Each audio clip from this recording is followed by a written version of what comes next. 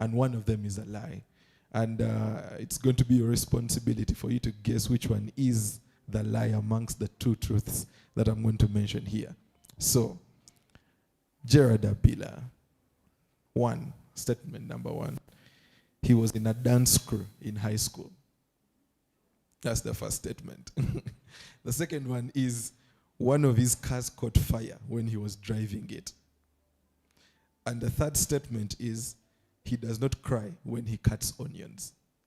I don't know who would like to try. Who thinks which of these ones is true and which one is a lie? Phyllis, what do you think? You can tell me. So Phyllis says that he was in a dance crew.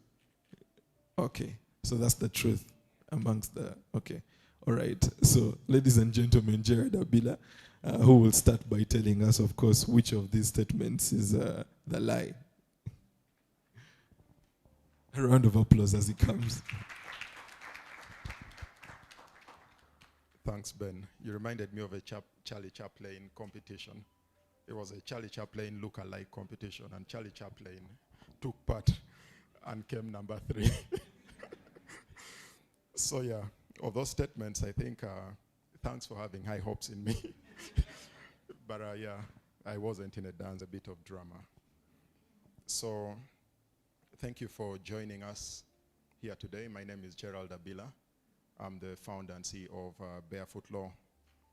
For the past 3 months, I've seen people get cracked out of their shells, out of their comfort zones, and I've seen people shining and get bold, not only with the students that have been with us, but with the team at BarefootLaw as well. These 3 months have been so full of up and downs. Where is Winnie? I've never seen Winnie so proud and yet so stressed in the 3 months that we've been with you guys. But again, I've seen the rest of the BarefootLaw team working past normal work hours to try and get some ideas across and to get these ideas really fine-tuned and ideas that are worth sharing on stage. And that's, if there's a lesson you guys should have learned, it's that this spirit of doing, the spirit of giving, is a spirit that cuts across. Whether you're a student, whether you're a professional, whether you're a grandparent, and who knows, maybe even in the afterlife, there will be some of you that are sticking to singing on trumpets, while some are really on the right hand of the Father, because of how much you volunteer and how much you put in beyond what you're called to do. At my point of view, that's what I call the BarefootLaw spirit. And I hope in the time that you've been with us, you've been able to see some of it manifest. And I remember, I think it was on Wednesday, I left office at about 6, and I saw some guys still trying to fine-tune projects at 6 at office. And that to me was impressive. We close at 4:30. But they had to make sure some of these things are really good, and that's the BarefootLaw spirit. If there's anything you've picked, it should be that. If there's nothing else you've learned, it should be the BarefootLaw spirit. And I hope it's something you observed. I want to thank our partners for joining us here today. I know Friday is the busiest day of the week. There's a lot to plan for the next 2 days, but you've taken your time off to be with us here today.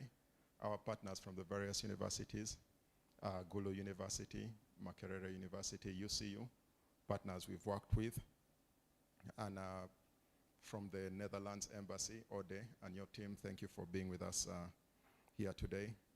To those that are presenting, don't be nervous. We're just humans like you. We don't eat people. And I was telling Phyllis, when you look at the crowd, just know they are humans like you. Don't stare at people so deep in the face, because then you get eye contact and you will forget whatever you're supposed to present. Just know everyone has problems just like you. Everyone is dealing with problems. Some didn't iron their clothes, there was no electricity. Some could not shower yesterday, the water was not hot. But yet here we are. So just as you're nervous here, a lot of us are also nervous watching you present. So do not let that bother you. Be confident. I'd like to say providence rewards confidence.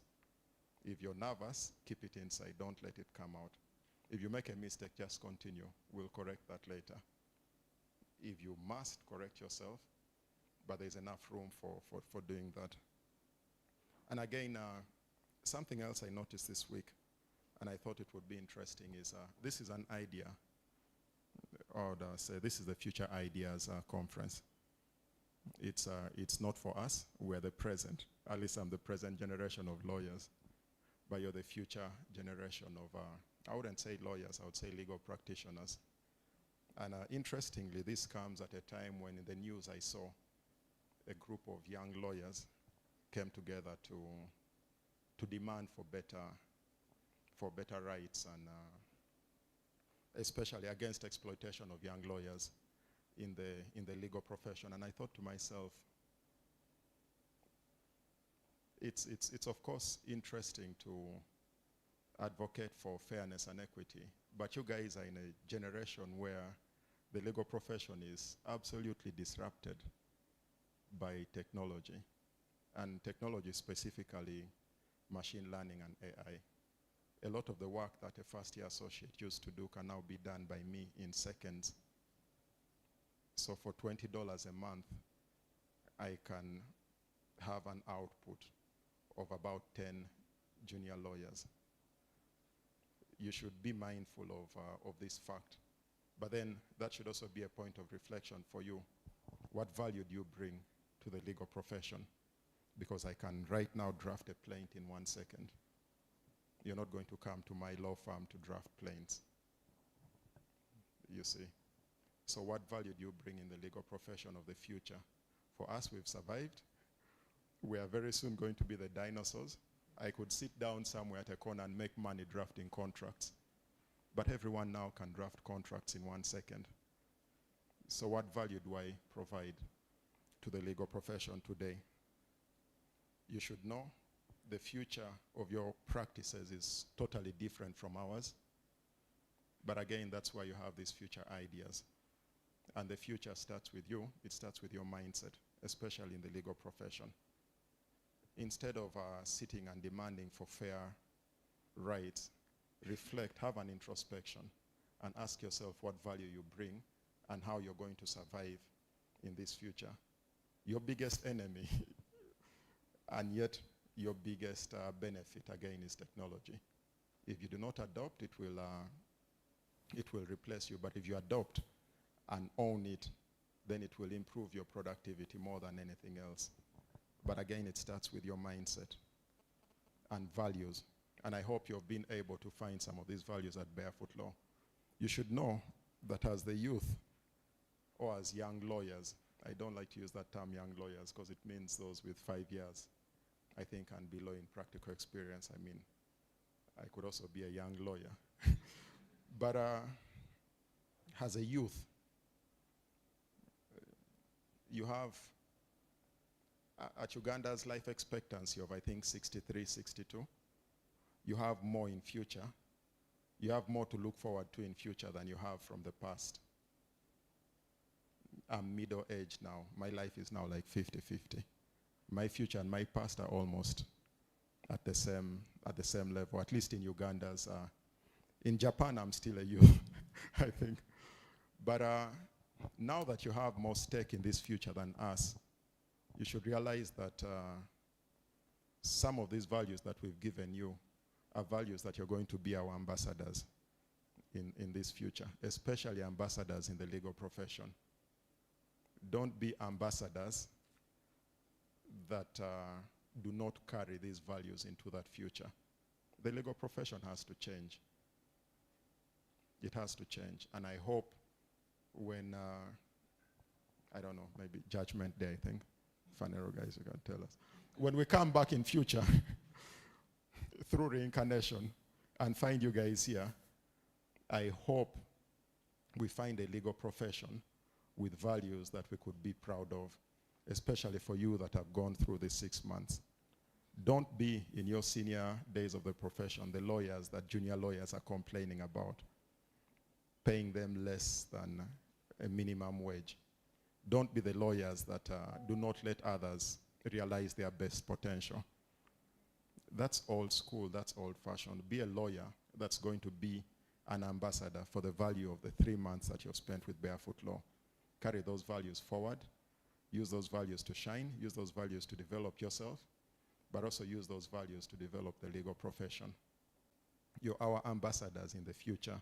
Don't disappoint us. If there is anything you've learned from Barefoot Law, it's that we don't like disappointments.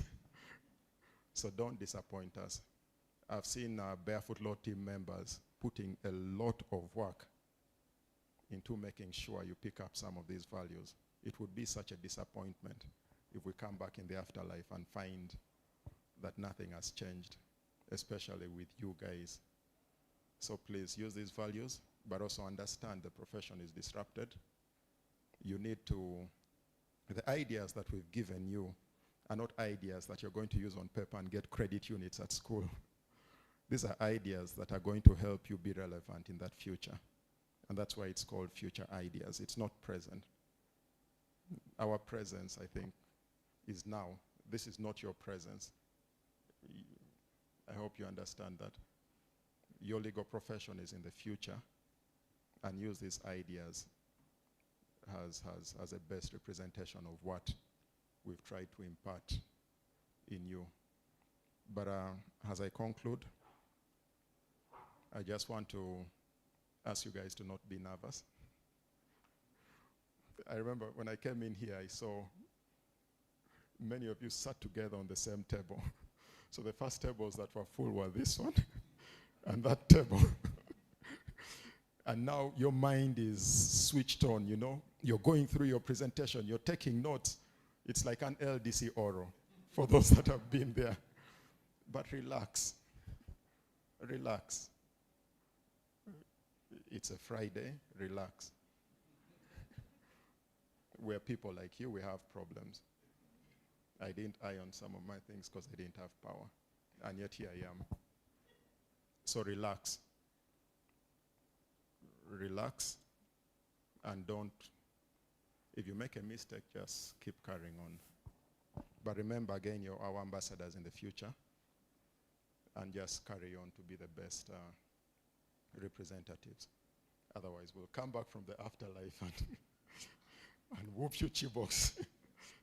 So just be the best of yourselves today and in the future. I thank you and wish you all the best. Gerard, I'm not quite sure. I don't know, you seem to be going through a midlife crisis. You're not sure about the afterlife. I hope you take time off this weekend to, to determine once and for all what is on the other end. Ladies and gentlemen, yes, that was the CEO of Barefoot Law. Right about now, I'm about to invite the next gentleman to give us a few remarks before we get into it.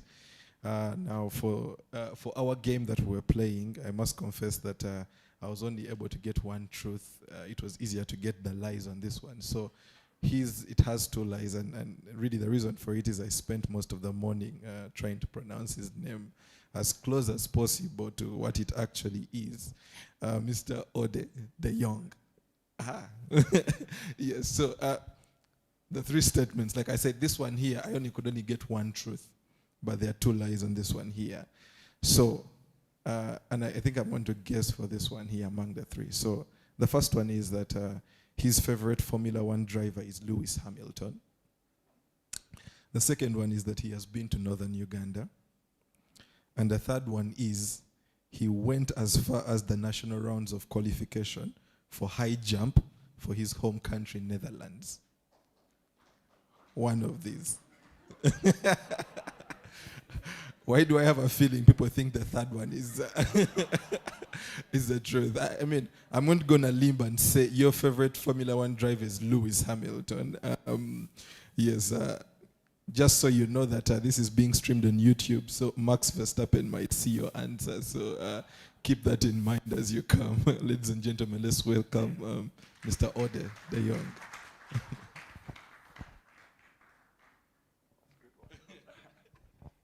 Good morning, everyone. Well, let me start then with answering the question. As you said, as a Dutchman, I can't support Lewis Hamilton. I have to support Max Verstappen. And then the second lie, I mean, I like that you picked high jumping, because mostly they think I'm a basketball player. But no, I wasn't. So yes, I have been to northern Uganda. I can prove it, Afoyo, I can say. Thank you very much, and good morning. My name is Oddo de Jong. I'm the first secretary for security and rule of law at the Netherlands Embassy here in Kampala.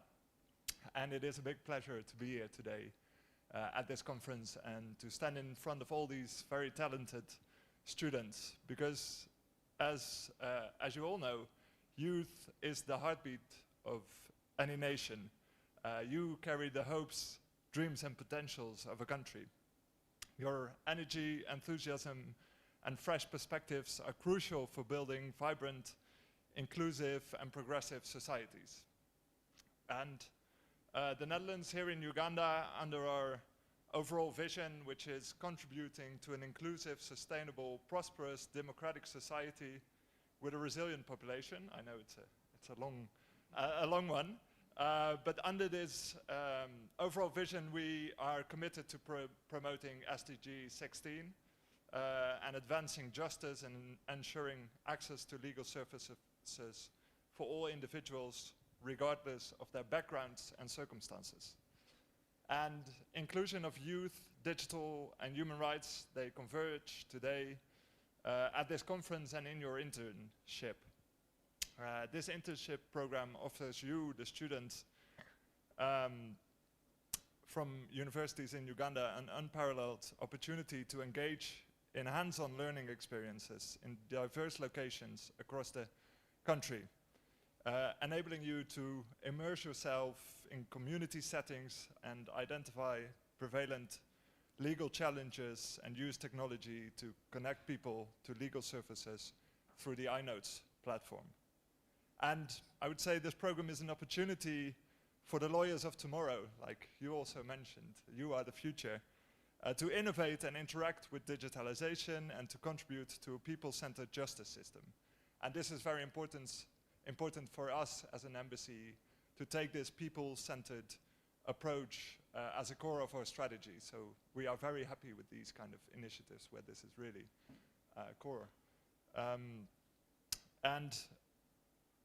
Therefore, we as the Netherlands, we supported BarefootLaw in development and upgrades of the iNotes platform over the past 4 years. This all under the From Access to Equality project.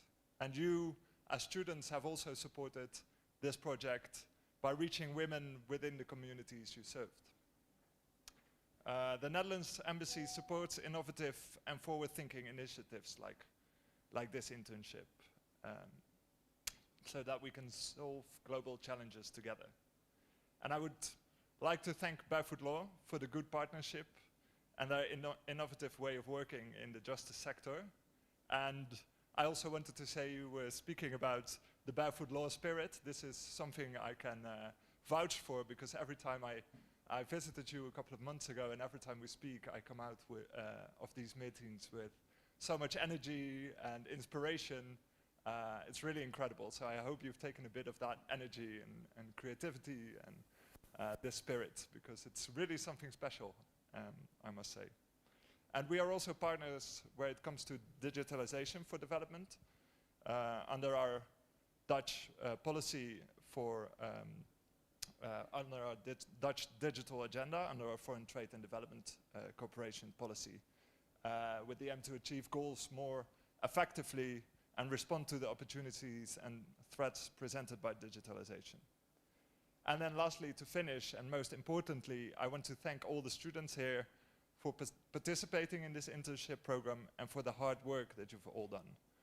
You've made a big step in looking at alternative and new approaches to justice, as opposed to just being a classroom lawyer. And I want to encourage you all to keep an open, innovative and people-centered view going forward. And I am really excited to hear and learn all about your experience today. Thank you.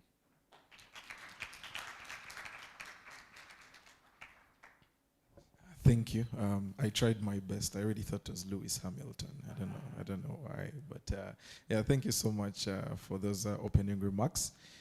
Ladies and gentlemen, before you get confused any further, the next speaker is essentially going to shine some light on what this Future Ideas program is all about.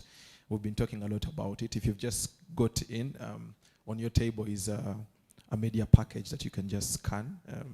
That document right there. If you're able to scan it, you'll be able to not only find pictures which are being taken in real time, but also other items such as the BFL annual report, as well as the concept note of this. Yeah, but our next speaker is the person that Jared was talking about. Never seen someone so stressed and yet so excited about what's going on. Miss Winifred Achio. It's strange for me to read it that way because we often call her Winnie. But yes, back to our game now. Of course, for Winnie, I know many truths about her. So this one is back to truth, 2 truths and 1 lie. And so the first statement is she has a cat called Rafiki. The second statement is she plays guitar. And the third one is she played volleyball in high school. Yes, Irene. Well, Winnie, you'll tell us more. Ladies and gentlemen, let's welcome Winnie.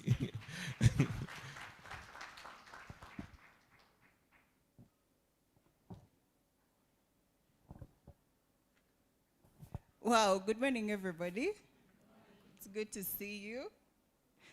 I played volleyball in secondary, in high school. I wish. The height is deceiving.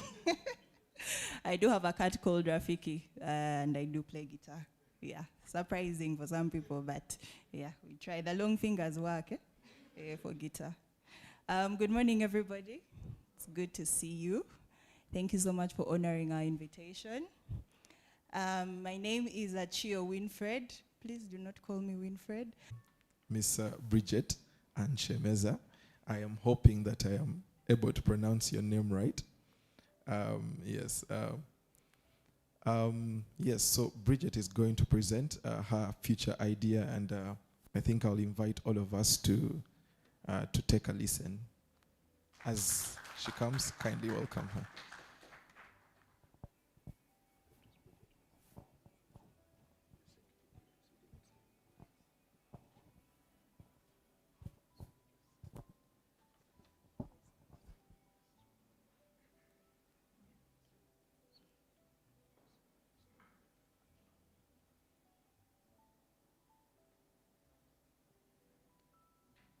Protocol observed.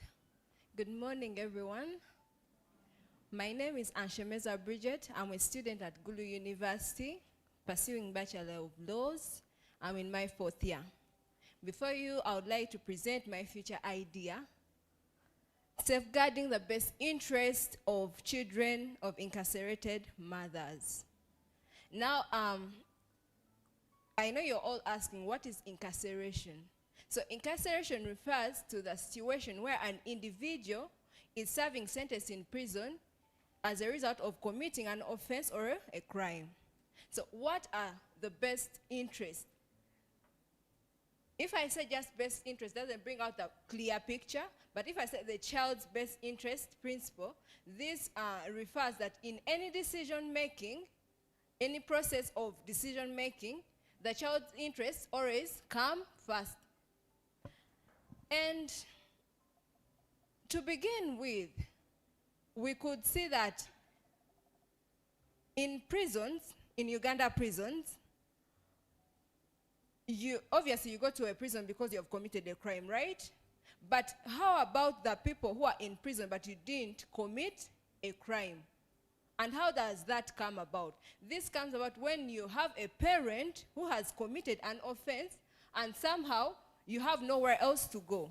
You're a child, and you've been an outcast by now, by the society. Now you're an outcast, you have nowhere else to go. So you're going to stay with your parent in prison. Or else, not in prison exactly, but you're outside. You didn't come with your mom.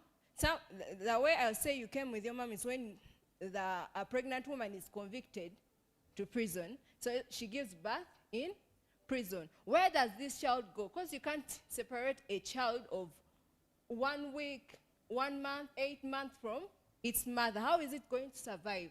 So this child ends up being in prison with the mom because it needs to survive. But in a clear picture, the child has no offense. Why is the child in prison? Yes, according to the Daily Monitor Press, released on 23rd October 2023, every one of 10 inmates on life imprisonment is a mother.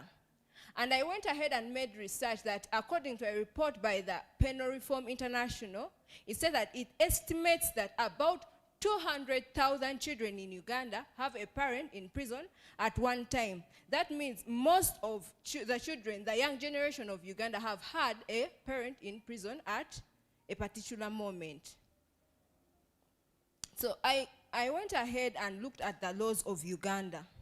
The Constitution of Uganda, 1995 Constitution of the Republic of Uganda, as it's amended, under Chapter 4, it provides for the rights of a human, it provides for human rights, right? A right to education, a right to food, a right to social services, better health, care. But in prison, as we see, the main essence why you're sent to prison is rehabilitation. They are rehabilitating. They're not going to give you hotel services. You know, you're under a punishment. But now the child who is not supposed to be having a punishment is carrying the burden as the parent. We go ahead to look at the Children's Act. At first, under Section 3, it provides for the welfare of all children, right? And they say it's paramount. But it goes ahead to break down the categories of children. It first gives the orphans, the disabled, and also children who are in conflict with the law. They're all provided for. But there is a blind spot for the children of the incarcerated what? Parents. Because these children, there is, at no point they have no offense, but they are in prison. So we look at the Prisons Act. It provides that at the age of 2 to 3 years, the child should not be in prison. In case the mother insisted to remain with the child after birth, or they had nowhere to put the child. Now the prison guard will come to you and, now what next? Where will the child go? Remember, you're serving a sentence in prison. You have no idea where to send your child to because you're not sure. So you're going to stay with your child. But in which environment are you staying with that child? Do you know that the environment you're keeping your child in is surrounded by criminals? Like these people, they are brought from the society because they are a danger to the society. And now you have to stay with your child in. The Bangkok rules, they basically provide for non-custodial measures whereby a mother committed an offense which is not a capital offense, such as maybe she failed to pay a debt. They don't believe that the mother should be in prison because now who will take care of the kids at home? Or if she's pregnant, the conditions in prison don't favor a pregnant woman. And when we look at the Mandela rules, they say that yes, a mother who committed maybe murder, you can't leave her in the society. Yes, she has to be in prison, but under which conditions? At least the conditions should be fair to her because she's under the vulnerable group. And if you choose to punish a mother who is pregnant, you're not only punishing the mother, but as well the child. So the child stands a risk of even not getting a chance to come to the world because the mom might have a miscarriage. So the Uganda also has a system of child and family protection units. When I was in the field, so I went to a police station and I decided to have a conversation with the lady who holds this unit. So I asked her a simple question. If a mother comes with a child for a trial, or they are going to give judgment, and it's found that the mother is guilty, what happens to the child she came with? And she had no clear answer about that. I asked, okay, let me give you a clue. They are supposed to be sent to child care homes. Do you know any child care home nearby that you could send this child to? Do you know the process? And she clearly had no idea. Now, I looked at the child being stranded at the police station, has nowhere to go. What else do you think the child is going to do? Obviously, he or she will also resort to what? To crime. So it's like we are creating criminals from down the root. So the problems, specifically, as you see my picture, it's for a child. Yeah, he's not guilty. So, but the child suffers from trauma. We all have heard of the case of Susan Chigula versus Uganda, right? Yes, he was a 6 to 7 year old boy who gave evidence against the mom. He was the one who witnessed the mother slaughtering the father's head. Could you vision the picture that it left in the child's head? As you could all see, the child is supposed to give evidence to this, but as he's growing, if he's not guided well, he might believe maybe this is the right thing to what? To do. And the child, if you continue to read the case, the mother denied the allegation, saying that the mother-in-law didn't like her, so she had told the story to the child to say what he had seen, what he had not seen. So you think it's safe for you to leave your child with this kind of person? No. So prisons are not suitable environments for children. I read a report by the refugee report. I read a report by the refugee. Is it a refugee project? Yes. So a police officer gave a story that 2 inmates were imprisoned and one had a son. So the other inmate B, in pretext of taking care of the son of inmate A, he instead played with his genitals for her own pleasure. Now you want to tell me that you're unable, you're willing to be blinded that you could leave a child in such a condition. These people are criminals. The child is surrounded by criminals. They are not safe. Where do these children go? Why should a child be punished for the crimes of the parent? Because the law is clear. You can't punish someone who did nothing wrong. The law is there to rehabilitate those who have done wrong so that they could go back into the society. But now the child who is in the society in the prison did nothing wrong. So the children face stigmatization, and this happens where you're old and you're outside. Your parent is inside, but you're outside. So you can't be proud of yourself. So I interacted with a child who I asked whether she had parents, but she chose to say that she was an orphan and accept that she has a parent in what? In prison. Do you know how that is tough? But you say, I would rather be an orphan than having a parent in prison. Discrimination. This happens a lot. My parents are convicted of robbery. So if anything gets lost in the room, who is the suspect? Obviously, it's you. An apple doesn't fall far from a tree. Your parents are thieves. You're a thief. So you get discriminated. You don't get to interact well with other people. So after my research in the field, I came up with recommendations, things that I believe if were adapted by Uganda, we could solve this problem from its root. So there are programs by the government, we all know them. For example, the government school fees loan. But as we are all aware of that, it's only given to science students, right? And some of these programs, they usually take the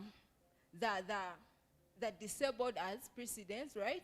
Orphans, but they don't provide for the children with incarcerated parents. Yet they are also they are also a group of vulnerable children. So the government's coordination with, we have care homes, they are NGOs. For example, Well of Hope, Sunny African Children's Center. But as you have seen, they are 200,000 children. That means these centers won't be able to accommodate all these children and provide for them well. Still, you see that even though the children go to these homes, they are malnourished. When you go to visit them, they don't have enough. And most especially the children who are here, they are the orphans, the disabled, but the children of incarcerated parents don't have a proper procedure to which they can be transferred to what? Into these care homes. So I read through the USA laws, and I saw they have the proximity law, for example. This one aims especially at an inmate who is in prison far away from home could transfer to a nearer prison so that they could keep a connection between the mother and the child. The child could come and visit the mother. That could be possible. Although the problem with this is that the prison, when a child comes to visit, they don't have child-friendly environments for children to interact with their parents.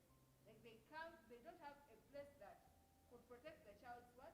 Even when she's interacting with the mom. So it's prison, you see people behind bars, criminals, so it's really hard. So the proximity law would work if Uganda had enough prison close by. Because where I was doing my internship, it was a village. So if you commit a crime, you would be transferred to a town prison. That means it's going to be very hard for your family members to what? To visit you. It would be really hard and costly. So if at least there were prisons that if you're a parent, you'll be in a close range with your children to interact with them, at least teach them something about life. Tell them that I did something wrong and this is how it turns out if you're in conflict with the law. So the USA also in 2000, it had a children of incarcerated parents programs. These ones basically aim at every child, as long as your parent is serving 2 years, they could take over from where the parent has stopped until the parent could stabilize. So like the future of these children is still intact. They don't lose anything. Yes, they might lose, but at least something is done to make sure that their future is not interrupted, to make sure that their welfare is being attended to. Lastly, improvements of prison facilities. Uganda's prison, as I've said in the beginning, they don't have the facilities, the child-friendly facilities. Like a newborn to 3 years, they don't have good facilities to keep the child close to the mom. As I've said, now the other one went and did some bad acts to the child. And the child, before it's born, the mother is pregnant. So the conditions should be at least a little bit different from the other inmates. Yes, we are punishing the mother, but we don't necessarily have to punish the child. As I conclude, my experience with BarefootLaw, being its foot soldier and being given an opportunity to present here, has been the best opportunity I've got in my life. Thank you so much.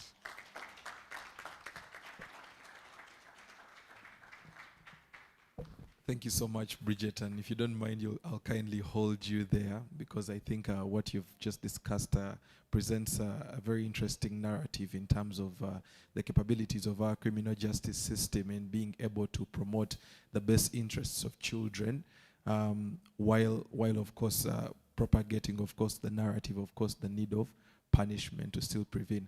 I do not know if anyone in this room here has a comment, a suggestion, an idea as we look at this very interesting topic. for now? All right, thank you so much, Bridget. Oh, all right.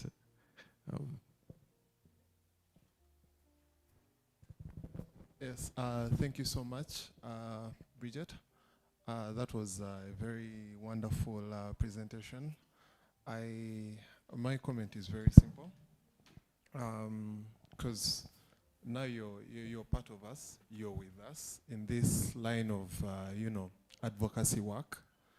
And sometimes you have to take a bold step, especially in aspects of language, sometimes the words that we use. Sorry, I'm not even necessarily pinning you, but now we have to call a spade and a spoon. So when you say something like playing with private parts, we are trying to sanitize, something that is very, very wrong. So it is very essential that we call it what it is. If it is rape, call it rape. If it is defilement, call it defilement. Okay? You have no fear. Thank you. Yes, thank you so much, David. You're definitely ready for the weekend, that spirit of boldness. Let me have one lady, then I come to you, Bona. Thank you so much for a wonderful presentation. I'm from the civil society world, and I love that you're talking about children because that's one of my passions.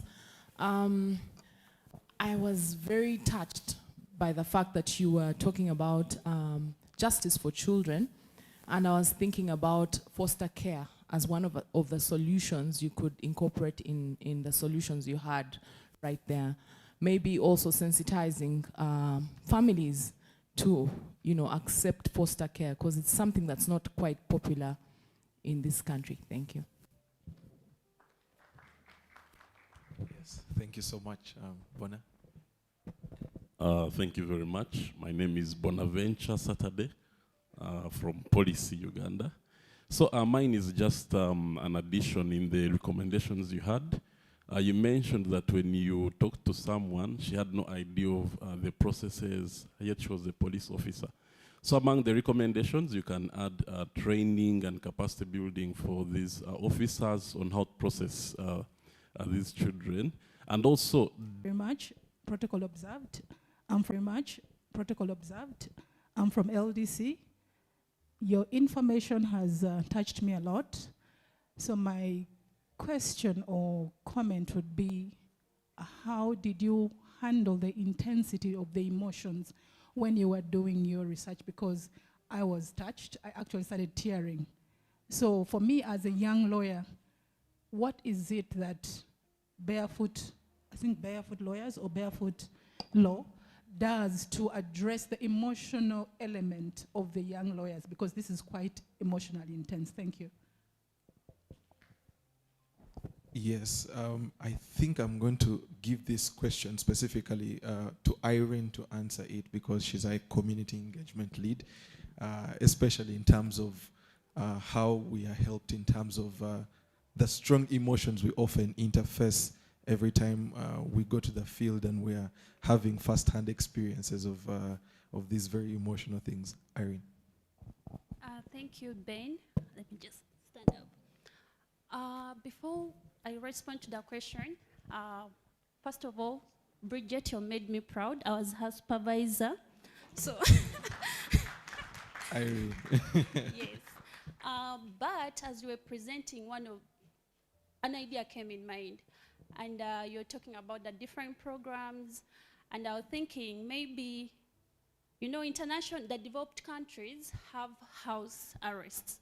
Unfortunately for us here, it might not work given how our shelters and how we easily access the borders nearby. But alternatively, the government could maybe come up with homes, like centers, which are like a home, like where expecting mothers. You've committed a crime, we acknowledge that, but maybe we send you in that particular home where you can stay, give birth, nurse, and after that, we can transfer that child maybe to a care home, and the mother can go and serve the sentence. I think that is something you should think about and incorporate in your research, but I'm proud of you. So, the question.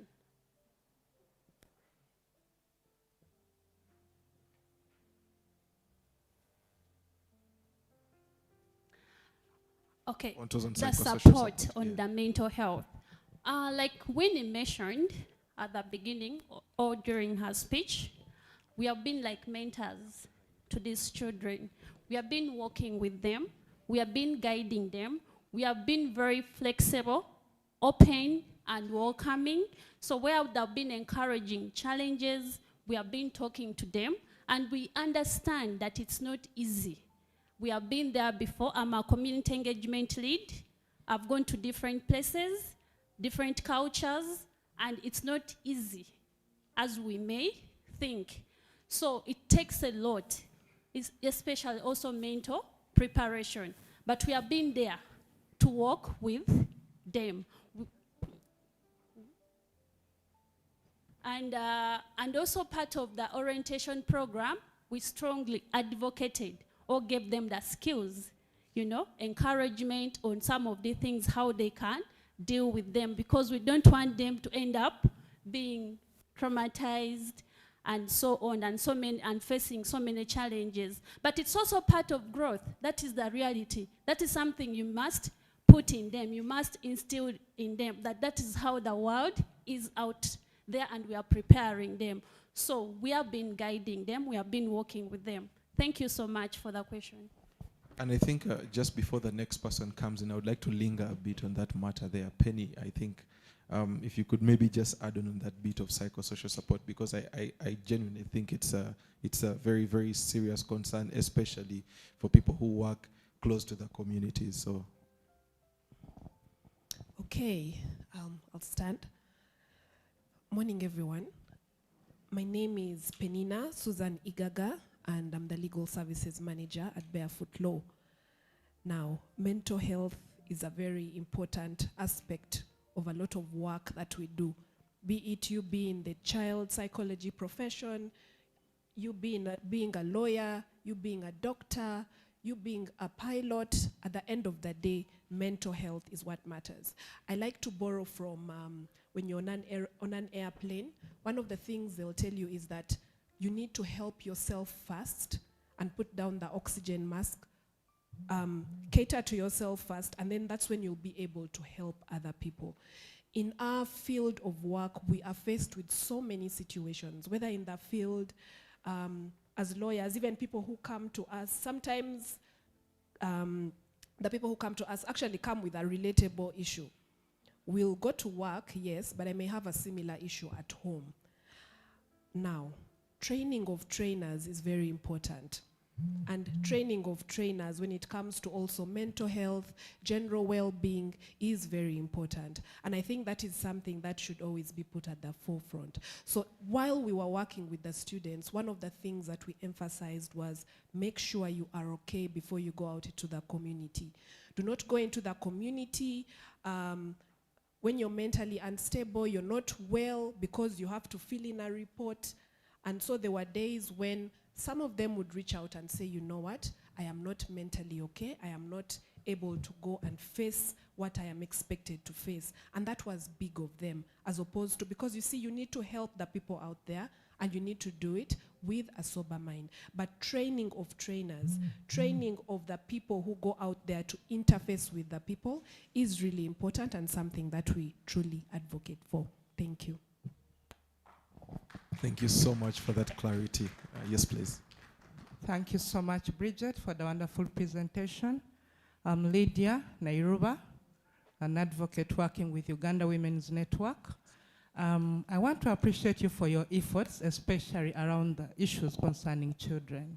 It's a very sensitive issue, and I will personally tell you that we run shelters in Kamuli and Namutumba, and we are always stranded with babies of mothers who have been sentenced, of mothers who are on remand, and it's really a traumatizing experience. So I think in addition to the recommendations, I would suggest that you include collection of data around this area, because usually it's what informs policy advocacy. If you don't have the statistics, if you don't have the data, it is going to be very hard to advocate for policies in regard to these children. And then the other issue is to offer support, entry support for mothers who have served their sentences. Because at the end of the day, when they are released back into communities, they are rejected. You know? At times we've had to plead and do awareness in communities to accept these women who have finished serving their sentences, because you cannot keep them in the shelters for more than maybe 2 months or 3 months. So if we could have programs to offer support to inform, I think, that kind of acceptance in the communities, then I think that would be another good way to go. Otherwise, it's a wonderful research. Thank you so much. Thank you. Kindly, you'll accept me to just take one more.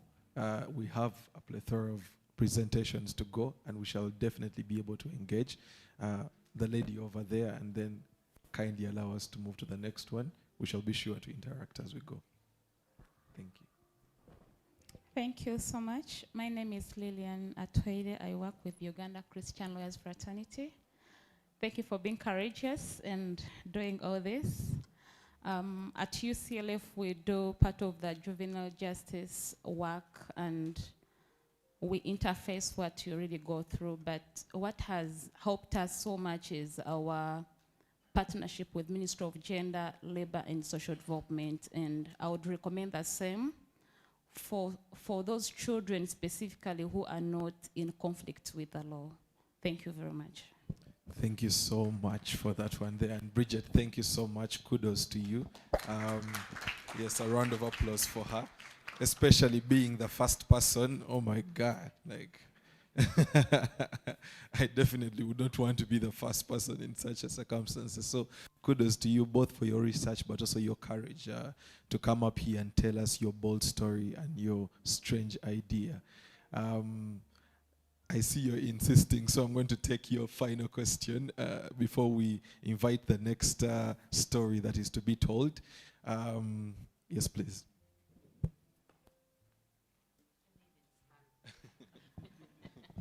I'm really sorry to insist, but thank you for the opportunity. I'm Patricia Tim from the School of Law, Makerere University. And I want to extend my sincere gratitude to BarefootLaw as our strategic partner in capacity building our young learners. At the School of Law, we have a number of initiatives that are similar.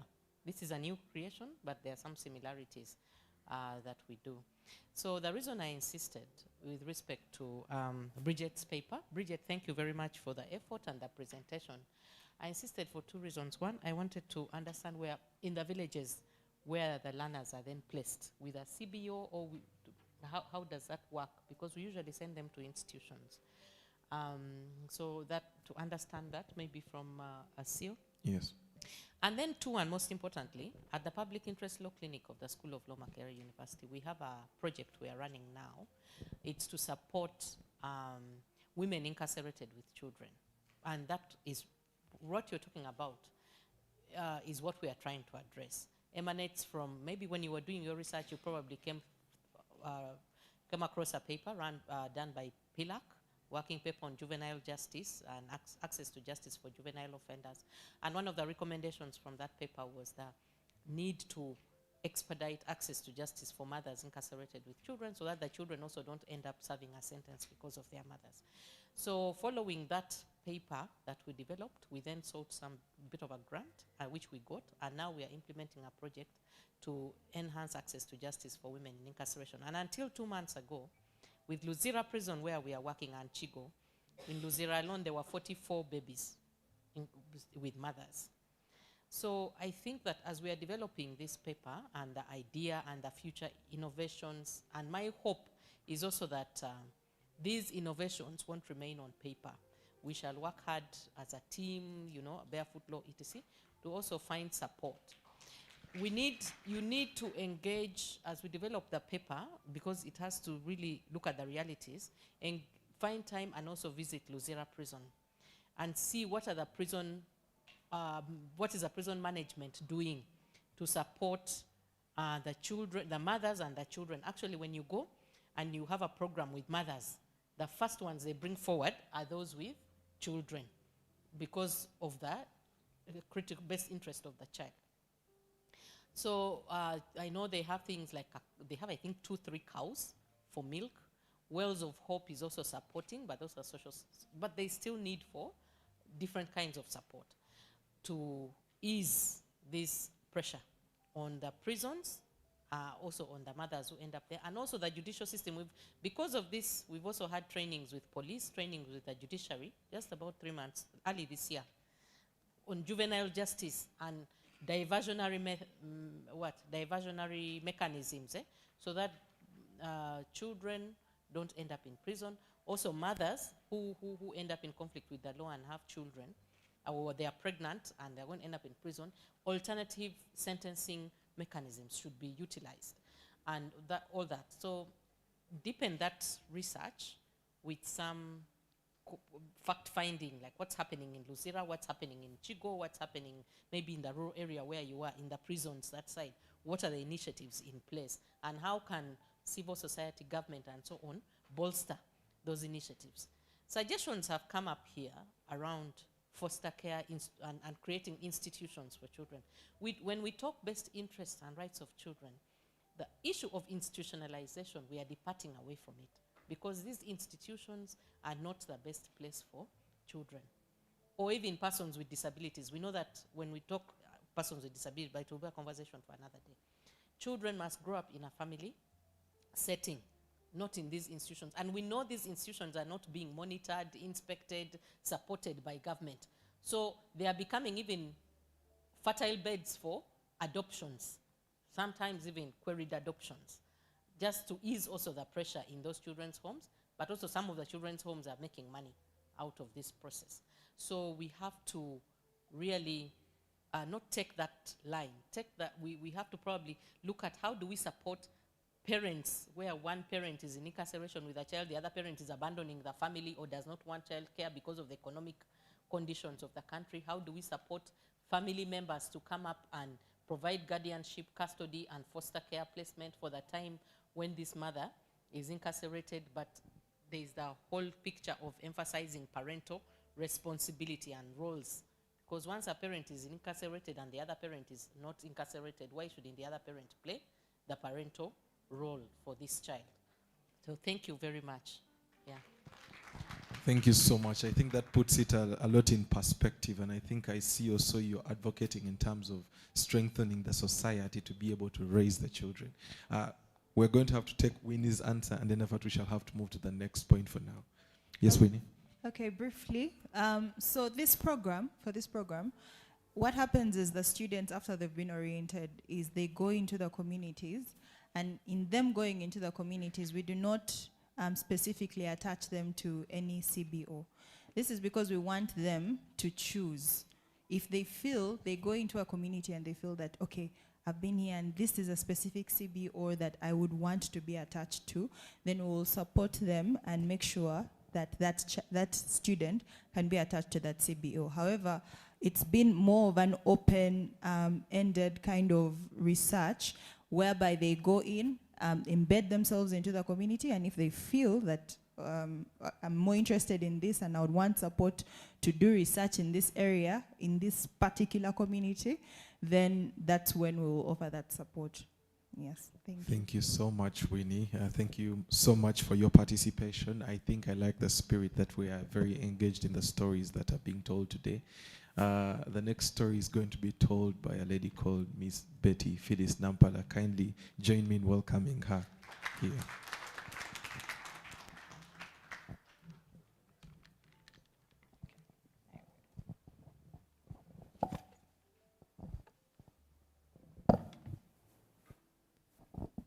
Good morning, ladies and gentlemen.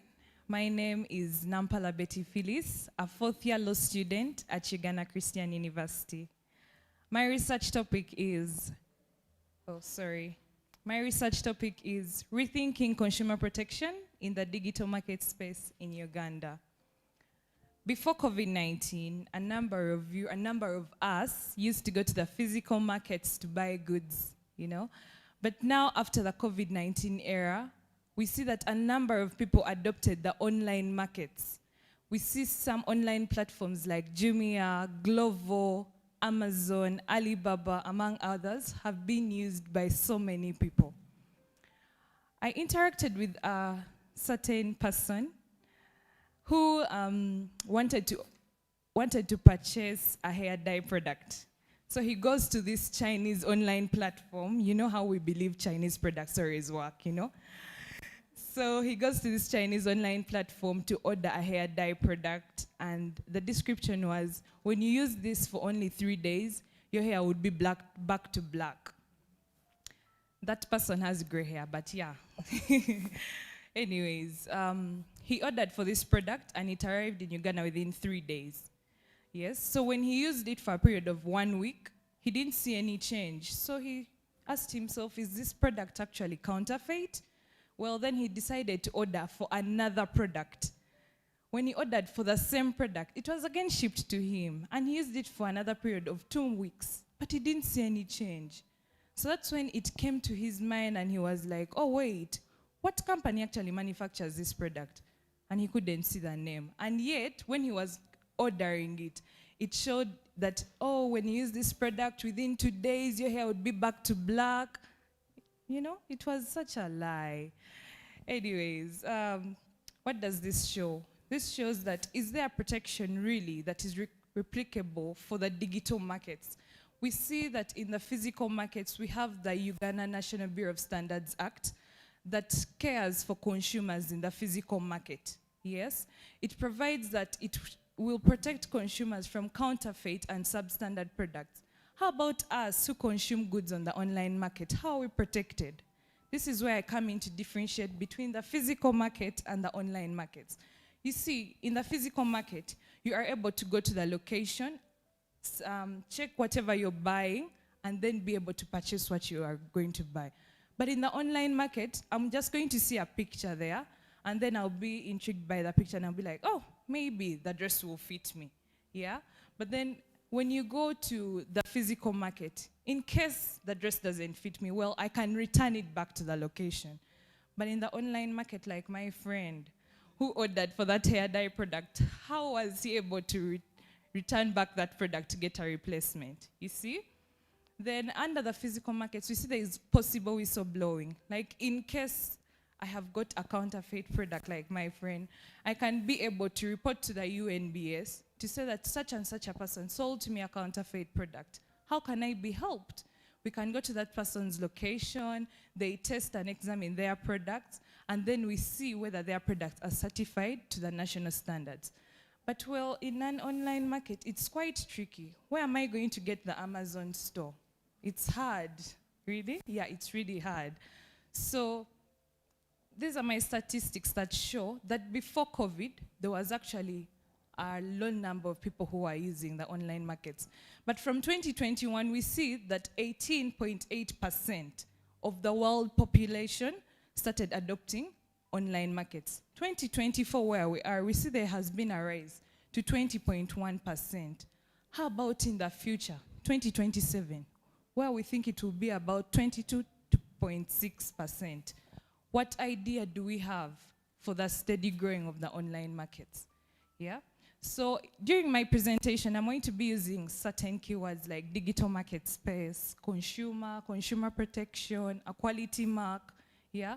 What's a digital market space? I mean, this is a platform where I can order goods and services, yeah? Who is a consumer? You are a consumer. A consumer is an end use of a product. What is consumer protection? Consumer protection, these are practices, laws that are put in place to protect consumers from fraudulent business practices. And what is a quality mark? Well, a quality mark is like a logo. It's an image that is put on a good or a service to show that it has been certified, inspected and tested by the Uganda National Bureau of Standards. Even other countries have their own logos, but here in Uganda, we have the UNBS logo. So, what does the law say about consumer protection? The Uganda National Bureau of Standards Act protects consumers from counterfeit and substandard goods. The sale of goods also protects consumers from different fraudulent practices. But then, how about us, the online consumers? How are we protected? Yes, it protects consumers, but we see that it mainly protects those in the physical market. How about us in the online market? That question goes to you. Anyways, how are these consumers protected? Like I said, the Uganda National Bureau of Standards Act protects consumers in Uganda. How about, and it also provides that the Uganda National Bureau of Standards is the regulator of all businesses in Uganda. It also provides that there shall be a national standard specification for all commodities that are consumed by people in Uganda. Yes? When I was reading Daily Monitor in a certain report that was in April 2024, the UNBS reported that there is 58% of substandard goods that we consume. That's so bad, right? Yeah, it is. But anyways, the UNBS is here to test, examine, and protect us from these counterfeit products. How are we prepared for the digital market spaces? Like I said, a number of us are still consuming goods in the physical market, but there is still a steady growth in those who consume goods on the online markets. How are we protected? I mean, UNBS provides for the physical logo or the physical quality mark. How about UNBS tries to think about a digital mark? Wouldn't that be a good idea? Whereby this can be done by, for example, if I have a good that I want to post on my Instagram, yes? How can UNBS provide me with a digital mark which shows that I have been tested, certified, and investigated by it? That mark can also show that I am compliant with the rules and regulations of Uganda National Bureau of Standards. My other future idea would be a chatbot. You notice when you go to certain portals, there are always chatbots in the corners that will be like, hey there, ask me anything. How about if I go to the UNBS portal and there is a chatbot there waiting for me, and I bought my product, like my friend who bought that hair dye product. Imagine I put in the name of that product, and UNBS can give me the statistics, all the information I need to see whether that product has been tested and examined by it. That would be a good idea. I mean, this can also be done through providing links. For example, if you go to like the Instagram pages, there will be a link that you can click on. So imagine you click on that link and it takes you straight to the UNBS portal. Or you would be like, oh, okay, the good that I'm going to consume it has been tested and it has also been certified by the Uganda National Bureau of Standards. We also see quality control tribunals.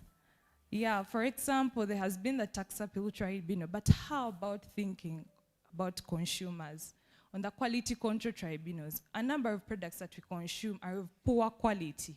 But if we think about a quality control tribunal that will protect consumers, yes, this can help us to adjust some of the laws that are there to protect consumers. Quality control tribunals make enforcement quite easier. Like, instead of people going to courts to complain about poor quality, you can just go straight to a quality control tribunal and be like, okay, this guy sold to me this and this product, how can I be helped? Enforcement can be made easier and simpler. Lastly, I conclude with the law reform recommendations. I believe UNBS can work hard, probably with Uganda law reform or with other law reform bodies, to adjust some of the provisions that are in the UNBS Act, to also provide provisions for us, the online consumers, to also feel that our rights can be protected. In conclusion, I conclude by saying, by implementing some of these recommendations, I believe we can reduce the rate of counterfeit and substandard goods in Uganda. Thank you for listening to me.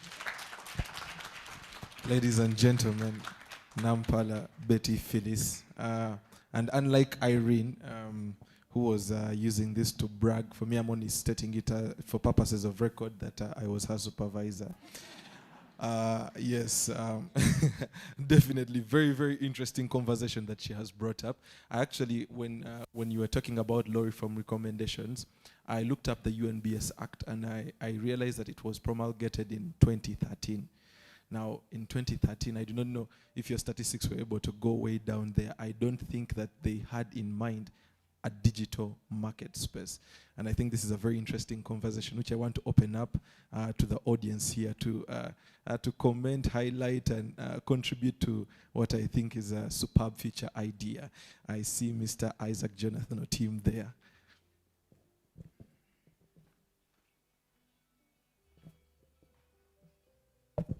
Okay, thank you so much, Phyllis, for the presentation. I think I'm Isaac Jonathan Otim from BarefootLaw. Just on the emphasis, and as you're talking about future ideas and solutions, because future ideas is about basically solutions, current and for the future, of which young people like Phyllis and our interns come up with to shape the future of Uganda. And I think this is amazing. In one of our recommendations of protection, consumer protection, vis-a-vis the digital space, she talked about chat box. And I think this is brilliant. And you probably already interacted with this chat box. But I'm happy to realize that at BarefootLaw and with our team, we're able to bring this at the forefront. You know, for example, right now when you go on Instagram or on Facebook or even on X, especially Instagram. I'm a huge Instagram guy. That's for lack of a better word. Yes, but most times there are products that they're selling. They bring you this thing that can spray the car very fast. Huh? And then this thing that you put on the socket and it tells you it immediately kills mosquitoes. I've tried that one and it failed.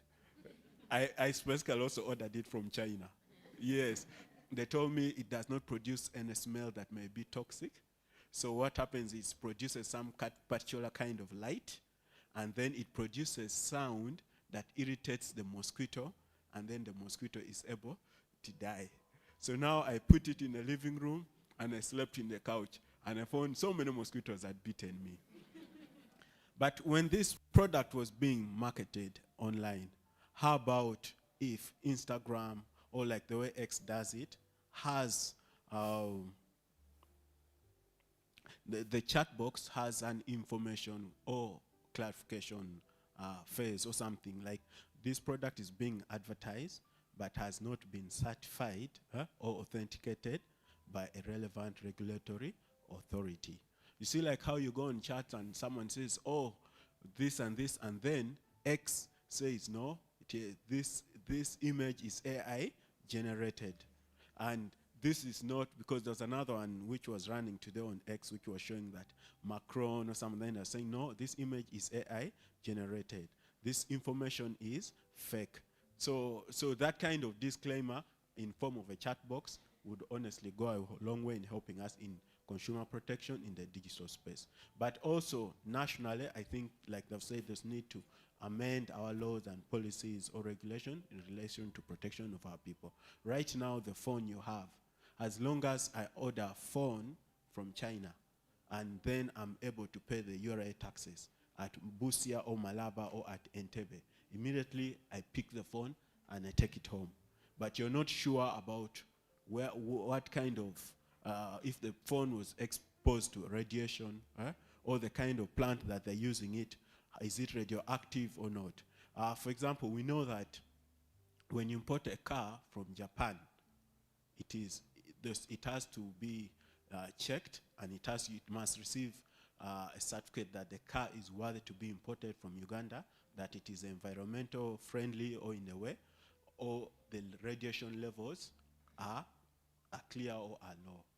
I hope that kind of recommendation in forms of a chat box can also happen for us, the digital consumers. Otherwise, for right now, once you pay and you receive the product, whether it works or not, whether it injures your health, you are alone. Thank you so much. Thank you. Yes. Thank you very much. It was an interesting discussion. My name is Grace Atim from Glue University.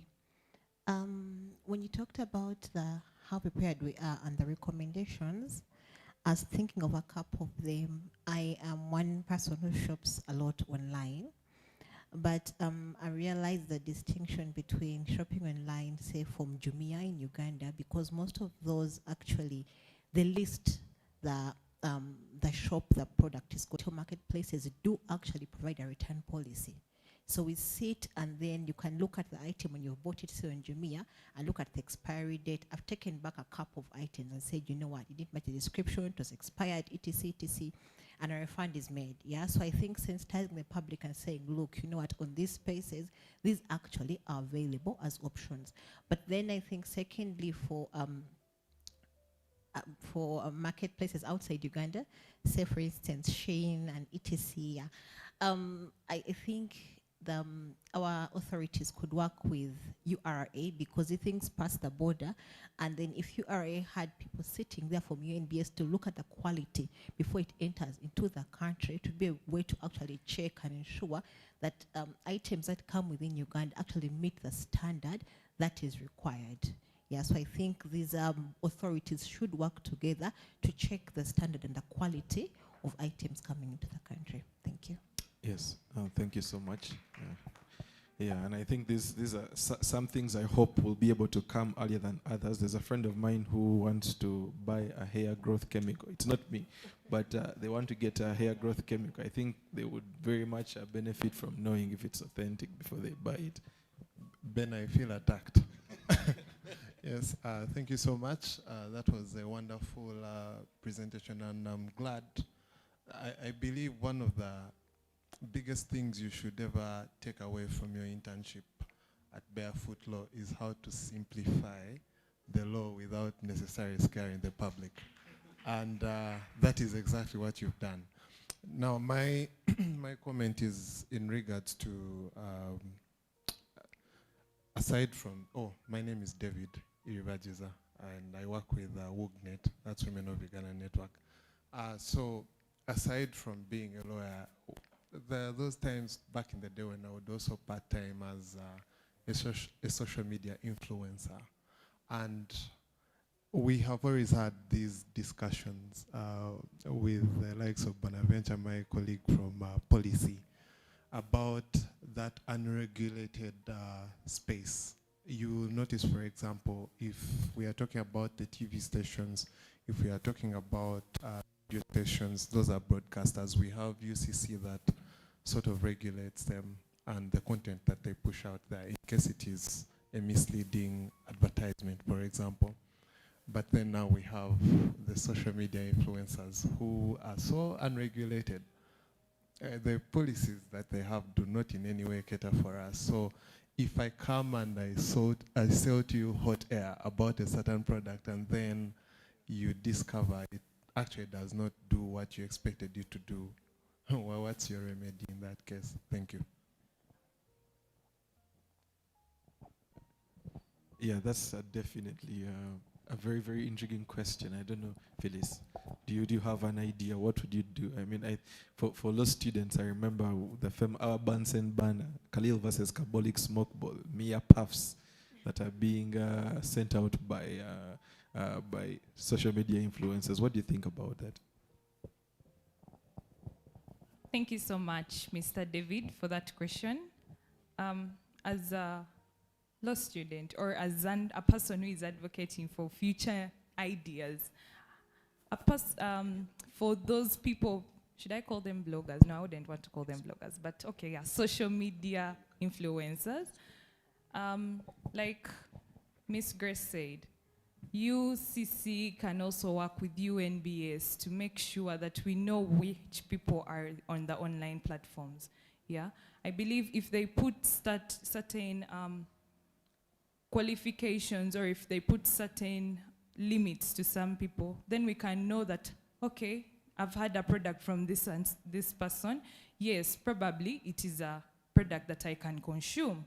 And if that blogger or if that social media person has not been certified by those two bodies, then yeah, that is something that I think we can do to reduce the number of misleading advertisements and misleading communications. Thank you.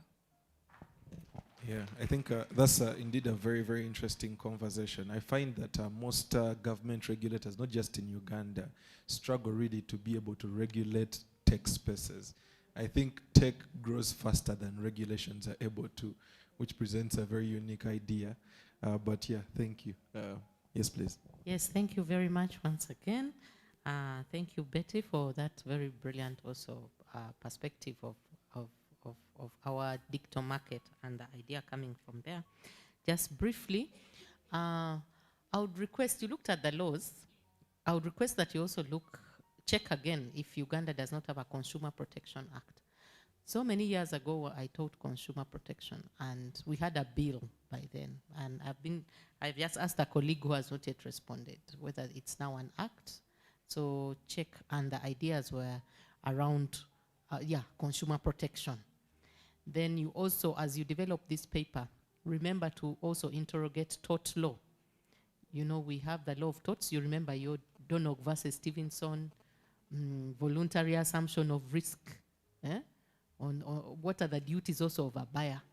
Now you see, if you're buying from Jumia, well certified, accredited, you may not run the risk. They may not have commercial bluffs from contract law. So you're interrogating their ideas of contract law, tort law, the common law principles that we have that so far protect consumers. There is liability of manufacturers, because now from this digital space, even when you want to sue, imagine if your friend put that hair dye and all his or her hair fell off, and now she wants to sue or he wants to sue. Who is he going to sue? Maybe that person on the other in the internet space cannot even be found. Yeah, so aspects of duties of a consumer, a buyer, and awareness, and then liability aspects, and then exemption clauses. We were going to have the Instagrams and the Facebooks and what, saying any advertisements here we are exempted from liability. Ours is just a platform. So if you're convinced and you buy somebody's thing from our platform, liability is not on us. Liability is elsewhere. So how do we also manage that? Thank you very much, and well done. I think for most of these platforms, their best legal defense is always terms and conditions apply. Yes, Dennis. Yes, good morning, guys. Thank you, Phyllis, for the nice presentation. My name is Dennis Solon from BarefootLaw. The legal space is a little bit very interesting. I remember back during my time in the UK, we tried ordering for some nice clothing online from Shanghai, and what came in wasn't what we were expecting, especially the texture. It's something that literally you could just tear using your bare hand. Then we started with a group of friends to think about a solution, and we thought everything is IT related. So we tried coming up to develop an app that can help you in detecting the fakeness of a product, or at what level it's authentic. We engaged some professors, but at the end of the day, we realized that it's still lacking, and we need AI to help us to come with a breakthrough technology that can help people to verify the authenticity of a product when you're doing online purchase. But then what was more interesting is seeing the idea from the legal space, and it made me realize that, we indeed overlooked the law when it comes to getting a quicker solution, because AI is still a very, very long way into getting that breakthrough. But with the law and the relationship between different Bureau of Standards across the world in the trade industry can help us. And that's kudos to you for that highlights. Thank you. Wow, thank you. I think for me, I have two takeaways from that one there. The first one was that despite the fact that Dennis was in the UK, he was still importing products from China. And secondly, now that you know where your app went wrong, I hope you won't be resigning from BarefootLaw.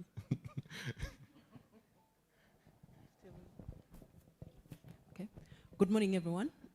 My name is Sheila Watua, and I just wanted to confirm that, like Ms. Atim mentioned, most of the issues that had been raised have been taken care of in the Consumer Protection Bill, but it has not yet been passed as law. So we're still in the offings. But hopefully either this year, next year, maybe, they will have passed it into law.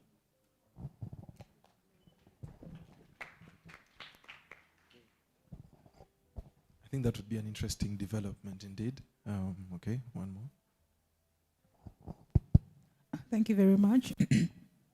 I enjoyed your presentation, and I appreciate the fact that in the time you are answering your questions, you were mindful of the role of the Uganda Communications Commission.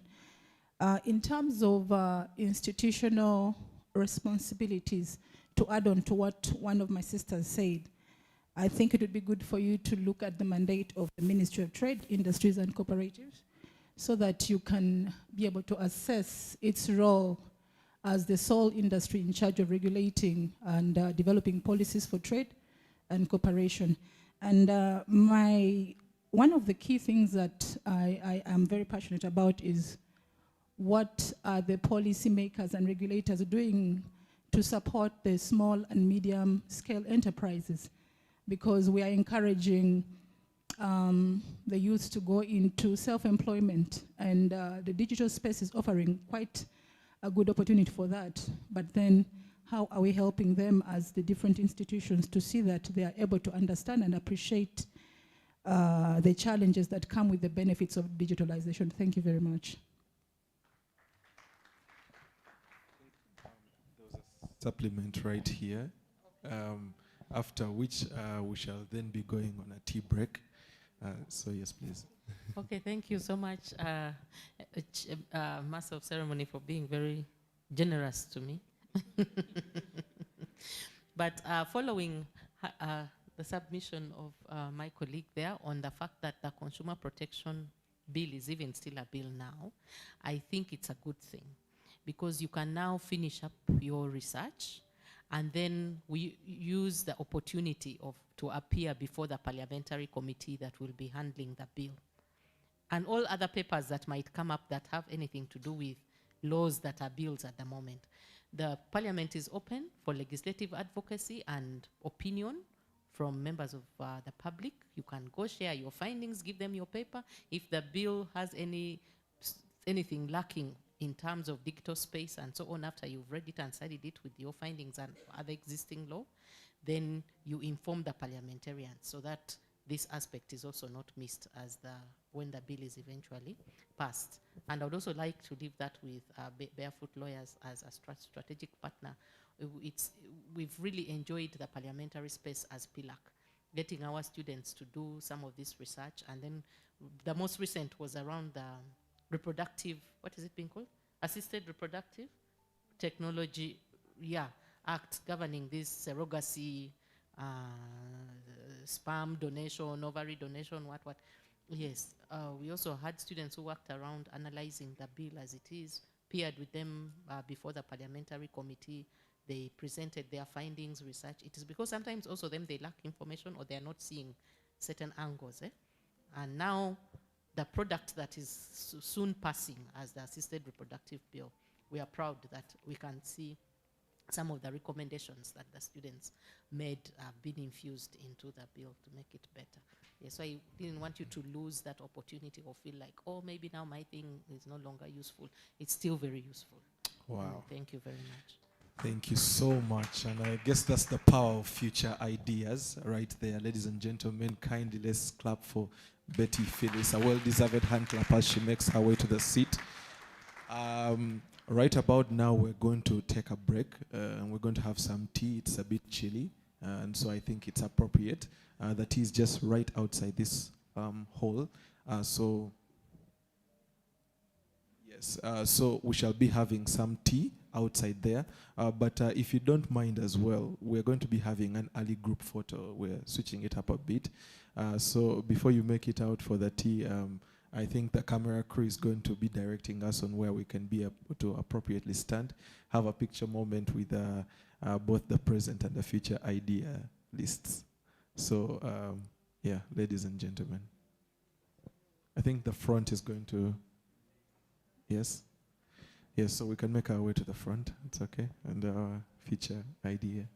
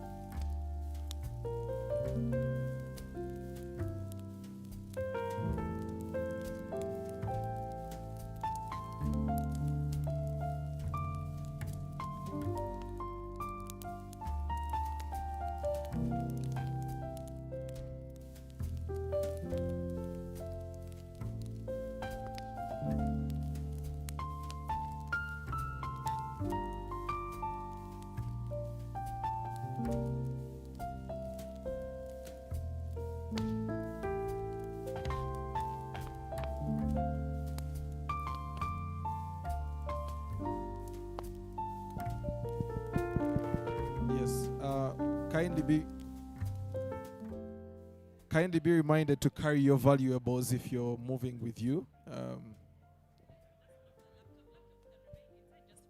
Yeah, at least the phones. The laptops can remain. Yeah. Meaning I have to stay here.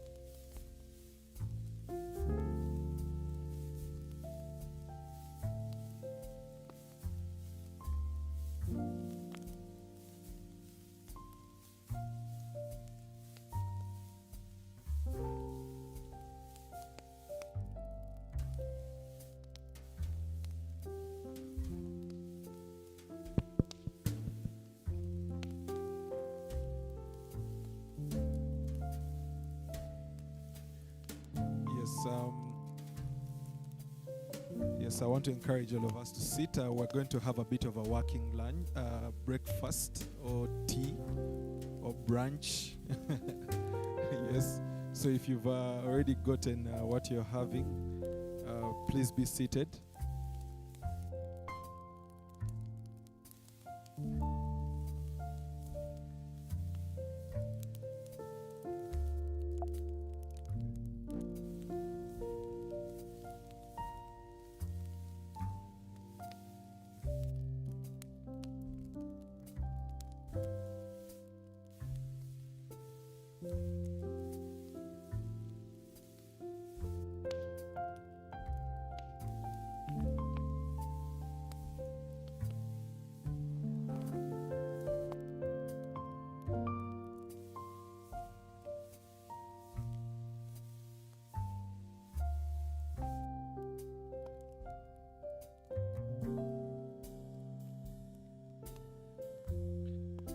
Yes, I hope we've all had something to bite on.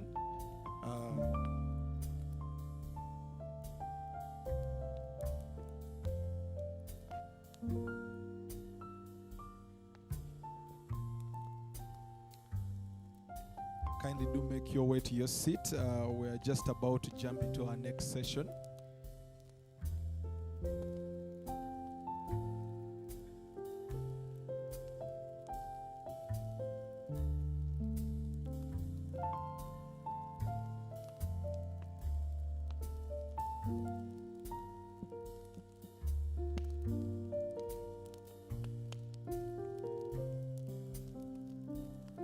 Yes, ladies and gentlemen, I want to welcome you back to this next segment of our very, very fascinating session of future ideas.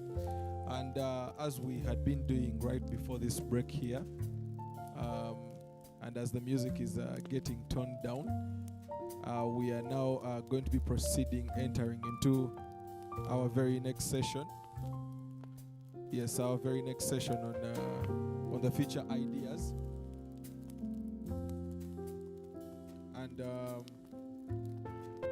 And as we work on the technical glitches, our next conversation is going to come from the world of street children.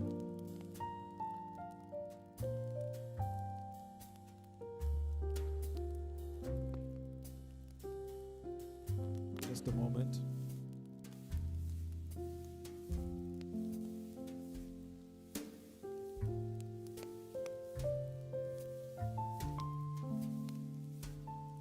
Yes, so our next conversations are going to be around the world of street children. This next story that's going to be told about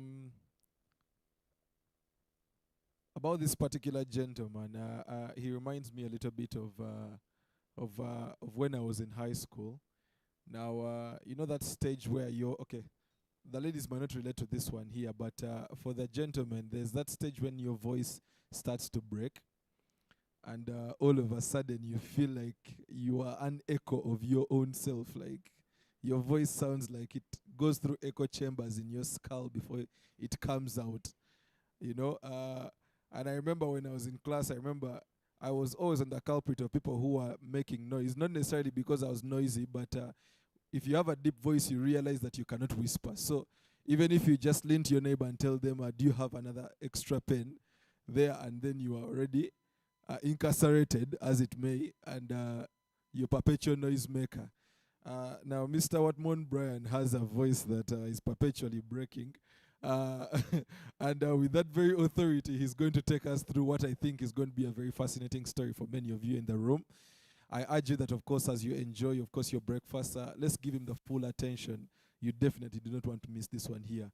Let's join our hands together as we welcome Brian Watmon to the stage.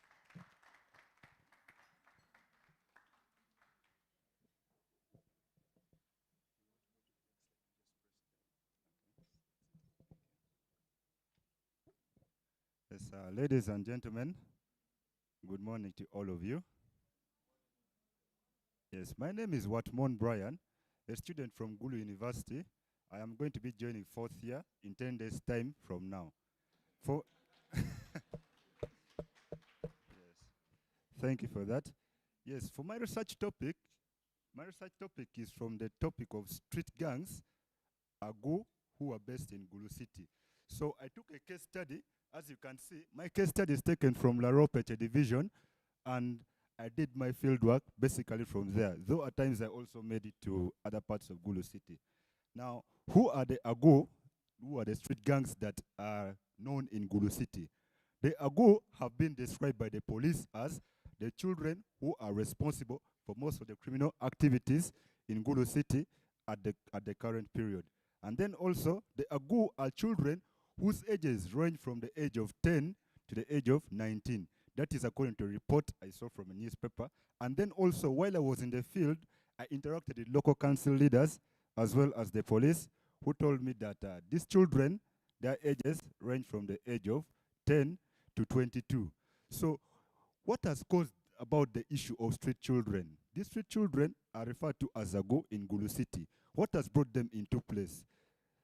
If you look at if you look at the facts that have been published in various research articles and also in newspapers, the Agu are said to be children who are the remnants from the war that happened in northern Uganda. In northern Uganda, we had a LRA war which lasted for 2 decades, from 1986 up to the year 2006. So in that period, there was mass displacement of families in northern Uganda. Families were running to IDP camps where they were staying, but still because of the war, some of their parents were being killed.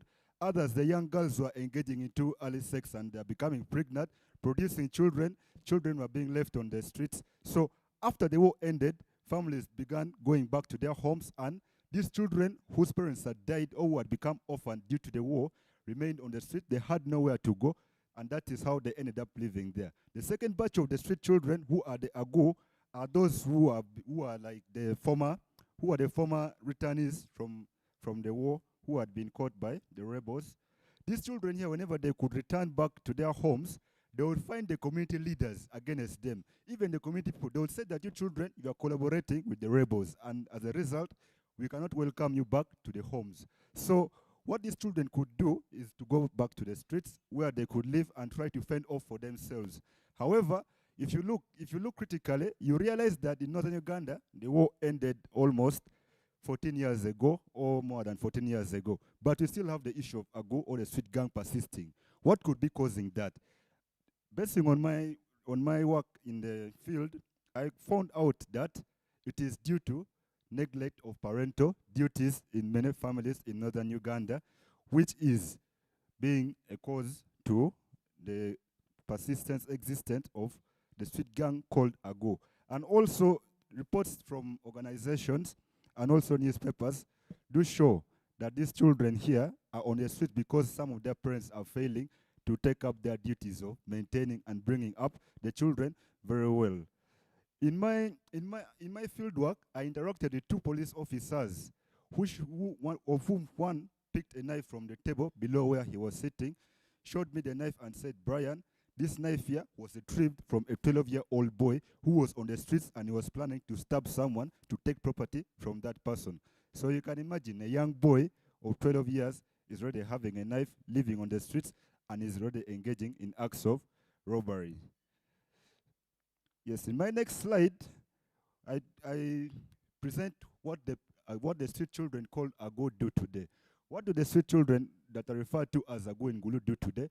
The Agu, of course, participate in acts like theft, they organize ambushes, they also do rape, they defile also children. And about theft, there's an incident that happened in Gulu City. It was given to me by a respondent whom I spoke to in the field.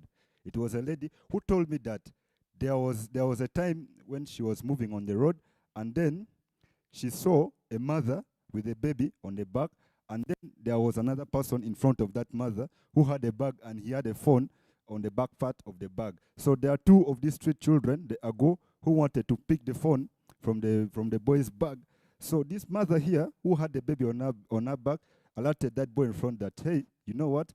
There are some 2 children who want to steal your phone." So the boy in front became aware. These 2 boys, upon realizing that they had been reported, they first disappeared for some short time. After a while, they came back behind the mother carrying the baby. With a razor blade, they just slit the baby from the back. The baby fell into the floor in a pool of blood. That's an incident that I got from the field. And also, the Agu are being accused for a lot of major and minor crimes. Now, their exact number is not exactly known, but from operations that are being done, because in Gulu City, currently, they are doing military operations to remove these street children from the streets. So I looked at newspapers, I looked at 3 of the night operations that were done, and I realized that a total of 991 of the street children were rounded up in only 3 night operations. That is what is happening, and that is just a brief statistics about the number. Because if you ask the police or if you ask from the community, they don't know the exact number of these children. However, these children are scattered in parts of Gulu City. You go to Laro, you will find them. You go to Peche, you will find them that they're there. You'll hear people talking about these children here. So, what is causing the persistence of these children? What is making the street children to be persisting on the streets despite efforts that are being put in by the police and also the local leaders. On my field work in the ground, I found out that there was lack of vigilance amongst the community, because when I interacted with the LCs as well as the police, they told me that after carrying out these mass operations whereby they round up very many of these street children who are committing lots of crimes in the streets of Gulu City, the people in the community don't turn up to report. Personally, the LC1 secretary in the community of Peter Cell told me that some of the people in the community, if they hear that the police has arrested most of these street children and taken them to police custody, their aim of following up such kind of issues is just to recover their property that those children had taken. Once they recover, the community don't follow up with the police to give up the police the sufficient evidence that the police might need to ensure that some of these children are prosecuted. And then also, witnesses are being intimidated by these street children. Street children, whenever they identify that you are a person who has been reporting it to the community leaders, they will come back and they will tell you, we are going to attack you, we are going to harm you. So the community members fear following up issues of these children. They fear engaging them or reporting them to the police. And then also, neglect of parental duties and culture is causing the persistence of these children to remain on the streets of Gulu, as well as the existence of conditions that force them. You realize that in northern Uganda, most of the families there are very, very poor. These children here are also there, but the families are not being able to provide for them their needs. Majority of them on the streets, if you go and you interact with them, you will find that they say hunger is forcing them to the streets. I remember in my year one when I was moving one time to Gulu University, from Gulu University to Gulu town with a friend of mine. I didn't have money on myself, but a young boy of about 12 years appeared and he asked me for only 100 shillings, of which I didn't have. But my friend who had a phone and had some money picked out 1,700, gave to this young boy and said, you can go and use this and you buy for yourself whatever you need. The boys were very, very happy. However, one of them had appeared from the bush and he had a sharp panga at that instant. It was at about 4 p.m. that day. So what is my future idea on how the issue of street children can be solved? Yes, I looked at the system that is being used in Brazil. In Brazil, there is the idea of restorative justice that is being used to help street youth and children to be rehabilitated back into the community. This is being done through pulling the victims and the offenders, bringing them together. They find out the solution to what is wrong, why the offender is engaging in such acts. If the offender accepts responsibility for his or her actions, then it is going to be more of like helping the offender to reintegrate back to the community. He makes good the harm that he had done, and in the process of restorative justice in Brazil, as they are doing it also, they involve community leaders as well as also family members of the offender, plus also the victim. At the end of it all, justice has been served on the side of the victim because the victim has released his pain and he has forgiven the offender. The offender has also realized this wrong. He has made good the harm, and he has been reintegrated back into the community. And then rehabilitation also should be done. In Gulu City at the moment, Favor of God Ministries is an organization that is rehabilitating most of these two children.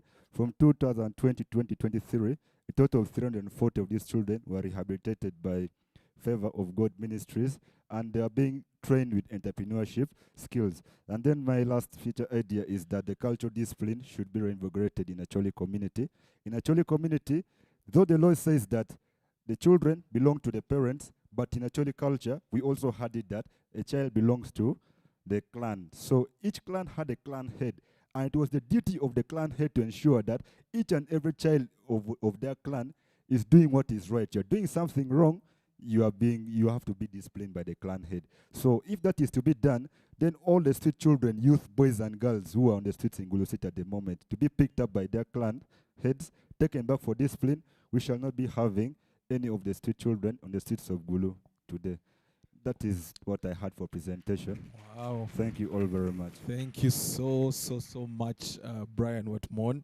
I think this is the kind of story that makes one think, and I've been thinking as you've been presenting, of course. Number one is I realized that, and this is a statement I just wrote down when I was thinking about what he was talking about, that oftentimes we look at street children as a problem. But how often do we think about street children as a sign of a problem with the society? You see, that, when you look at street children in Kampala, you think, okay, we have a problem of street children, but perhaps isn't it the case that the existence of street children is essentially an indication of a problem with the community, essentially.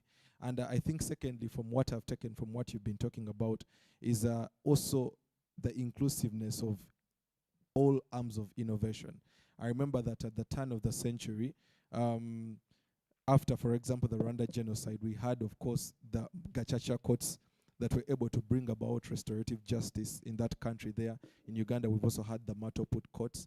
And I think that perhaps we've also departed from those traditional means of involving the community as a justice actor. And I think that's why at Barefoot Law, we are very pro the community. I think, Jared, one time we had a conversation, and I thought it would be interesting for us to find out what is the society like of people who are around our Barefoot Law boxes vis-a-vis people who are not around there. I have a feeling that there is something different when you are able to empower a community to be able to solve its own problems, because there is a power in community. We are Africans, we're always talking about Ubuntu. I think there needs to be more innovative approaches that strengthen community for the sake of addressing the social issues. Thank you so much, Brian Watmon, for that one. Ladies and gentlemen, yes. And so maybe I'll just welcome just a few remarks before we go to our next story. I see Martha over there is itching. Also, as well, when you are saying something, kindly introduce yourself and the organization so that we can, the right people can be able to locate you. This is also a networking opportunity. Good morning, everyone. Actually, good afternoon. It's already midday. My name is Nabijewa Martha. I work with Uganda Christian Lawyers Fraternity in the Access to Justice Department. And I would like to thank Brian for his very insightful presentation. Just to add, while Brian was making his presentation, it also brought some things to thought. And I also think it's also important for you to include in your research, did you have any opportunity to talk to these children, to walk a mile in their shoes, to see what kind of life are they living? And I think it's also important to also include the effect of what it means to be a street child. What are the problems they will face in life? Is it affecting their mental health? Will they be able to be employed? What does this life mean to them? And what are the future problems they will face as street children? Then also, just to add, I think another thing that we should talk about that also I think Ben had hinted on is one of the recommendations is to have a way that we can sensitize the community about, first of all, street children, the fact that they actually need help, and how we can also lobby the support of the community to find a way of reducing this crime. For example, you say that some of the people in the community are afraid of reporting the crimes. Like, is that we can have some sort of community watch where the community can come together and say, there's this street that has a lot of street children, let us as a community come on a community watch, report everyone that is involved, see how we can help them and rehabilitate them. So thank you so much. That's what I thought I could add. Thank you. Thank you so much, Martha. And I think I like especially the idea of the community watch, because for me, I think once again, that's an innovative approach that's not necessarily tech, but strengthens the community as a justice participant. Yes, please. Thank you so much. My name is Susan. I work with FIDA Uganda in the Legal Aid Clinic. Thank you so much, Brian, for the presentation. I think this subject is really pertinent to us now that the issue of street children is something that's booming up everywhere in all parts of Uganda. But my recommendation is more on the restorative justice, that not only in Brazil, but also Uganda is moving towards that through the juvenile diversion guidelines that were introduced. And these are aimed at helping children understand maybe what they have done and these repercussions, but also reintegrate back into the community. But the question there is, from your discussion, is people in the society are seeing them as, let me say, rebels or a threat to society because of the harm that they do to people within the society. But I think also from the recommendation, we should really think about how then do we help in the reintegration of these children within the communities, because even when the police exercises its duty of using the guidelines and maybe sorting it at police level so that they don't go to court, we are going to have a challenge of taking them back into the community that is already viewing them as really bad people. And maybe not only viewing because they've experienced it, some have, as he mentioned, maybe they come with knives. But we know that these are really young children that can probably be helped or tamed. So my take would be that we also include the use of the diversion guidelines, the juvenile diversion guidelines, but also how best to reintegrate the children in the community after using such guidelines. Thank you. Unfortunately, I'm going to cut the interaction short there to give Brian the opportunity to give a few closing remarks on this one. I know it's a topic that gets one itching, but we're going to have to move along with time. Also, vehicle registration number USZ 397U. It's a Toyota Land Cruiser. You've left your lights on, so it's recommended that you go and turn them off. Otherwise, you might not be able to start your car. Yes, Brian. Yes, I would like to thank all of you and those who have also given me the responses after the presentation. About my research, basically, it was quite hard for me to interact with these children on ground because, first of all, they are very, very dangerous. In my community, I stay almost 6 kilometers far from Laibi, where I'd been reaching, and also Peche. But the gangs in my area, I stay in Panchwala, that is in Petersell, the gangs do coordinate with the gangs that are in Laibi also. So I was even at one time warned by a boy whose brother and uncle are part of the AGO that, Brian, if you love your life, you shouldn't risk interacting with these people because they are very, very dangerous. So it was quite hard for me. However, I was lucky to have the opportunity to interact with the police, as well as the LCs, the local council leaders, as well as also mothers of the children. Some of them, their children are on the streets. And then also people in the community who are always experiencing this thing in the community. So that's the challenge that I did have.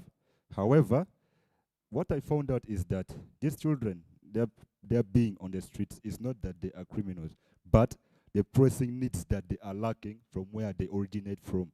At home, they are facing all challenges that is forcing them to go to the streets. They rarely have their needs being met by their parents. Some of them, their parents are neglecting to provide for them their needs. For instance, a 19-year-old boy is on the streets to provide for himself and his young brother who is at home, and his father, who is alive after marrying a second woman, neglected the duty of taking care of this 19-year-old boy. And this 19-year-old boy's mother passed on. So this boy is on the streets to fend for himself because his father is not taking on the duty to provide for him his needs and his young brother. So basically, this is all I have to say about my research. And Thank I you think I can so stop much. here. Ladies and gentlemen, Brian Watmon. Yes, and so we continue with our stories. You can have your seat. Yeah, we continue with our stories. And the next story is a story of someone that has interacted a lot with those in the refugee world. And she has a few crazy ideas I think you're definitely going to be interested in. Ladies and gentlemen, join me in welcoming Miss Akanyijuka Precious.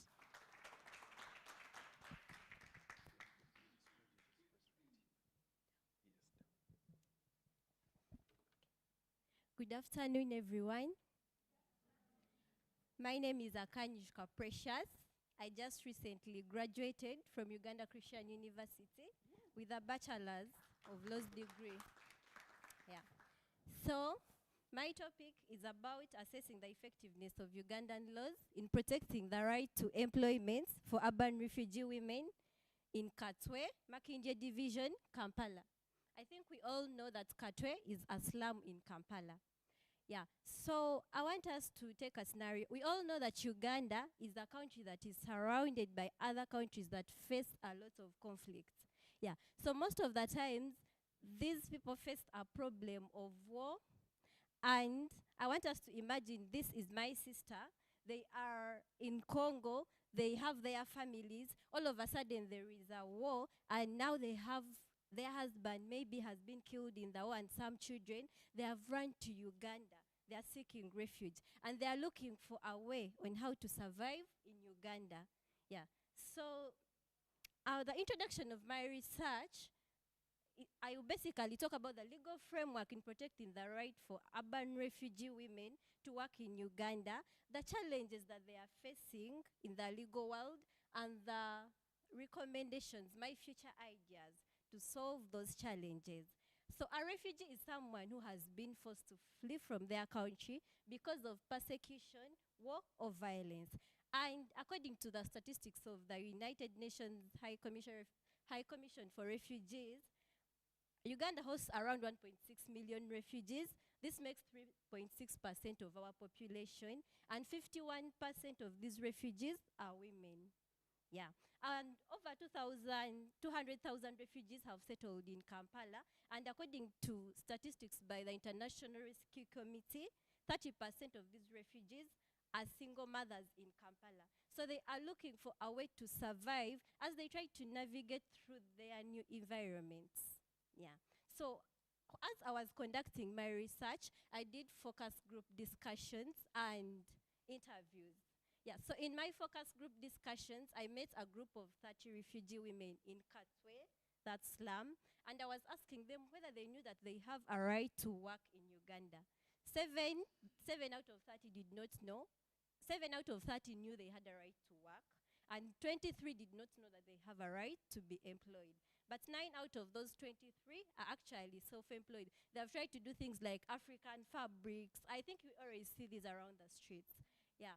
So in my one-on-one interviews, I did 15 women, and 7 of them know they have a right to work and actually trying, and 8 do not know. So I did not stop on the women. I had to deal with the society. I went ahead and asked the employers, the owners of businesses in Katwe and farms, asked them whether they knew that refugees are entitled to work in Uganda.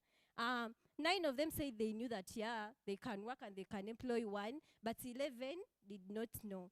As you see the statistics, it immediately shows that urban refugee women are at a high chance of not getting employment. I actually asked them, would you support a refugee to work in Uganda? An urban woman, 10 out of 20 said no. I wouldn't support them working because they are competing with nationals for jobs. Yeah. So I realized this is a very big problem around the area, and that unless we solve this, then we cannot bring people in the community. We have to tackle the problem from the source, because they cannot depend on the aid they get from the NRC, Norwegian Refugee Council, which is always little. It's not sustainable at all. Yeah, there has to be a solution to a problem so that they can sustain themselves. Yeah, so what does the law say about refugee employment in Uganda? Obviously, the international laws, the Refugee Convention of 1951 provides for refugees to be able to work, and they should be given a favorable treatment and sympathetic consideration, just like other foreigners in the country. We know we have migrant workers, we have other asylum seekers who are not refugees. But what distinguishes these ones is they are victims of conflict. Yeah, they did not intend to come. So the national laws provide for the Refugee Act. The Refugee Act actually, Section 29, provides that refugees are allowed to work in Uganda, but they'll be treated just like other foreigners, aliens, in making sure that they achieve this right to wage employment in Uganda. And they can practice, they were given the right to practice any profession as long as they meet the qualifications that are required for that profession in Uganda. Yeah. So, yes, the laws are there, but what are the challenges on ground? What are they facing that is hindering them to actually access this right? Just like Ugandans are going through the labor market, I believe they also deserve a chance to. Because at the end of that day, just like my picture says, treating refugees as a problem is the problem in the long run. Yeah. So I'll start with the Employment Act. The Employment Act of Uganda provides for workers, right? It's the law that governs employment in Uganda. If you look at the recently amended Employment Bill of 2022, it recognizes migrant workers as workers in Uganda. But then it did not give a provision for what? For refugees. So most of them actually report that this has been a problem for them to be able to navigate into the labor market. Because who will give you a contract if you're not recognized as a worker in Uganda? Yeah. So the other thing is if ineffective human resource management, and basically this is to deal with the mindsets of the employers. According to a research by the UNHCR, it shows that only 21% of employers in Uganda know that they can actually employ a refugee. So you see that there is a big knowledge gap on what to be done, just like I showed in my statistics. Yeah, and the regulatory requirements to deal with refugees getting work permits, where the work permit is stamped, the work permit is already stamped on the conventional travel document that is provided by the Directorate of Citizenship and Immigration Control. So for you, if you're to see the process of this, it's actually a hectic process for someone who just came into Uganda and they don't know where to start from. And they're supposed to pay 220,000 to actually access that. So how is that? I don't think it is helping them because most of them can't actually know where the Ministry of Internal Affairs is. Yeah. Then the equating and recognition of academic documents is also hindering them. In most of the people I interacted with, they will tell you, you know what? Yes, I came to Uganda. I was an attorney before. I actually know the language. I know everything. But whenever I go to places, they tell me, maybe you can work as an interpreter. Maybe we can get you a saloon and do that. So the professional downgrading is widely visible. And it's becoming a problem for them to access the labor markets in Uganda. Yeah. And the others who have tried to get self-employed, for example, those who have resorted to street vending and hawking businesses, also always find challenges with the laws, especially the local government's Kampala City street traders bylaw. It's unfavorable for them because it provides that for you to actually do street hawking, you have to have a what? A convention, you have to have a permit. And most of them don't have access to this. So I'm saying if these problems continue like this, what are the coping mechanisms? Like what have they resorted to? What are the consequences in Katwe? Yeah, so most of them have resorted to prostitution, and this is illegal. This is lawlessness already in the country. There is a lot of theft and robbery in the area. When you visit their police, they tell you these refugee children are stealing our things. They even steal like maize leaves from the garden. That is so sad. So you realize that there is actually a problem in the area and it needs a solution. And if you see the annual crime report now, there has been a surge of the crime rate in Katwe to 4,291 criminal cases, and one of those being the problem. Just like I said, they have also resorted to hawking and street vending businesses, and this is also challenging. Recently, I read a report. It was by the spokesperson for the Ministry of Internal Affairs. They had arrested 150 foreigners for conducting businesses illegally in Uganda, and these were the refugees. So in my head, I'm thinking, these people don't know the law. They have come as victims of war. They can't secure employment already, and they're trying to look for ways to survive. How do you make sure that we look for a sustainable solution for them instead of just arresting them? Yeah. So what are my future ideas? Having seen all the problems that are going through, the major challenge is with the Employment Act that no worker wants to give you a contract because you are not recognized by the law. So I think the Employment Act should be revised to include refugees as workers, just like they have included what? Migrant workers, and that they also deserve to be given contracts as long as they are employable. Yeah. So my other idea is to do with clear laws and procedures for the recognition of academic documents. We have to look into the fact that these are new people in the country. They have nothing to, they have nowhere to ask guidance from, right? So I think the best way can't be them looking for National Council for Higher Education all the time, when I think my idea is there should be an online verification process where they can actually come in and put in their documents, and maybe if they want them to attest that they are the owners of documents, that's when it can only require a physical appearance. But then it's really hard for them to convert their documents, and that is making it hard for them to access, like to have access to the labor market. Yeah. Then there should be financial institutions should implement inclusive financing programs. One of my ideas was that if we could strengthen the savings, the savings groups in those communities they stay in, so that they have an access to finance, so that they can be able to participate in the private sector. Since we are saying unemployment is already a challenge in Uganda, right? Yeah, so if they can be able to participate in the private sector, and instead of going to the conventional banks the traditional ways, which they fear because they're already refugees, they can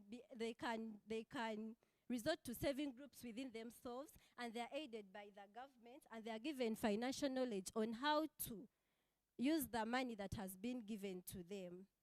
That would be a great idea. Then raising awareness among employers. Like I said, research says that 21% of the employers know that refugees can be employed. Most of them actually don't want to know. So I think there is a big information gap to deal with that. As I walked around the streets of Katwe, you would ask those people, you know, Katwe does a lot of metal fabrics and furniture with grassroots. Yeah. My other idea was to simplify the work permit process for them. If they maybe could be able to access work permits and be able to look for employment in other fields. And obviously there are also liberal professions in Uganda. Professions like accounting, IT, where all the information is the same wherever you go. So this would enable them to look for somewhere to sustain a living. Yeah. So as I conclude, I believe that, yeah, Uganda gives comprehensive rights to the refugees, the refugee women. But then there are challenges. We have to know, yes, the right is given, but what is happening on ground? Is it being effective? Yeah. And then we can't give with one hand and take with another hand. At the end of it all, it is going to affect us. Yeah. Because the lawlessness is in Katwe. It's the citizens of Uganda in Katwe that are complaining. So the more they keep unemployed, the more we face the problem as Ugandans. Yeah, so I believe that the experiences of women are so different from men, because refugee women, yeah, they are women, then they have a caregiving responsibility. They have been victims of intersectional vulnerability. So they really need attention. And it's really serious along in the slums of Katwe. Yeah, so as they consult and review the laws, they should consult the women, the refugee women themselves, and see what works for them best. Yeah. Thank you for listening. Wow. Wow. I think this is a topic that is polarizing, not just here in this room here, but I think if you've been following the American elections, you know this is probably going to be one of those things that is going to either decide people to vote for one candidate or the other. And I think I wanted to, she mentioned, of course, towards the end that we cannot give with one hand and take away with the other. Because, of course, I know Uganda has an open border policy for refugees. But I guess what does it mean to accept refugees into your country and then also not give them the opportunities that are required for them to also have a sustainable and meaningful life? And maybe it's also reflected in our attitude. I mean, the act still refers to them as aliens. Imagine.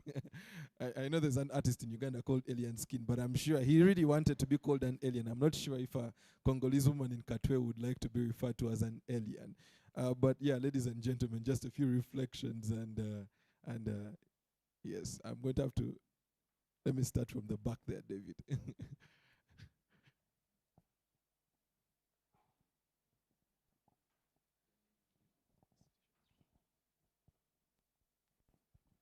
Okay, thank you so much. I'm glad to be here, and thank you so much, Precious. My name is Ronald Kachabe. I'm a lawyer working with Refugee Law Project, School of Law, Makerere University. And so interesting about refugees. I would like to submit or add on the issue of challenges. We also have a challenge of professional refugees. So when you talk about lawyers or a person who was a judge in Sudan, because currently Uganda is having refugees from Sudan, Khartoum. So these refugees, when they come here, the policies in Uganda, do they create room for them? You find that a lawyer, you have to first go subscribe to the Uganda Law Society. You find that the Refugee Act itself is clear that you should not work under civil societies of Uganda. So there is a challenge, and indeed it has to be addressed. Like some time back I met, there were about 7 prosecutors who are ladies and 3 female judges from Sudan. So they are wondering how can they survive when they are here in Uganda. So it's also a challenge maybe you can add in your research. And in regards to the recommendations, I also wish to add on that as well refugees can maybe be guided or take an opportunity to participate in English classes. So you have a challenge of language barrier. You have refugees from Sudan. You have refugees who are using that Arabic. You have refugees from Congo using Lingala, using Kiswahili and French.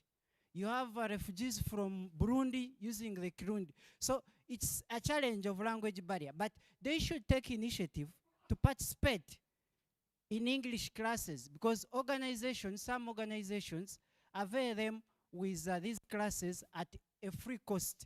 So that can be one of our recommendations for them to be hoped. The other thing is community sensitizations as well to be handled, addressed in these communities where these refugees are. There is a challenge with refugees as well, like, and mostly when you talk about the Congolese and Burundian refugees.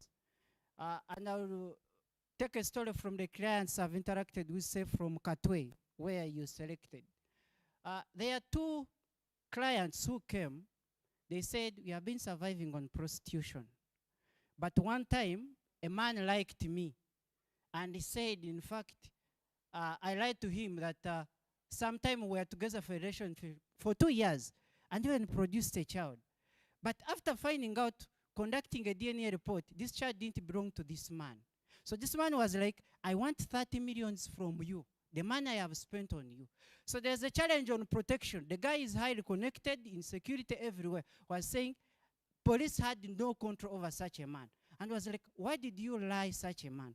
So also having this community sensitization, sensitizing these refugees, not to engage into such acts, immoral acts, and looking at the side effects that would come out of this if they are looking at surviving in such category, which would cause them heavy challenges in the long run.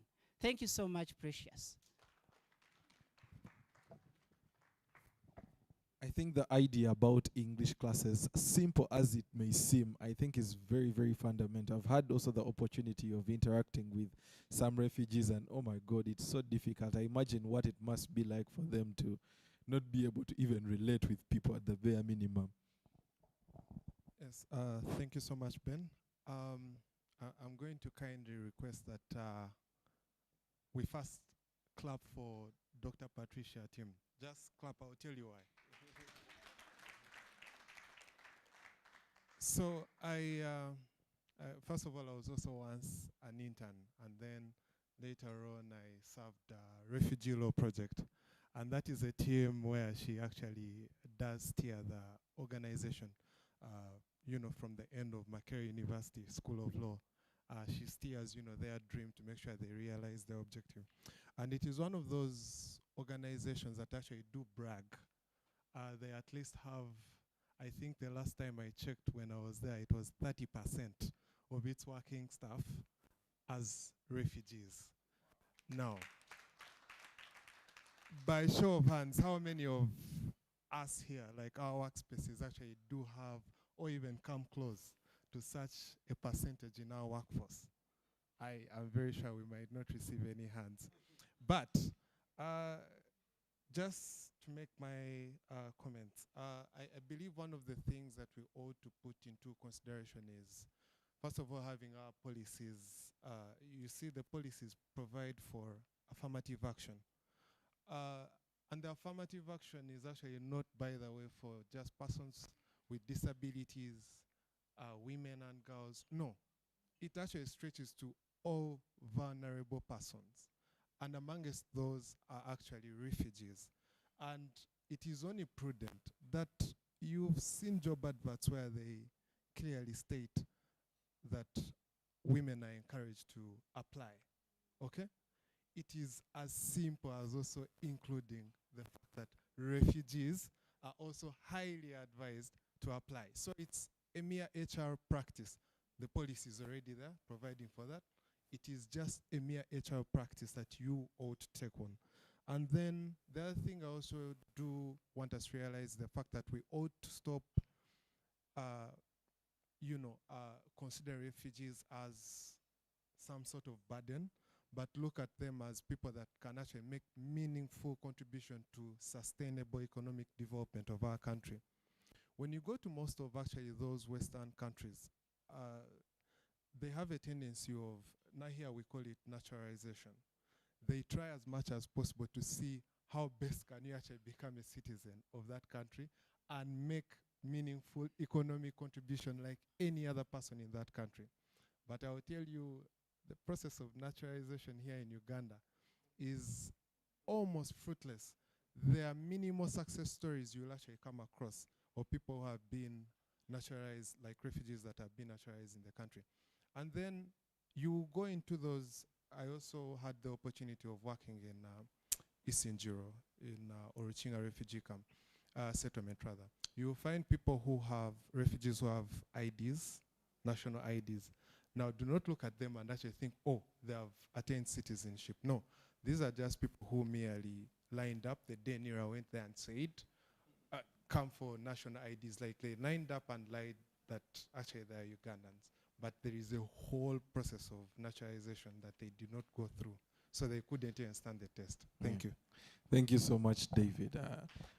I am tempted, however, to definitely play a bit of devil's advocate on this one here, that in a country where there is few jobs for the naturalized citizens, that's born in Uganda, what do you tell the Ugandans who are thinking, okay, let all Ugandans first get jobs, then refugees will then be encouraged to apply? And it's just food for thought. We're going to have to take this. Thank you very much. I had introduced myself briefly earlier. I am Dr. Hilda Topacho, the Research and Publications Officer at the Law Development Center.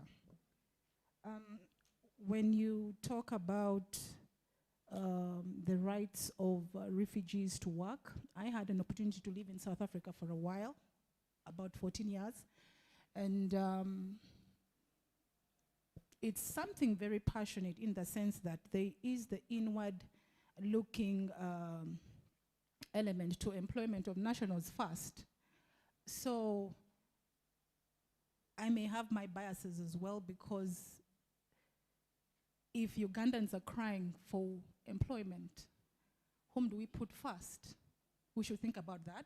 I'm not saying we should not look at the refugees, but let us also first think of our internal responsibilities of providing the nationals first.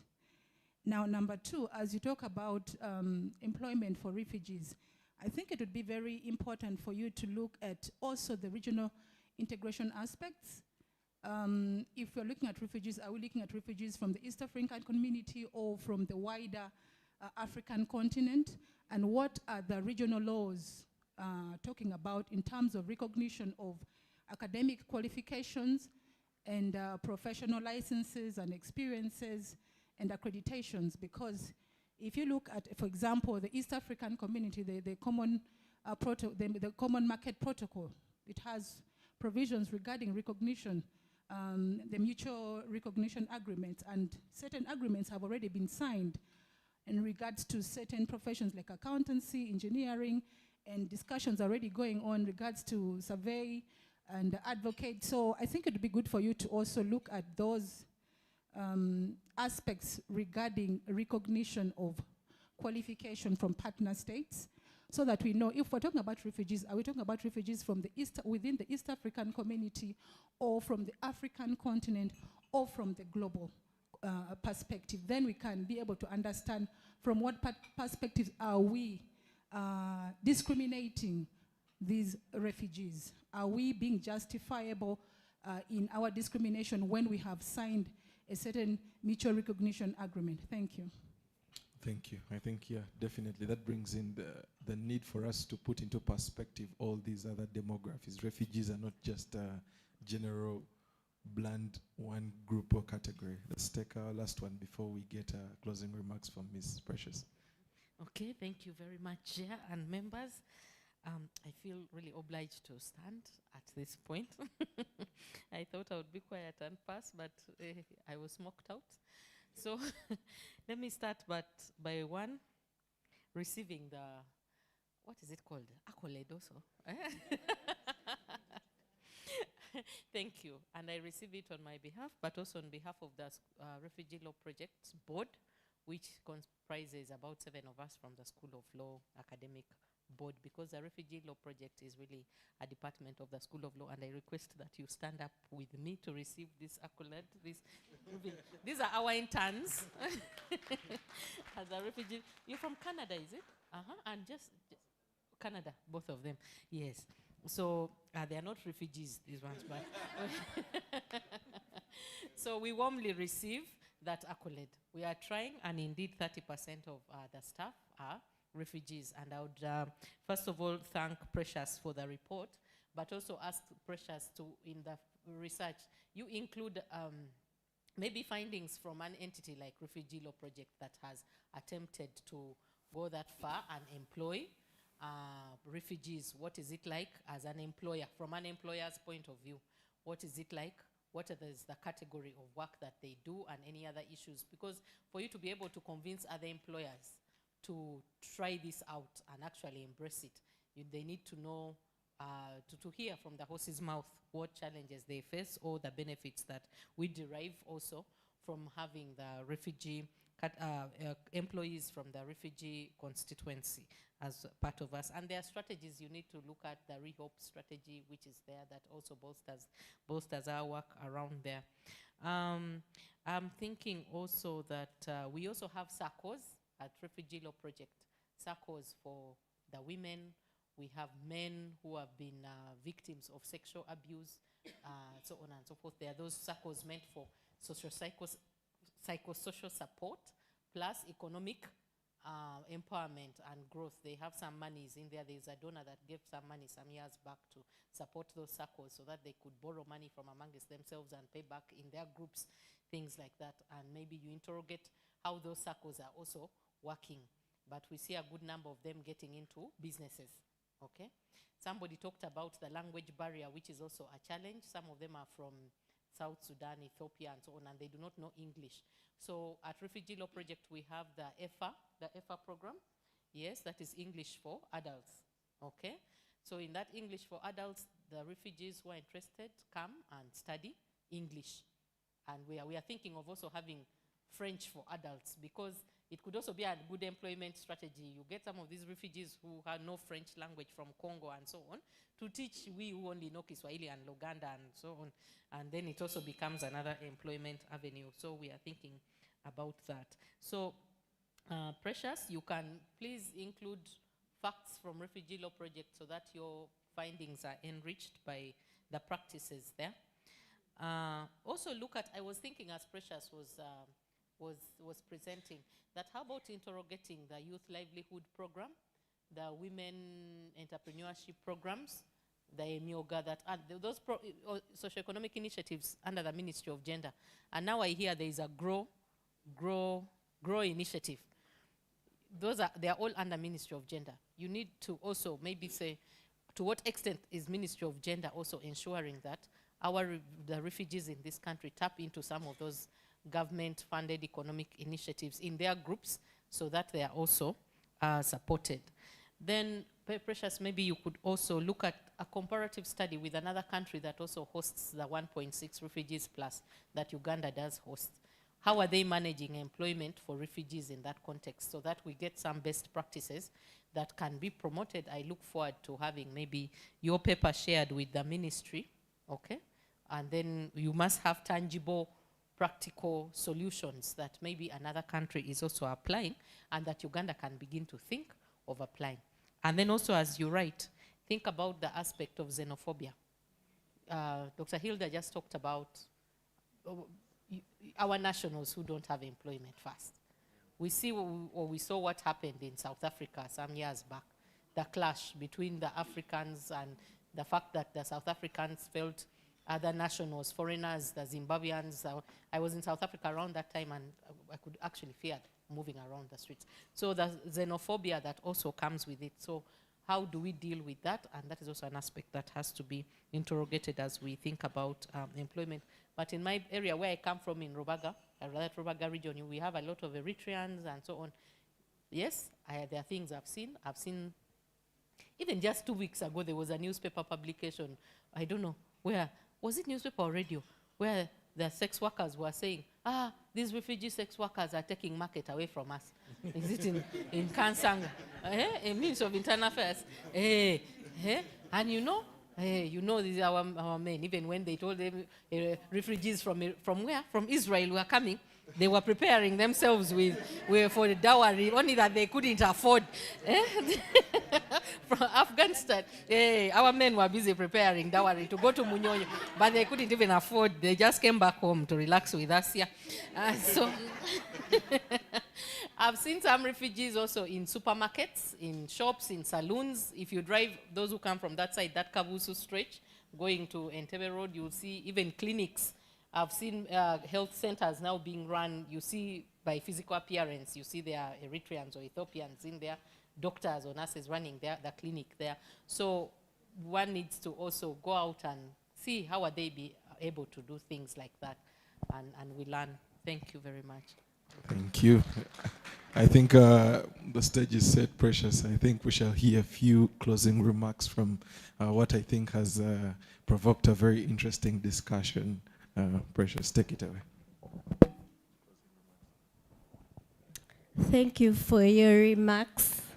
My only comments can be on the national issue of nationals saying that they also are unemployed, so they can't compete with refugees. And all I can say is that unless we are going to look for something to make them live a certain way of life, then we shall keep the victims. Because in the areas, I'm looking at the example of very poor refugees who are staying in houses made of iron sheets in Katwe. The nationals are themselves complaining. They steal our things, they steal our property every day. So unless we look for a solution, then it's us, the nationals, to suffer in the long run. Otherwise, thank you everyone for listening to me, and thank you for your comments. Thank you so much, Precious, for your future ideas. Yes, until she sits, guys, let's keep those hands going. Thank you so much. Yes, and so we are continuing yet again with another story, and somewhat connected to where Precious left it off. She suggested a couple of ideas, and I think especially for refugees, I think it would be interesting, if even most nationals wouldn't mind, for example, if refugees were to strongly occupy the private sector, because usually the private sector benefits everyone, whether you're a refugee or you're a national. If someone has made good crafts sandals, and they are good, even if they're from a refugee or a national. So I think for me, especially including them in the private sector would be magnificent for us. The next conversation or the next story that is going to be told is essentially about, of course, strengthening the private sector. We have amongst us someone who had a unique experience in the places of Kasokoso and Chitintale Gafu. I know we have many Ugandans here, but I don't know how many people have been able to make it there. I'm sure you would have to skip some few murky paddles, but the murky paddles is going to be talking about is the murky world of money lending. Ladies and gentlemen, Jordan Ahabwemigisha.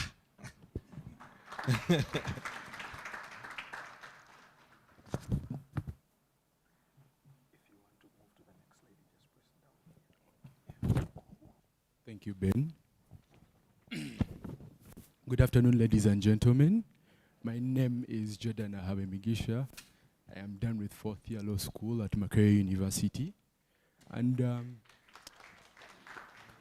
just going to simply take you through a topic called the murky world of money lending in Kasokoso and Chitintale Gafu. Why murky? Just like Ben has said, in Chitintale and Kasokoso, these are slum areas. So you're jumping through muddy waters, you're jumping over muddy channels. So the situation down there is like a very dark situation. So I'm just going to show you how these money lenders operate in that area. So I would start with an article in Daily Monitor that was dated 28th September 2023, where the president highlighted the concern of very high interest rates by money lenders, and he asked, where do these money lenders get the authority to give these heightened interest rates of about 20%? You will see that the statistics show that Uganda's private sector is about 80 to 90% Uganda's GDP. And out of this 80 to 90%, 93.5% are micro enterprises. 4% are small enterprises, and 2.4% are medium enterprises. So you will see that these small businesses actually take up a huge chunk of this private sector, but also they need some funding, they need financing, because you need financing to actually run a business. So I'm going to show you where the problem is. The problem is because of the divergence between the formal and informal sector in terms of access to capital. You'll see that in the formal sector, where like banks are, you'll see that if I am going to a bank to get a loan, in most cases I have some form of security first. I have like a salary where they can get that, where I can pay the loan from, and there's like a credit score from the Credit Reference Bureau. So these banks take on a very low risk compared to money lenders, where in the areas that I went to, you will see that most of these people do not have what they call collateral or security. Some of these people do not live on a salary, so they have nothing to offer to get back this money.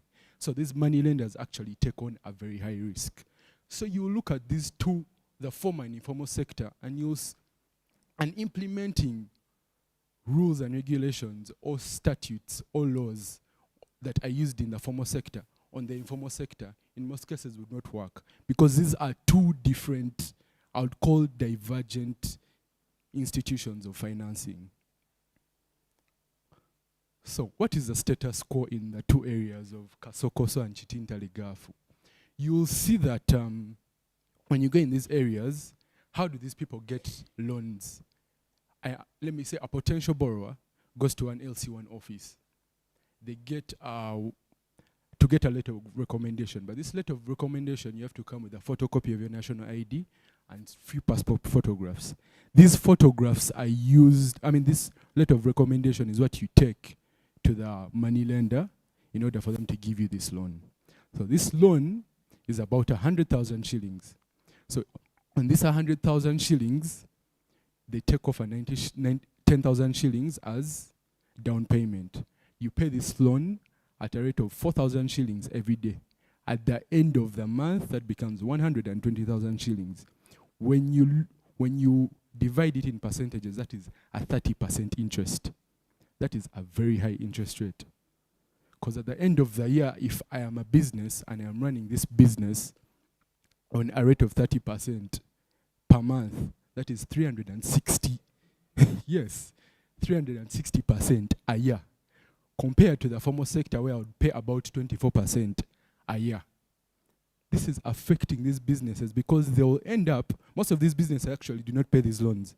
They end up going to the LC1 office to get another letter of recommendation, to go to another loans officer, to get a loan, to pay this loan. So they are in an entire loan cycle. Let me go, get this loan, to pay this loan. When will these businesses ever grow? Let's leave that there. So I asked them, why haven't you used the money given by the government, which is through the parish development model? They told me, yes, they did the training. However, government hasn't given them the funds. So these businesses have no way of, they have no fallback plan. Their only fallback plan are these money lenders. I looked at least 100 businesses, and I saw that 80 businesses out of these 100 use money lenders. Do you know what that means? 80 out of 100 using money lenders. And this interest rate is at 30%. Oh my God, but it's well. So, when it comes to this parish development model, when I was asking why they haven't received this money, and they told me, yeah, the government hasn't sent it, and went down and looked at a business. As a business by a lady, she has a business that uses charcoal pallets. They recycle charcoal pallets to make charcoal. No, waste to make charcoal pallets. And each charcoal pallet is about 500 shillings. And she told me one of the things that she faces is she can't grow her business. She has no money to buy a machine that would help her make more charcoal pallets. If she had some funding somewhere, she would get the money to get this machine. And you know the interest rates by these money lenders, they are very high.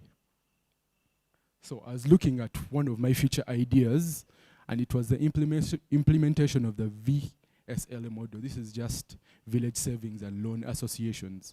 It has been used mostly in the BarefootLaw box, and it has been a success. Why do I say it has been a success? Most of these businesses were using this model in an informal way.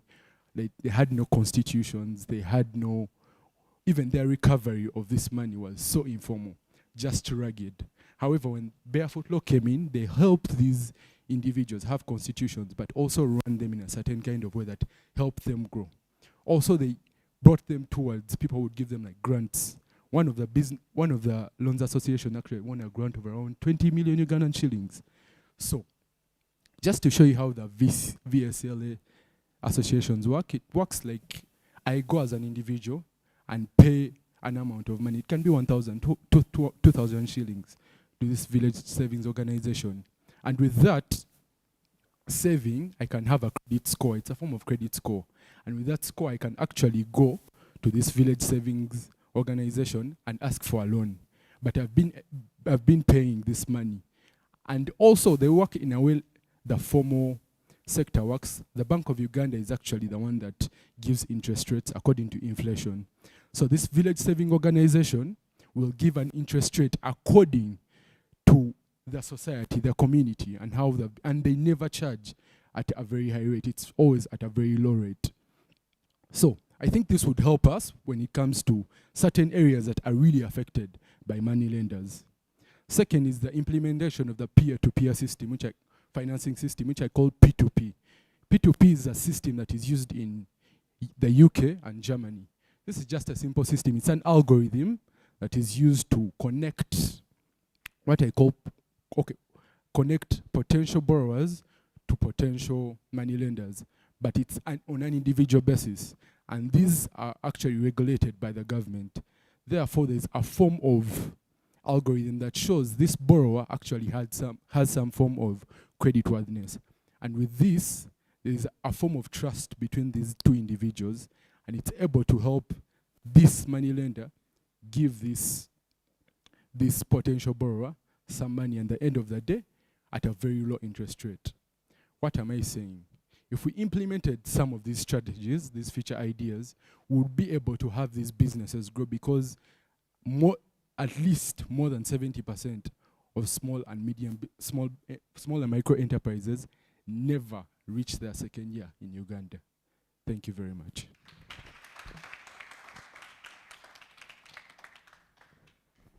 Thank you so much, Jordan. And also, ladies, I know you are itching to know. And this is the only reason I'm mentioning this. Yeah, I'm also his supervisor.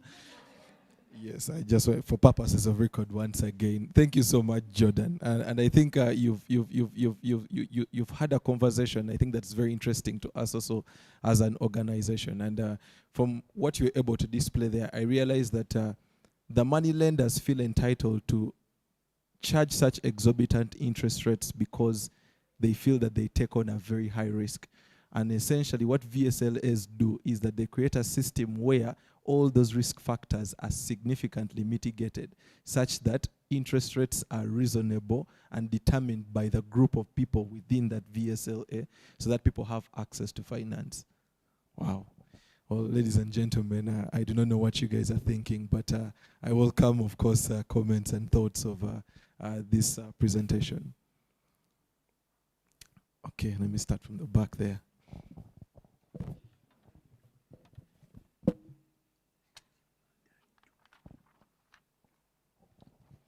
Thank you very much. Thank you, Jordan, for a good presentation. I just have one comment. So with the interest rates being that high and the suggestion that they use the VLSA, is it? Have we considered maybe reintroducing a cap on the interest rate in the law? Because originally it was embedded in the law and they could not go above 29%. When they repealed the old Moneylenders Act and embedded it into, and they merged it with the Tier 4, they somehow forgot to reintroduce the minimum interest rate. And I think that is what we've seen. This is the effect that we are seeing. So do you think it would be easier for us to actually take the step to reintroduce it in the law, or you think the VLSAs would be more effective? Yes, I think that's an interesting question. However, I think also from my experience, I think it also, the question would be then, how would government be able to enforce such an interest rate? Because these are very informal financial sectors. And I think even this conversation is interesting because once again, the big point here is access to finance, because we want to make sure we maintain access to finance for people in the micro and small business sector.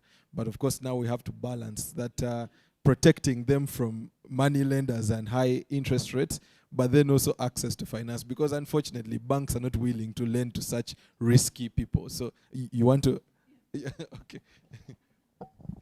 I'm sorry, I actually have quite big interest in finance. So when you look at how it previously was, if you look at the interest rates, bank interest rates would range, say, between 18 to 22%. It is the reason they allowed the money lenders' interest rate to go as high as 29%, because they're well aware of the risk that they're trying to take on. So even when they were setting the 29%, they had taken into account the fact that they're dealing with the informal sector, higher risk, no collateral. They're taking all that into account when they set that interest rate. So I still think it would be more effective if you locked in an interest rate as opposed to leaving them go haywire the way it is right now. Okay. I think I actually remember there was a, you know, in Uganda, we're not sure, maybe sometimes the president makes the law, but he issued a directive about interest rates. I think he eliminated, actually said there should be no interest rates for money lenders whatsoever. I don't know how practical that is, but yeah. Thank you very much for the presentation.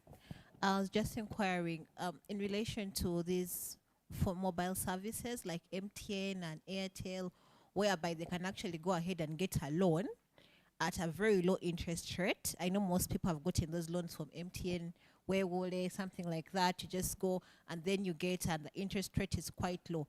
Have the people in the communities actually explored this as an alternative to going to a money lender? And then secondly, you talked about most of their businesses not reaching like the 2-year mark, 2-year birth mark. I know they are organizations, even banks that do free training for people in the informal sector to just go and you learn a thing or two about financing, about businesses? Have they looked at that as a way to grow their businesses? Yeah, but I also wish we had someone from those network operators. I don't know about you, but I have quite a number of friends. You tell them, I'm sending the money right now, and they're like, don't send to my MTN. And I go, so I don't know how many people are paying back money that they are getting from operators. But yeah, it would be interesting. There was a hand. Okay. Okay, good afternoon, everyone. Yes, I think, of course, money lending is a topic that even if you choose to ignore it, it will still find you somewhere. Now, she mentioned something. One, I think interest rates should never be left open because people take advantage of the most vulnerable. By the time you're going to a money lender, it means that you're completely stuck. And whatever they tell you, oh, 10%, 20%, you're going to accept. And what happens is when you accept it because you want to solve a problem instantly, but you realize that you can't. After 4 weeks, because it is usually 4 weeks, they're saying, hey, your debt to pay the money is back. You default for 1 day, they hit you with a penalty of 10%.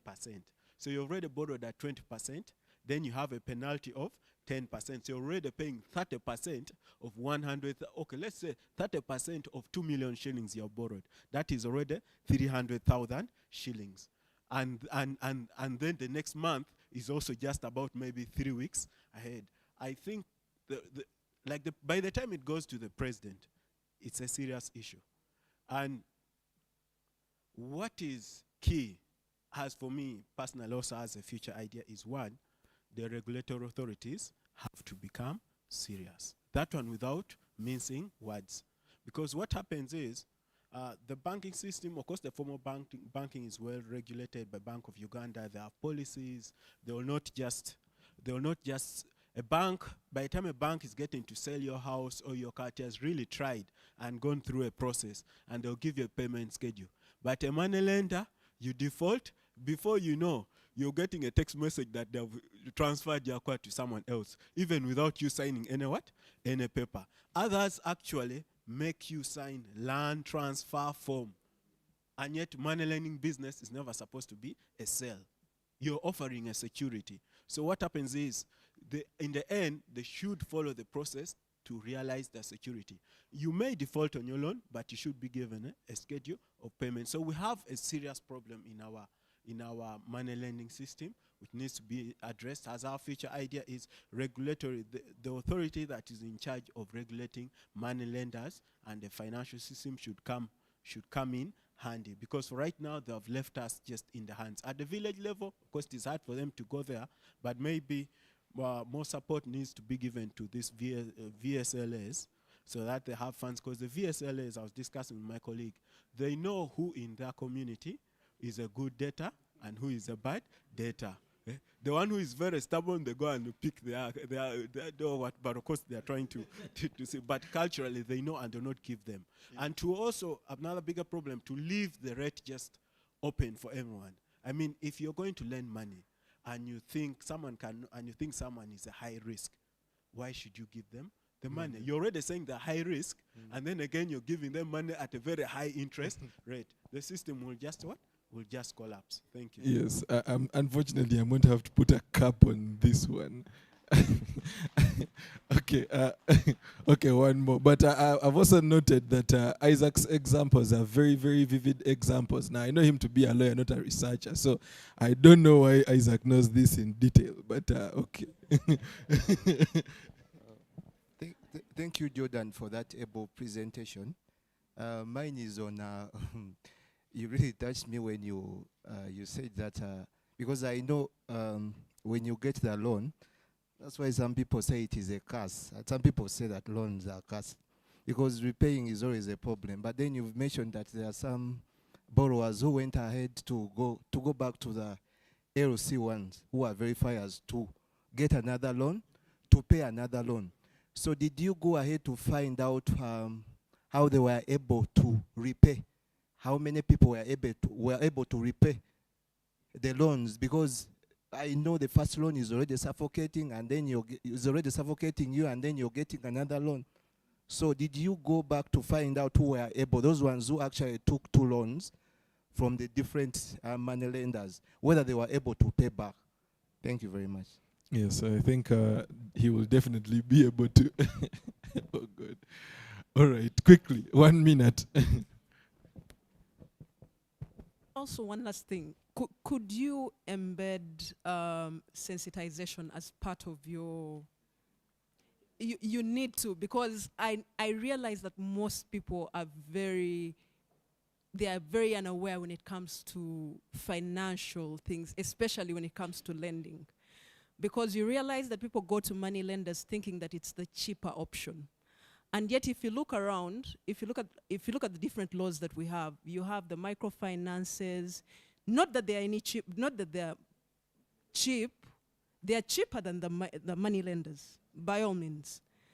But surprisingly, the banks have come up with models where they're giving people money, even when you don't have security. There are certain checks that they go through, and then you can qualify for money. So you have to do a lot of sensitization for people to understand the different financial models that people have come up with, because many people actually seek to give out money because they are aware of the competition that is there. So all these different entities, the microfinances, self-help groups, someone was talking about how the Ethiopians and Somalis are doing business. They're using self-help groups. They come together, get one person, give them money, then the next time someone else gets the money. Those people should, yes, cash rounds. They could adopt certain things like that as opposed to being caught up in that whirlwind of crazy interest rates. So we need to do a lot of sensitization, especially for matters that concern finance. Thank you so much. I'm sorry, I'm going to have to cut this one here off. We want to make sure you're able to have your lunch early. Would have had it immediately, but I think, as all African leaders always claim, it seems people are very interested in this discussion, the people you want me. So we're going to have to continue with this, just maybe one more presentation. But before that, let's have some closing remarks from Jordan, and then, yeah. Thank you very much, Ben. Thank you all for your comments and remarks. So I'd like to first of all concur with council team and the lady at the back. Thank you very much. Yeah, when you look at the Tier 4 Microfinance Institutions and Money Lenders Act, it gives the minister the power. This is the Minister of Finance, Planning and Economic Development, to stipulate what interest should be given. And it even gives the penalty. And it's still and that was enacted in 2016. We're in 2024, 8 years later. We still don't have a stipulation for money lenders. Also, I looked at the press release by the Ministry of Finance per this year, 2024, on expenditure. You'll see that interest on banks was about 17.3% in April, compared to last year, it was about 19%. So when it comes to the formal sector, there's actually an actual stipulation. But when you go down to money lenders, there was no stipulation. It just said the government will help fund these small businesses. They never talked about any interest. Secondly, to the gentleman at the back, you talked about how they were recovering. Like I said before, this person gets a loan to pay the other loan. So this loan is covered. But where also these people failed, where they couldn't get the loans, because if you go through that cycle, even the LC1 will be like, but you haven't paid this loan, and you've walked through almost all the money lenders. What are you going to do now? They have a form of mediation whereby, be like, please, you have to pay the money. And they get out of paying the money, but still at that interest rate. So that's it. Thank you very much. Ladies and gentlemen, a round of applause for Jordan. Thank you so much for that presentation. And I think, even to add on from that point that he has just made mention of, you realize that in this transaction, for every letter of recommendation that the LC is able to write, he gets 10K of that 100K. So as you might imagine, he has a lot of impetus to help someone access finance in Kasokoso. And so we definitely can see why it is possible for people to use other loan sharks to help clear the loans of other people. Ladies and gentlemen, we're going to quickly move to our final story right before we go off for our lunch break. And in this one here, we're going to talk about delinquency. I am not sure I've pronounced it well, but I'm sure by the end of this, I would have made better sense of it. Ladies and gentlemen, let's welcome Miss Butunji Buragwa Martha.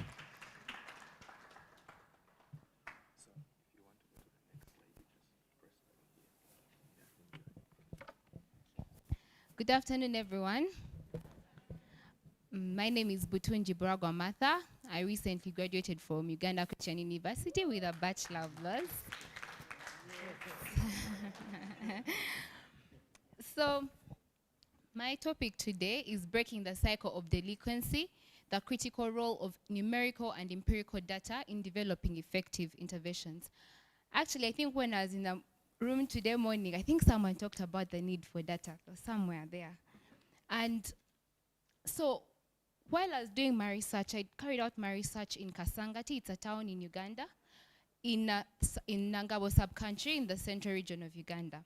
So now, I was so excited. I really love children. I have interest in children. So when I thought of doing, when I was looking for, when I was in the community, I thought I have to do something on children because I have ministered with children. I did my clinical legal education project on children. So it's like, let me look around and see what are the problems. What are people talking about children? Now, something that really like stood out for me when I was looking for something, when I was hearing the stories from the communities, is a child that is not embraced by the village will burn it down to feel its warmth. It's an African proverb. Now, when I was doing my research, I would go to, I had a privilege to interact with the key informants, like the community members themselves. Then I talked to the LCs, talked to the police, moving forward, because I wanted to know now. When I talk to community members, I'm like, what's going on? Like, children are now a problem. Children are a problem. We don't know what to do with them. Just like the former presenters have done. I think Brian talked about children. Precious talked about children in refugee children also probably being a problem. Someone else talked about children. Bridget talked about children. Now, there's a big problem. There's an actual problem. And I don't know whether we're actually really listening or looking into this problem. Now, who is a child? A child is someone who is below the ages of 18 in the Constitution of the Republic of Uganda. And a delinquent is someone who is a minor who does something that would be criminally punishable if that person was an adult. Now, those children are between the ages of 12 to 17 years. Now, when I was getting statistics about this, because now when I'm moving into communities and someone is telling me children are breaking into homes, children are the ones using pavers to hit people. Even when we were listening to people were making fun of the flying taekwondo things during this recent period of like children are using pangas, now people are just posting and tweeting about flying taekwondos by juveniles, because I read a report that was saying that security was saying that most of those children are between the ages of 14 to 18. Why is this happening? And why aren't we taking it seriously? So now, looking at the statistics, I was like, you know what? Let me move to the let me move on every level to actually know the actual problem. Now I go to the LCs. The community has told me children are becoming a problem. Children are breaking into homes. Now I go to the LCs. The person in charge of children on the level of the vice of the LC, the village level, is supposed to be the vice chairperson in charge of welfare. Now I give her a call. I'm like, can I meet you? She's like, oh, I'm not in office today. Meet me tomorrow. I'm like, okay, I'm going to come tomorrow. Now, when I go to her, I'm like, why are the community members talking about this? I want you to show me some information. I see the ages. I see what children are doing so that I can compare with what is happening, in the community. She tells me, okay, I've handled some development cases, but we usually do something about. I've handled some people who are stealing, but we usually talk to them. I'm like, where is that data so that we can actually see how we can use it? She's like, okay, you come back, I'll give it to you. You know, I'm like, the next week, I'm like, let me go to the police. Now, when I go to the police, I'm like, why is the community complaining about children? What is happening with children? Now, the police tells me, see, now some people are even lying they're children. Those people are not children. These people are actually old guys pretending that they are children. I'm like, are you serious? And why is the community saying these things? They're like, anyway, you see the laws protecting children are very lenient. And I'm like, anyway, that is how it's supposed to be. But I'm like, anyway, okay, where are records? Show me something that can show that actually these children are in these ages, to see maybe how the policymakers can actually show that this is a big problem that needs to be cared. But they were also really, they were just giving scenarios of all these things. Scenarios and not numbers, not data. Now that's why probably when people are making estimations, we'll find that in people arrested, you'll find there are 90,182, and out of those will be 2,494 juveniles. Someone will be like, why should we really care about children? Because anyway, the data is showing that they are not really a crucial problem. Now, the male are 90.3% and the female are 9.3%. So, why this research? Now, when I decided, I was like, you know what, now let me look at what is actually happening. What's the problem? I was like, we need community safety and well-being, because now victims think maybe there is justice not being done. Maybe there is a problem that is happening now. Someone is like, children are doing this, but the courts are like, no, children are supposed to be protected. Now the victim will think, is justice really being done to me who has been affected? No. Reduction of long-term economic burden on criminal system, justice system, and social services. We realize people don't just become thieves out of a blue when they are 20. These things actually start from down here. People don't just become rapists out of a blue.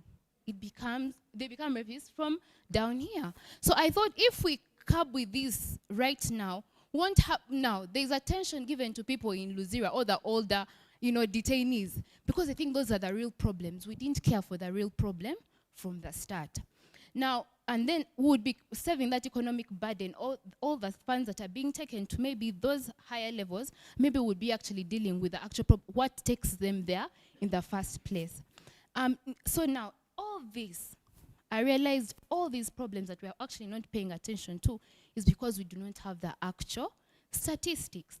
So, Samuel Orlando, from the director of Pamoja Africa, provides that urging states to ensure community data is not seen as confrontational, but as evidence generated to provide a platform for dialogue and solution. Now, you realize, and that is a legal framework. Now, in the case of Uganda versus WA, those are juveniles. Honorable Lady Justice Margaret Mutoingi is of a view that the law does not allow publicity of juvenile cases. It might not be easy to track and find a way of suppressing a blossoming criminal career. It is very difficult for a prosecutor to have a previous record for the juvenile offender. And that's what I realized. You'll not find there being a track record. It's not there, because maybe someone didn't get information. When I was looking for it, I didn't know where to find whether this child has had a blossoming career, because no, we are trying to protect that information. However, I know someone would have thought, but if we have this data, will it be protecting the child's best interests, which is the paramount importance in every matter now? Once we have this data, it would actually be protecting this child's best interest. We would know that if the child has been doing this from this level, why aren't they getting better at this level? If they are getting better at this level, how are they improving? You get? Like, we'd know how to follow up, rather than actually, maybe when we are taking people to remand homes, we really don't know what is causing this. Maybe because if we had statistics from down below, we would know how to go about these issues. So now, when I was looking at the 5 principles for leveraging a meaningful progress towards ESCR, those are crucial. I don't know, I think they didn't include it. It's the need for crucial data. They provide it to help with non-discrimination. It will help with equality, it will help with participation, it will help with transparency, and it will help with privacy. Now, all those things are you're seeing that if we actually have the children not being discriminated, because maybe policymakers think they're not a big problem, so probably they're discriminated, they're sidelined. When making budgets, people think, no, there are people taking care of these children, so they're sidelined. You find there's lesser budgets for them.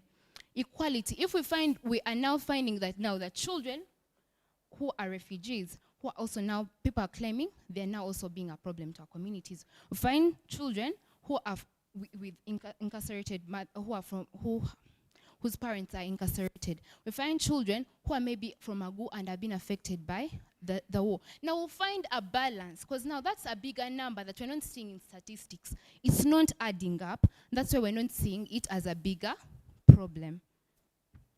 So why isn't there enough data on child delinquency in Uganda system? There's a weak data collection and infrastructure. Now, like I was narrating, there is no from down below, data collection is really not there. It's weak. If you're trying to follow up a case like maybe a prosecutor, they wouldn't know, maybe should I go back to this LC3 of Kasangati, of Wakito, of Gulu, to know if there was any data on this child before. It's not there. Poor coordination of systems. Now we find there is the LC in charge of these children's affairs. We find there are people working in the town council. Find there is a police, there are social probation officers, and now there are NGOs that are doing a good job, that are helping. But now if there is no coordination, a system coordinating all those people, we will actually not know how to solve it. If we actually have that system there, maybe we would know how to go about these things. Underreporting and informal resolutions, like Brian was saying in the case that is happening in Gulu, there's underreporting. People are not reporting, that they're resolving, like, let's cane these kids, let's find ways. And now someone is actually telling me that the person in charge of welfare is like, when we get these kids and maybe some people in the communities try to beat them, they now shift to other districts. They now shift to other areas and become problems in those other areas. Are we suppressing it? Are we suppressing the criminal? No, they're just, because maybe we're trying to protect them, we think if we know nothing, if we are doing this, but they're just moving forward and moving on. Now, we also have inadequate legal policy framework. Now, if the policies are probably not working, we have, by the way, we have all those policies there. We have the first course of instances, those being the ones at the village levels. We have the police, and we have all, when they all go upwards. Now, those policies, we should have those systems in our laws that show that there should be a direct system on how we are following up.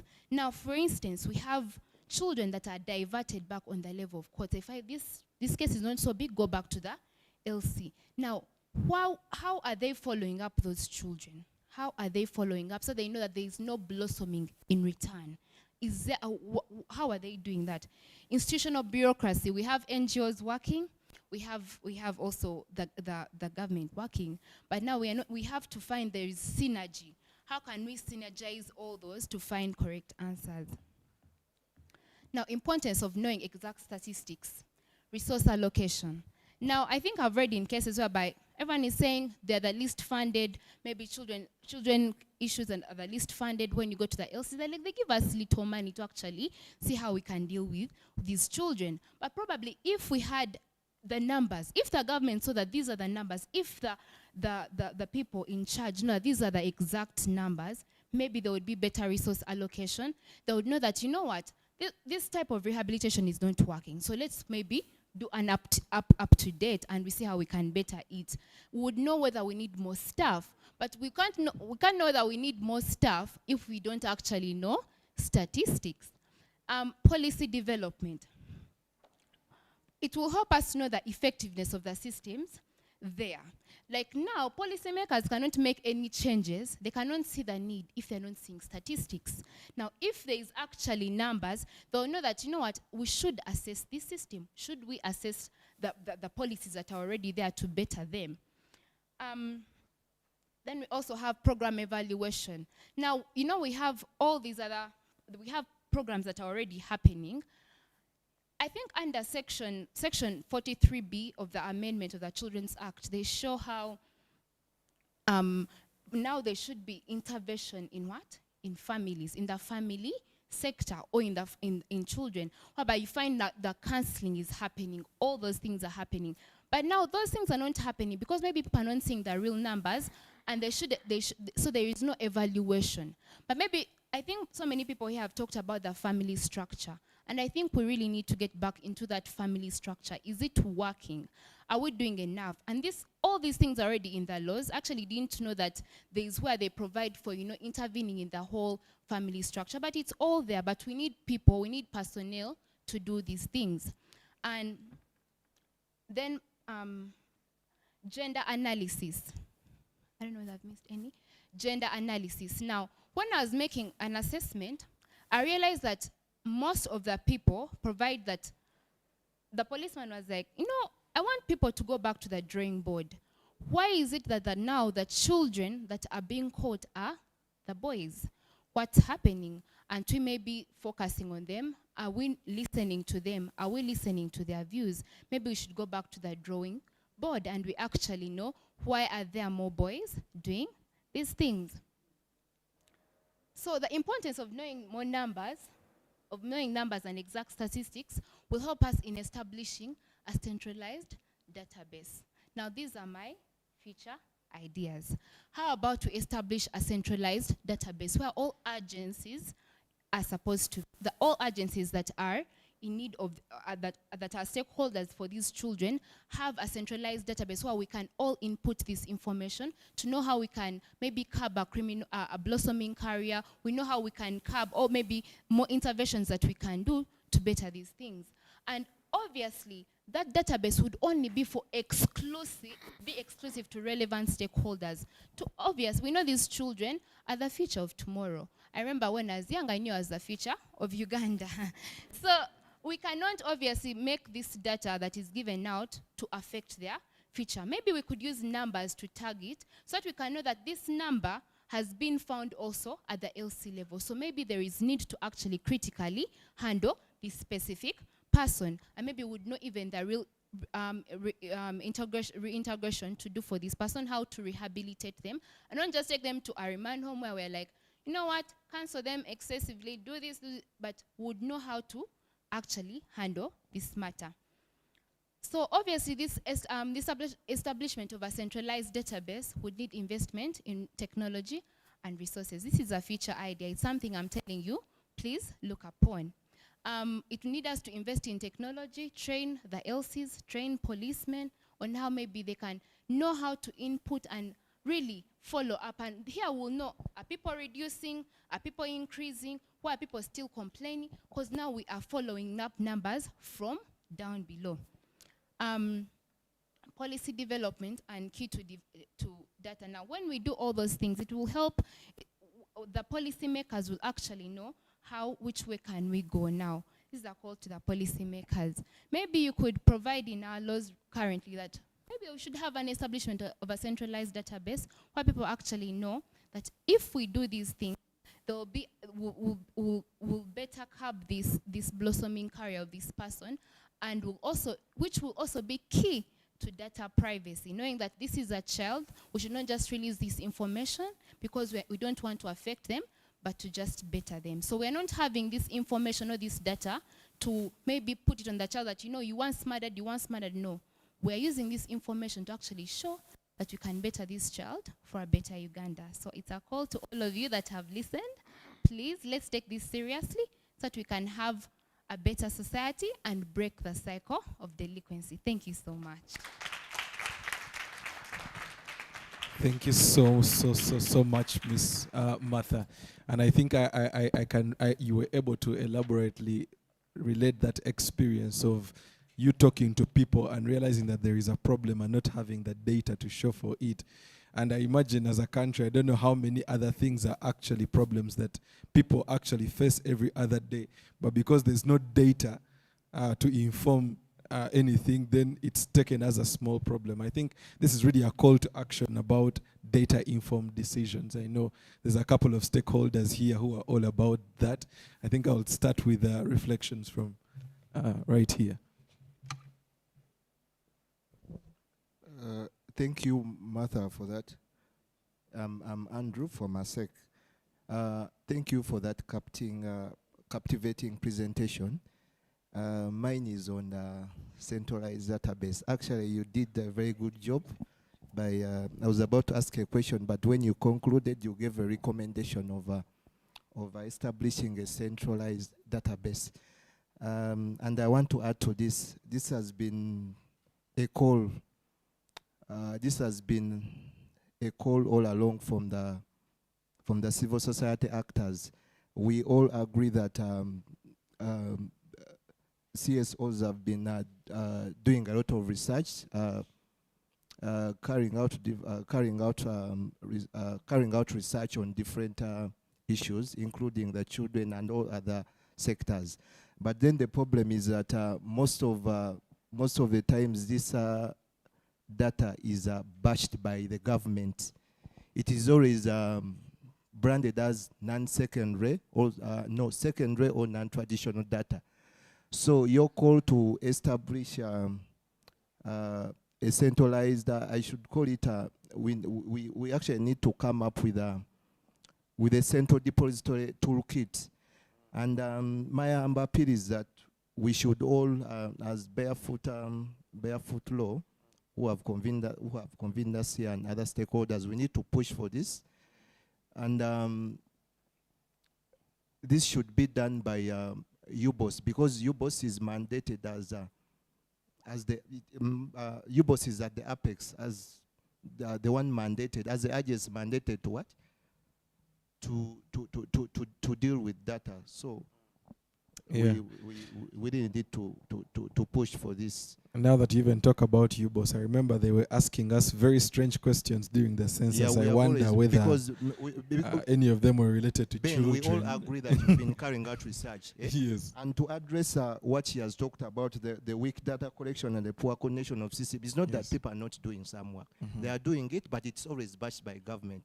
So the only solution will be that to establish that central depository toolkit, and it should not be done by you. It should be done by the apex body mandated for data and research, and that is UBOS. So this is what we should all push for as different actors. So you're saying basically government cannot bash data that it collected itself. They say theirs is primary. Oh, okay. Ours is secondary. Okay.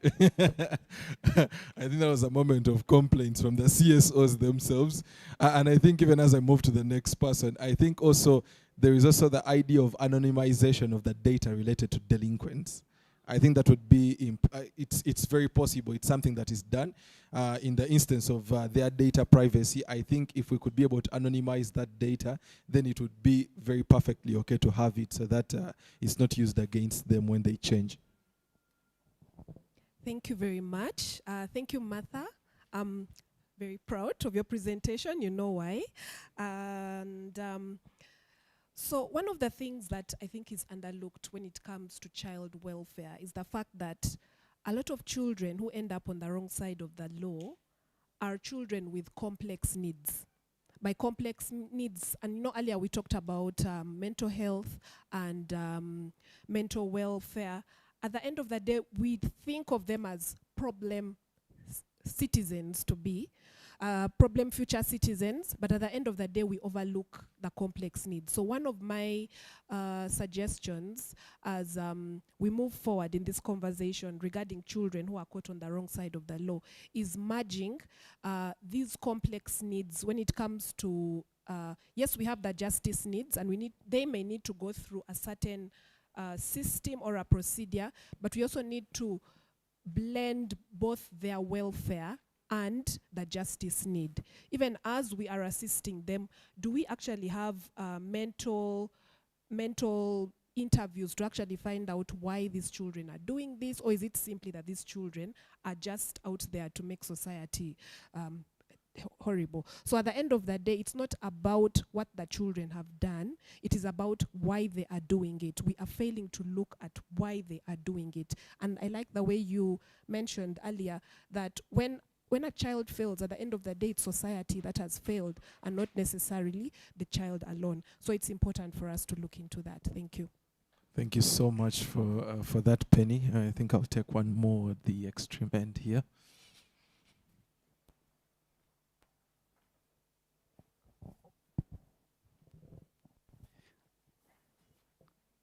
Thank you so much, Martha. Once again, I'm Ronald from Refugee Project and the Access to Justice Program. And I would just wish to add on the challenges when you talked about the inadequate legal and policy framework. I'd also wish to add on a challenge of failure of implementation when it comes to these legal frameworks. A case in point is that these juveniles, if they are to be incarcerated, they should be taken to remand homes. Say here in Kampala, if we talk about Naguru remand home. But you'll find in terms of maybe conducting plea-bargain sessions in court, it is when you happen to know that Ruzira Upper Prison, Maction Bay Prison is having people who are below 18 years and are incarcerated there. So it's really a shame, and where the numbers are even beyond 10, 20, which is really unjustified. Then the other thing would still go to these young people. When it comes, Uganda literally has a challenge of technology. When it comes to protection of these young children who are giving testimonies in court, because it should be better for video conferencing. A case of defilement, a child who was defiled by a person who is of 35 years, this is a child of 6 years. Her giving evidence in open court, it's always a challenge, regardless the viaduct has been conducted. So when technology is there and video conferencing is done, there is protection for these children to share their evidence with honest, without fear, and in the end it would grant them justice. Thank you so much once again. Yes, thank you so much. For those of you who are wondering what a voada is, it's one of the food items that's going to be served at lunch. Make sure you ask for a voadaya. Martha, if you don't mind, kindly give us some closing remarks. And yeah. Or maybe, may I just add as well that I think you could also look into, there's what they call the Smart Cities project. Government is trying to push for all local governments and city authorities to use data in terms of decision making. I think your dream will be realized, I think, if it fully comes to fruition. Thank you. Thank you for all the additions that everyone has made. I think everyone has made nice additions. So, but I think we are only going to cover all these things if how can we deal with people's, actually children's mental health, when we know the number of children who are facing all these different problems. Like we cannot move forward without knowing numbers. The government will actually not think that there is a major issue on actually carrying the root causes if they don't see a number, the real number that is actually there. So I call again to all the policymakers here, all those that have a voice, let's have this centralized database to have all this information being input so that we can reduce this blossoming career of these young children that are the future of tomorrow. Thank you so much, Martha, for that one there. Thank you so much, ladies and gentlemen, for the attention and for the interaction throughout these beautiful stories that have been told. I believe that as we were having the reflections, many of you were getting lunch coupons. And fortunately for us, it's time for us to make use of them. We're going to break off for just a brief lunch session, after which we shall be back to tell our final 3 stories. And so, ladies and gentlemen, thank you so much, and I'll see you at lunch. DJ, cue some music.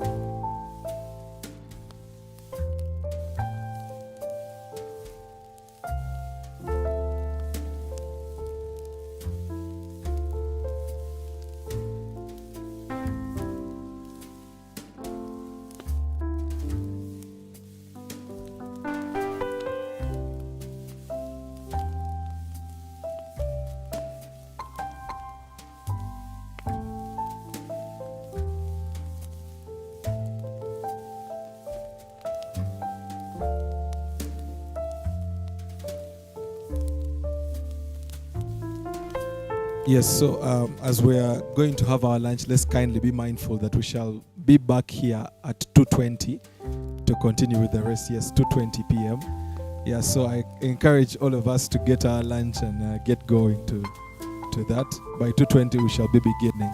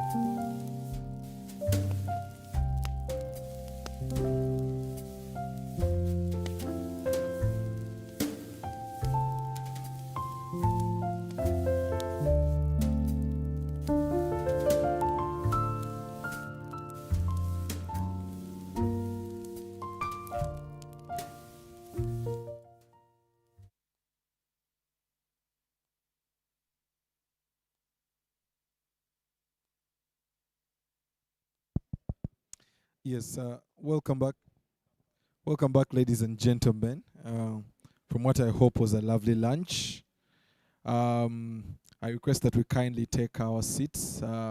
We have two unique stories to go, and I definitely, we definitely want to make sure that we are out of this place as soon as possible, to let you get on with the rest of the week and into the weekend. For those of you who are just joining us, you're most welcome.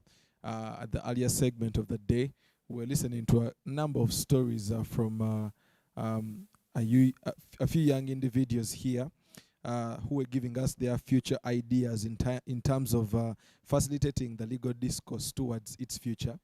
And so we're going to continue with that interesting discussion into the afternoon break. To begin with, we're going to have a presentation, especially around the areas of reporting. As Resty makes her way to the platform, kindly greet her with a warm applause.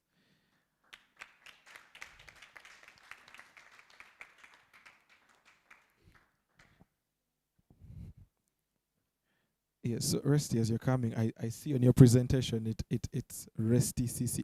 Is that one name or those are two names? Two different names. It's sort of like your parents are going for like a short poem. Resty CC. I don't know. Do you have any other name that ends in that fashion? Not really. Okay.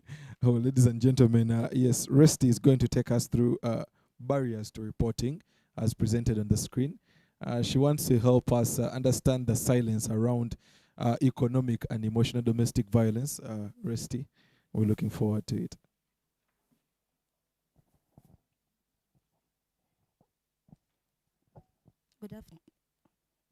Good afternoon. Hope our lunch was a good one. My name is Resty Sisi Apio. It's not intended to be a short poem, but Resty and Sisi are two different names. I think my parents were just modern parents. Before we go into all this, I would love us to imagine. We all had plans of coming here in the morning. But imagine in the morning, you prepared yourself and you're ready to move. But the person you stay with at home, either your husband, your wife, your parent or guardian, whatsoever, confiscates your property and tells you you're not leaving. What would you do? Just think about what you would do. Do you think it's a form of abuse? Would you report? Would you keep quiet? Would you burst out? What would be your reaction? Just reflect on that. As I was in the field, my concern was that thing that concerns everyone, and that's a family. But what are those issues that we have in the family? We all have different issues. We go through silently. Like Mr. Gerald said, we all have problems we actually do not talk about. And such problems are economic and emotional abuse or violence. Nakawa is an urban setting, which we all know. You'll find very rare cases when a parent or a husband physically abuses the other. But there are those forms of domestic violence, especially emotional and economic, that are being silenced about. When I went to the police stations in the Children, Family and Protection Unit, I inquired about the statistics of emotional and economic violence. They told me they are actually not there. But I was like, it's not possible. In a family, in a community, where we have different ideas, different feelings, such cannot happen. I went into the people, especially the women, but what I found there was actually so alarming, and it's a cause of concern. What's domestic violence? It's any form of abuse in a domestic relationship. A domestic relationship is that of a family, intimate partner relationship, husband, wife, and children. And I believe we all fall in any of those categories. We are either a parent, a husband, a wife, a girlfriend. Some don't know where they belong. I gauged physical, sexual violence, emotional, and economic violence. Statistics and the community, they show and give more attention to physical and sexual violence. That if a child is abused, or if I came here with a swollen eye, that my family member assaulted me and inflicted harm on me, it would actually cause more attention than when I would come and say, I am being abused, I am being mistreated, I am being disrespected in my home, my parents calls me names, yells at me, scolded at me. Very few would give a listening ear to such. What's emotional abuse? This is a pattern of behavior, either verbal, non-verbal, intended to cause emotional pain. Such include yelling, you scold, insult. Many of us don't even know that your partner calling you stupid is actually a form of abuse. Or telling you any humiliating language. But then, how about economic violence? Restraining you from using resources, stealing from you, damaging your property. Unfortunately, here, we are so corporate, but the ladies out there, they do not know that when you find money in a man's pocket and steal it, you're actually stealing and you're economically abusing him. Did we know that? Just reflect on it. As I was in the field, I sampled 20 women and 7 children. When you look at the statistics I found in the different villages I visited, I found out that 15 out of the 20 women I interviewed, they are victims of economic abuse. One of the ladies told me a story that last year, 2023, towards Xmas, she had planted her matoke, of which it was meant for Christmas, and some chicken she had reared. But the husband came out of the blue, sold off the matoke and the chicken, and they had nothing to eat. Less probably she didn't know that it's a form of economic abuse. Like, if we are husband and wife, the law tells me that I have a right to own property, and that's my property. Why would you infringe on my right to own property? Why? But none of the law policy makers or implementers care about such situations. If we want to eradicate domestic violence in its entirety, we should look at these circumstances that make us dependent to our perpetrators, and they leave us with no room to go but to actually depend on them. Because I believe a financially stable woman wouldn't live in a situation where she is abused emotionally and economically. But it creates that kind of dependency on us perpetrators. Then I looked at the children. I interviewed 7 of them. And out of the 7, 4 of them were victims of emotional violence. As I was even there, one of the mothers called their child, "You dog." It sounds sugar-coated in English, but just translate it in your local language. Just think about it in that way. Imagine your parent calls you, "You dog." What would come to your mind? Like, the child grows up, it inflicts mental pain. one of the scholars say that emotional abuse does not leave bruises, but it has a lifetime impact. I would give you an example of the role parents play in actually bringing out their children. We all know Ben Castle and the role his mother played in making him the best surgeon in the past decades. Out of the 18 of the women have been insulted by their husbands or they have been emotionally abused. I know we are seated here and deep down our hearts, we know that at least there was that time when your husband emotionally abused you, called you names, or your wife insulted you. We all have those stories, but we don't want to talk about them. And because of those unexpressed emotions, that is the reason why the other forms of domestic violence are still existing. I cannot inflict physical pain on someone if there is no emotion attached to it. I cannot now start slapping Bridget over what? Like, it cannot happen. But if we address this issue the way it is, then it will help us as legal practitioners in making sure that human rights are actually enforced.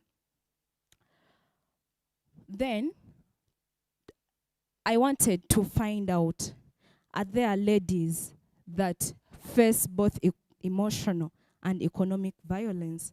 And out of the 20, 12 of them were both victims of emotional and economic domestic violence, which are so silenced.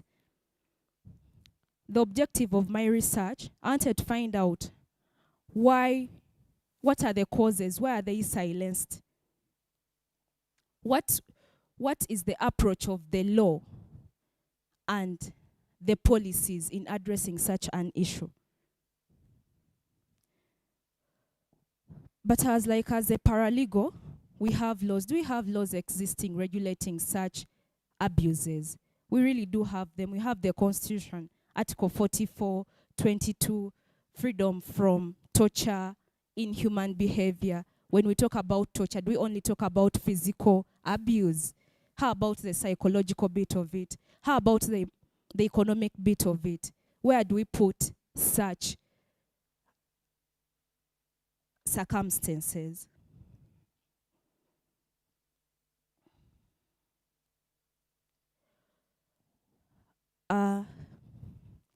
I asked myself, what could be the cause? Factors contributing to the silenced economic and emotional abuse, our social and economic institutions. Most of us here could be Christians, and we all know what our pastors and priests and whatever tell us about being a woman. You have to be submissive. When your husband says sit, sit. That's how you will maintain the marriage. One of the ladies I interacted with, she was a housewife, and she told me the reason why she's a housewife is that the job she got required her to leave work at 7, but when she told the husband at home, the husband said no. Just because culture says, respect your husband, be submissive, be subordinate, whatever it is, and as our religious institutions put it, she had to stay, infringing on her right to work. And from there, she could probably make use of the resources and be an independent person. Another thing is invisibility and difficulty in proving. It's so hard for one to understand these forms of violence, to prove them, that I'm being emotionally abused. This is what I go through in my home. My family, my husband or wife steals from me, restrains me from accessing resources, deprives me of the basic need. It's a bit hard to prove. But then what are my future ideas in relation to combating this? The Children Family Protection Unit should be relocated from the police setting. We are lawyers here, but when you receive a summon that you come, your heart skips a bit. Imagine someone who has been emotional abused, economical abused. How are they going to really enter through that prison to meet the mama police? I think if the family, the Children Family and Protection Unit, could be shifted to a place that feels more safe, where the environment does not create tension, many people or ladies would actually come up to pour out their hearts. Statistics could be got, and this type of violence could be eradicated. Another is rehabilitation centers for perpetrators. Most of the time we have victim support, but we do not look at perpetrators. These perpetrators are husbands and fathers to people back there. If they, besides the existing policy being put in remand, if they could rehabilitate them, teach them, because most of this is because of, it's not inborn, it's something we learn. If you imprison someone, a perpetrator of domestic violence, with people that have committed grave offenses, which type of person are they going to come out? Yet it's intended that change from the grassroots. So if they could be rehabilitated, rehabilitation centers could be built up for them, it would actually help eradicate this. A point in instance is the our Ganda, a club in Bundubujo, where the perpetrators are created clubs for. The men, they are taught, they are trained, they make family contracts, and the leaders, they pick leaders to actually monitor fellow men to see that there is no such type of violence. And then adoption of the mischief and golden rules in granting redress to the victims. Since it's hard to prove, it cannot be quantified. Our Domestic Violence Act, I think in Schedule 2, talks about how compensation is granted for domestic violence. They look at the injury and pain inflicted. So in such circumstances, how am I going to prove it? How am I going to quantify it?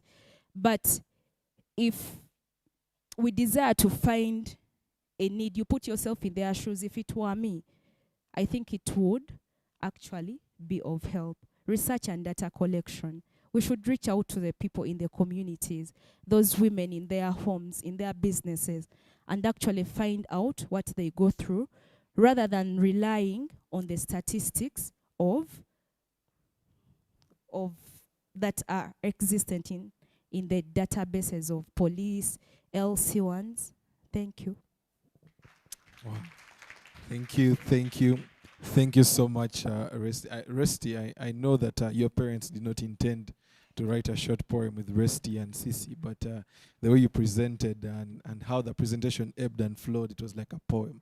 I think we can all acknowledge the fact that, yeah, she really told a story. And kudos to you on that one there. Though, Resty, I only have one thing against you.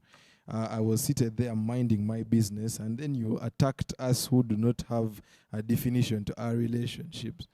I don't know how we entered here, but I don't know if that was fair. But I think she definitely raises a very, very interesting conversation about underreporting on other forms of domestic violence, which are outside the scope of the physical violence that we are so prone to look out for.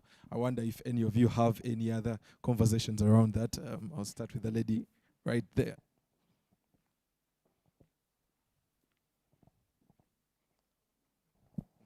Thank you so much. Yes. My name is Susan and I'm from FIDA, Uganda. So when we talk about domestic violence, it's a topic that touches our hearts as women activists.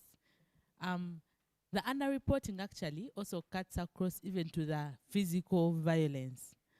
And this happens because in the research, we should include an aspect of community awareness on what domestic violence actually is. Because many times women don't report domestic violence given that they are over-dependent on the perpetrators of domestic violence.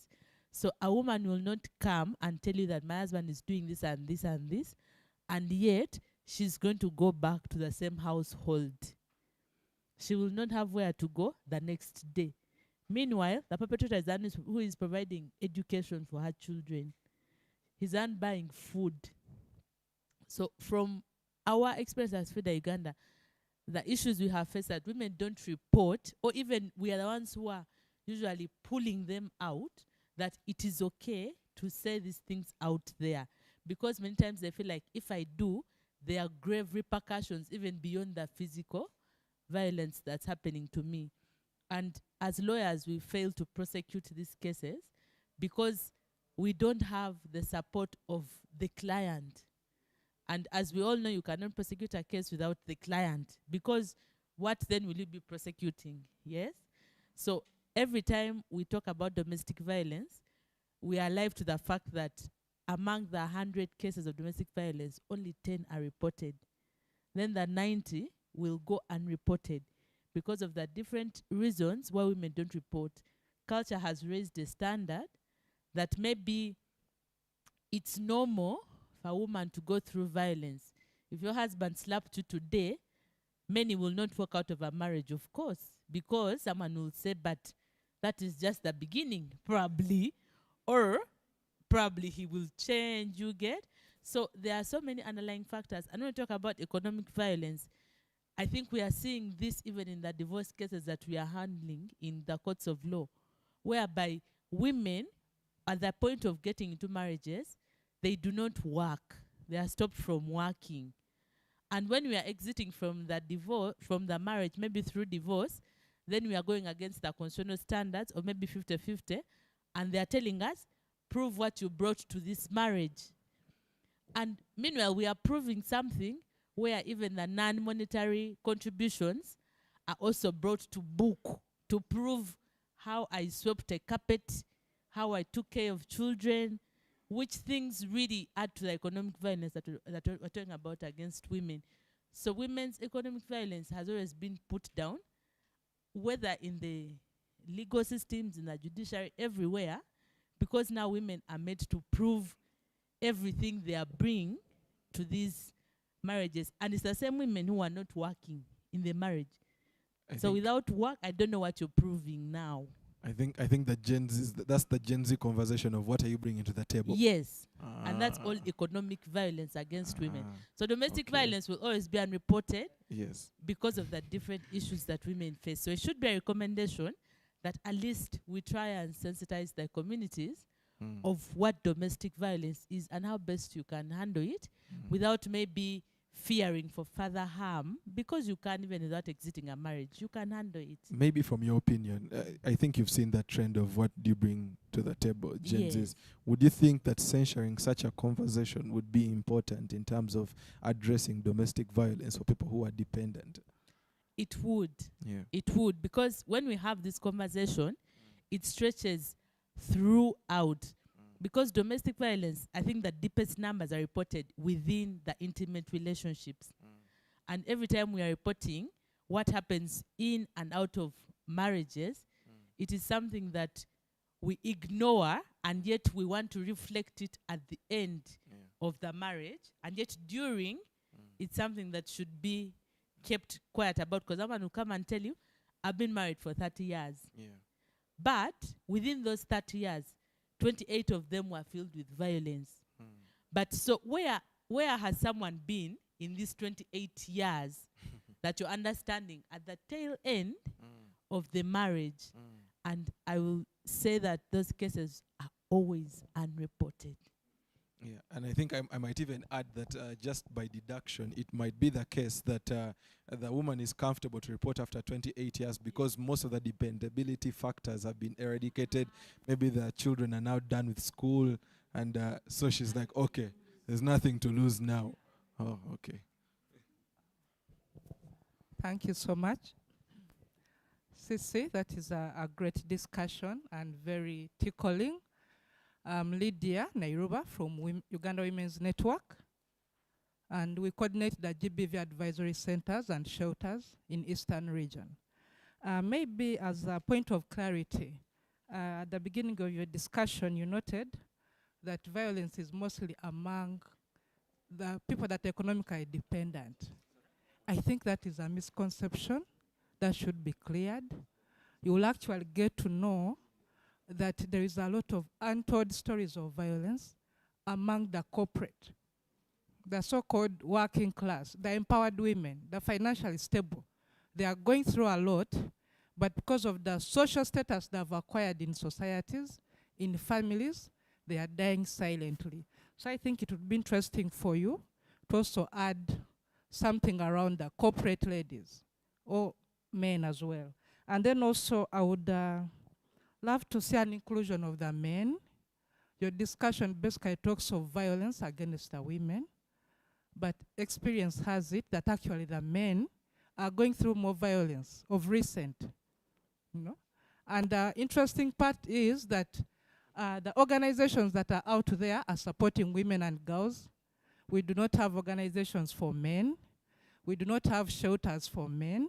And that's where you see a lot of suicide pacts around town. Men are resorting to committing suicide because they feel they have nowhere to run to. So I would also love to see an inclusion of a male discussion in regards to violence. And then the other thing that would be interesting to discuss is the violence against these girls that are working abroad. We call them what? Kadama? The violence these girls are going through when they come back here is untold. They send money to relatives, and when they come back, there is nothing on ground. They don't have money to pursue legal processes to recover their monies. And I think it would be interesting to have a discussion around this area. Then lastly is on the recommendations. If we could advocate for establishment of shelters across the nation, because apparently there are very few, and these are only run by NGOs, civil societies. If we could have government come on board to support and establish more of these centers, including safe spaces for men, because apparently all the shelters around are for women and girls. So I think it would be a good recommendation going forward. Thank you so much. Thank you so much.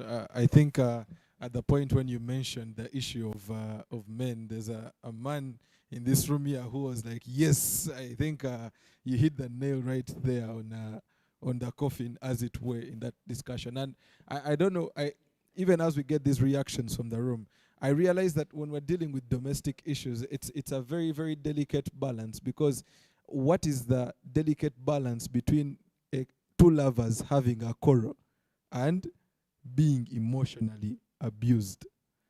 At what point does it tip over the balance? I think that's another interesting conversation. All right. Thank you so much, Resti, for your presentation. My name is Timothy Asimwe from BarefootLaw. Thank you so much from UN Women. You who on it. The matter you've raised on men. I was going to raise the same, and you helped, and I was happy to see it come from yourself. But there is another domestic violence that is happening in almost every home, and mainly committed by the women. And unfortunately, everyone is silent about it. That's the domestic violence, the violence against the housemaids. How many of you have contracts for your maids? How many of you give a day out? They are prisoners in homes, you know? They are not even allowed a day.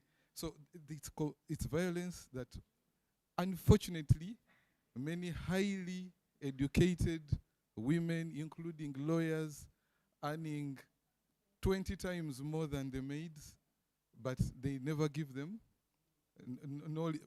When it comes to leave at work, you know, that's a serious issue. When it comes to salary raise at work, promotions. But when you look at these ladies who look after the children, prepare them in the morning, cook for them, bathe them, do everything. You find they earn less than a tenth of what we earn. So ladies, as you advocate for these ladies who are in corporate worlds earning good, please remember these ones who are doing so badly, they have no one who advocates for them.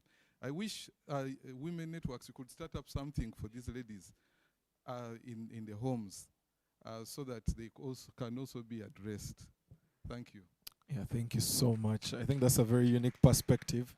I'm aware that there was a time where the conversation around the domestic workers had come up recently, but it has now quelled down a bit. I wonder why. Thank you. Thank you very much, Sisi, for your presentation. My name is Asime Anthony. I work with the Uganda Law Society. I have been heading the pro bono department for some good years, and I've personally been involved in a project like the FIDA has been doing and UONET of ending violence against women and girls. And from experience and like what she's saying, what I would like to add, or an observation I've made, generally you realize in doing the work we do, you focus more on women and try to leave the men out. Close to what she's saying, we've handled a matter before where you're representing a woman at court. She was battered by the man, cut so badly. You reach court, feel now you've succeeded. The file has been sanctioned for police. The charges have been read and the person is being sent to prison. So immediately after remanding the man, the woman comes saying, I want to go home with my husband. Because it's a practical scenario. She's like, I have to go back home with my husband. If I go back alone, I don't know how to look after these 3 children. And I remember the chief magistrate had remanded for 2 weeks. After we even talked to the magistrate saying, this man tortures this woman, let him first go. So the woman herself, your client, comes and says, I want my husband. So you almost want to turn and begin applying for bail for the man, yet that you're on watching brief, making sure he's sent. Because now she's making it look like she came to you for help. Instead of helping her, you're doing the opposite. You seem not to have understood her plight. But generally, when you look at the cause of that, it's more of it's bigger than what we see on the surface. There are a lot of cultural beliefs that are enshrined in there. You'd go to communities in villages, because I implemented this project in a village, and they will tell you that the reason they fear to report, they don't report, is how will the community look at them? How will the whole, the clan, the community, the villages where they are living? So one of the probably recommendations for that area is, I think it would make sense to involve religious and cultural leaders in some of these interventions, especially when it comes to sensitizations and awareness, because people in different communities listen to their cultural leaders and religious leaders. You can imagine if a message came from the Kawaka in Uganda, almost everyone will listen. If you're in Busoga and it came from the Chabazinga and it is well structured, everyone will follow. But you find they have cultural practices. You go to Busoga, the Somsada Chakova, that means the woman cannot say anything. So if the narrative is changed to reflect otherwise. And then again, still looking at that same part, it's like we want to give with one hand and take with the other. You've heard of this narrative of when you go in a home where even someone talked of even the people are educated, they're working, and the man is working and the woman is working. But it looks like every responsibility is left for the man. And there's this narrative in Uganda, Sente Chikazi. So you'll never know where the woman's money goes. So the man has to pay school fees, pay rent, buy everything.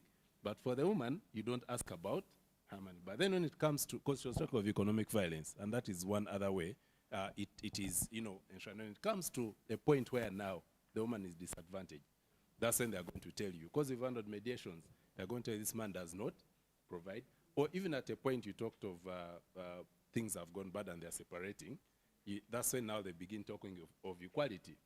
But when it comes to the responsibilities, one party, because they'll tell, this is the man, you're the head of a family.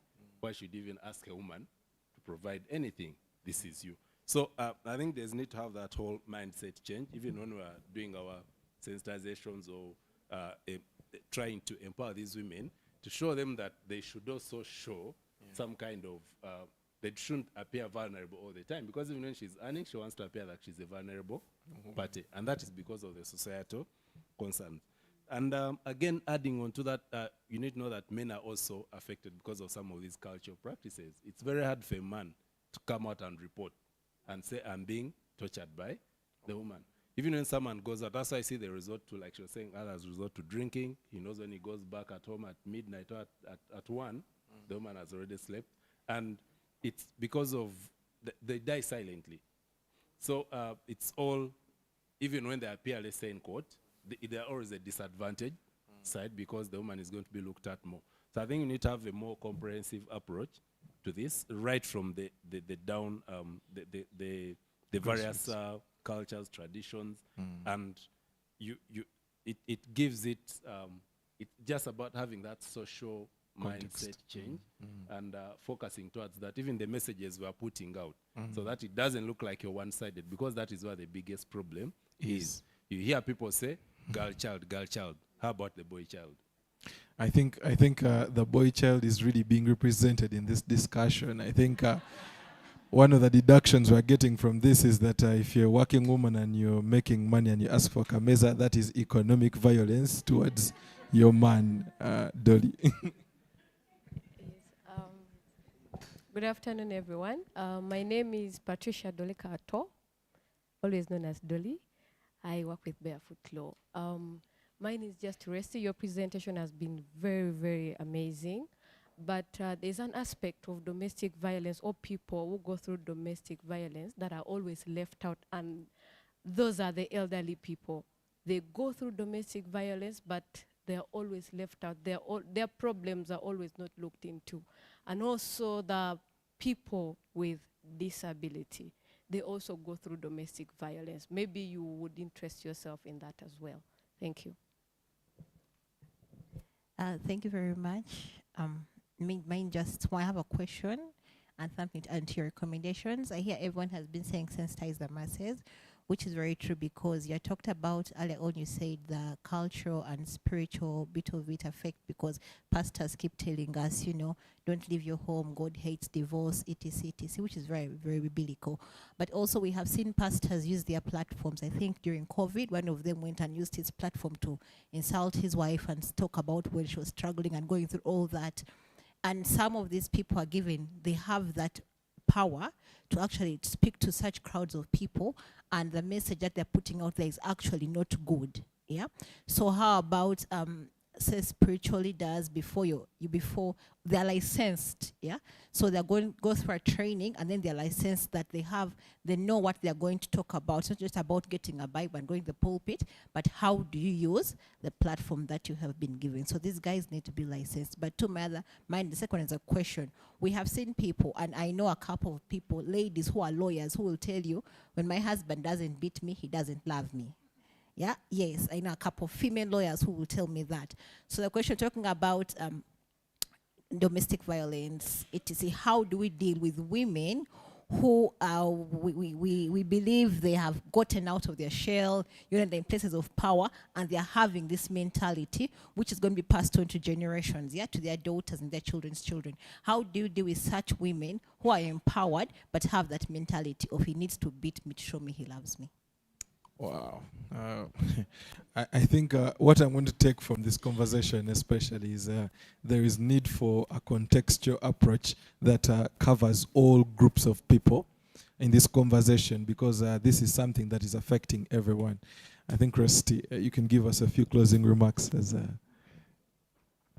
Thank you so much.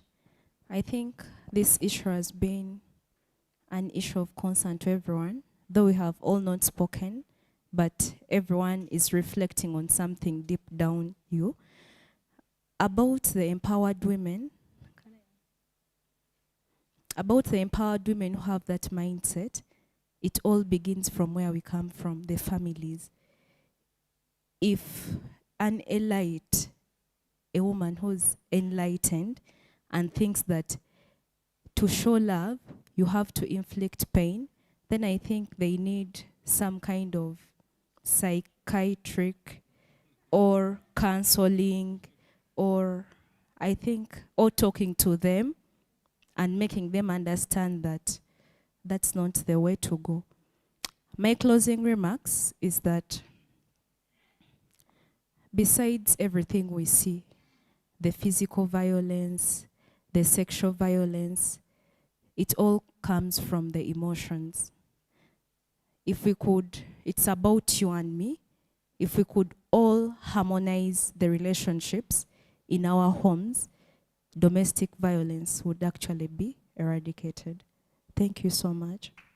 Thank you so much. A round of applause for that one. Thank you so much, Resty, for what I think has been a very, very thought-provoking conversation that we definitely just had to cut short because of time, but I'm very certain that had we wanted to have gone further, we probably would have spent the rest of our evening here.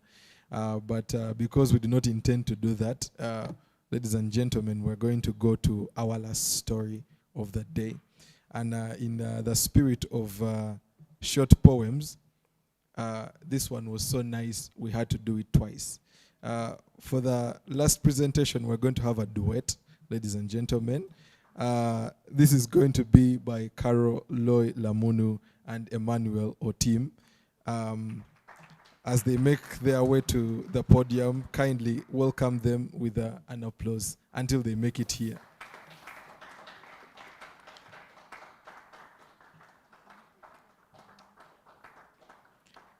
Yes, so the two of them are going to take us through the interesting topic of mediation.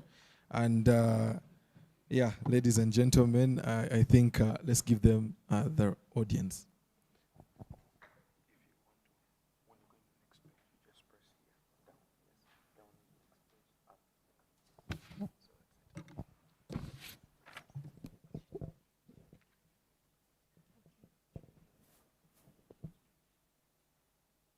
Good afternoon, everyone. Like he said, we're doing a duet. Good afternoon, everyone. Yeah, my name is Otim Emmanuel, a third-year law student at Gulu University. So, like previously, where one of my colleagues said, in 10 years' time, I'll be in the fourth-year class. Thank you. 10 days' time, yeah. I'll be in the next class.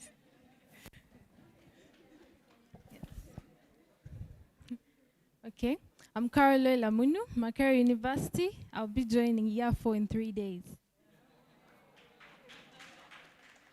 Yes. Before I start, I would like to ask some questions. How many of you have had a legal issue in the past year? Or know anyone that has had a legal issue?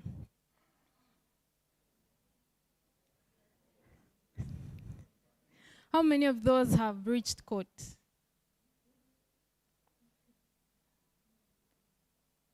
And how many of those have been resolved by the courts? So our topic is the role of mediation, RIOTAL, in enhancing women's access to justice, a case study of the BarefootLaw box in Paicho sub-country, Gulu district. So the topic, our research topic, was to examine the role of RIOTAL, which is mediation, in enabling access to justice, to assess the effectiveness of the mediation for the women in Paicho, and to identify the challenges and the opportunities that come with the mediation process. The reasons why I asked the question at the beginning is that according to the Justice and Needs, over 95% of Ugandans have at least had a legal issue or more than one. So you find that with all these people, not everyone has access to justice, because in that same report, they said of the 95%, only 10% of those ones have had access to a lawyer. So you find that with the rural setting, there are a lot of people that have legal disputes, but they do not have the means to reach the court system. Or if they reach the court system, it takes a long time. Because in another report by Monitor, they say the same thing, that there was a case backlog of over 46,000 cases, which stands as at February this year. So with all those cases in court that are not resolved in a faster time, and yet in the same litigation process, the cases are expected to be resolved within a short time, because under the Uganda Code of Judicial Conduct, judicial officers are expected to resolve cases within 3 months, which is 60 days. So in those 60 days, you find that there are a lot of cases that have not been resolved in those days. So with all those cases that end up being pending year in, year out, where do they go? Or the 85% of Ugandans that do not reach the courts or do not have access to lawyers, where are those cases? Where are all those disputes? So our topic talks about mediation, Riotal. Riotal is an Acholi word to mean mediation in the Acholi culture. The parties come together, they sit in front of the elders, if it's the LCs, if it's the other leaders. They sit and then they discuss the issues they have. If it's, this one stole my chicken, how I want my chicken back, this one encroached on my land, how can I want them to move off my land, but then the person has planted their groundnuts, has planted their maize. So that whole process, the mediation now comes in.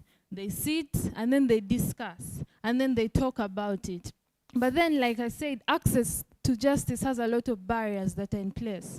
So you find there are barriers to do with distance. According to Justice Law and Order, JELOS, they say that the average time someone takes to reach those courts or those other institutions is 15 kilometers. My grandmother, my grandmother comes from Madiope in Kitgum.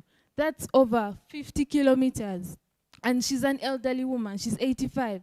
How does she move all the way to those courts to access those justice centers? How do we reach all that part? So the best place for us, that's why we advocate for mediation. You sit with your elders, you sit with your LCs there, the issue gets resolved from that side. No need to walk all the way. Other barriers that are there, maybe the low confidence in the judiciary. Not everyone appreciates the judiciary.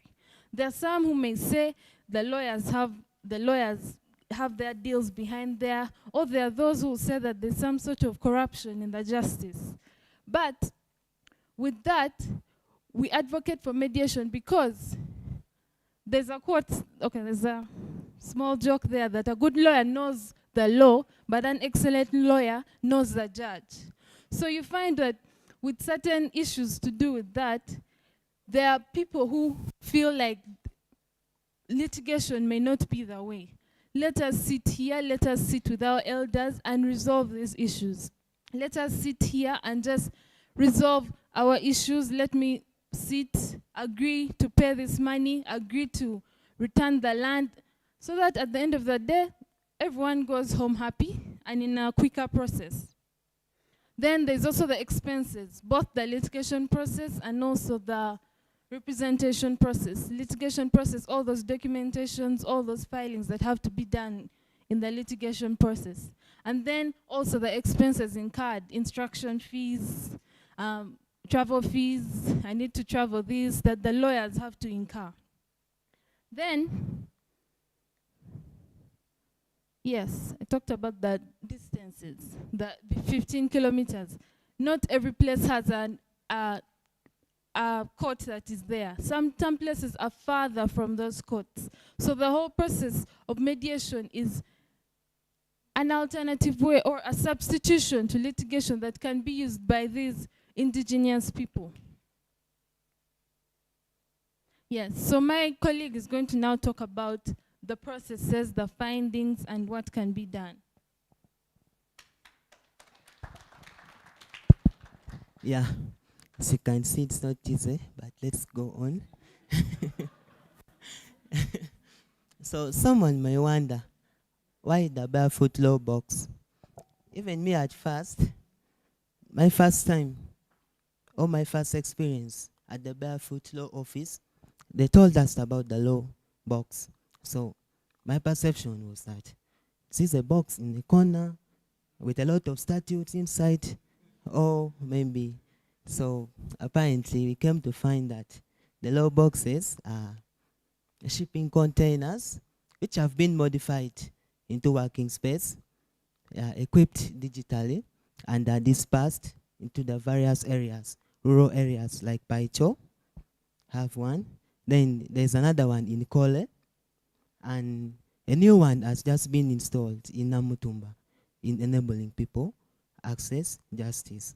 But however, for our paper, the discussion has been zeroed down to the Paicho law box, where we were in the field and we were able to go there in the law box, see what takes place there, and that's why we have come out with the presentation we are doing right now.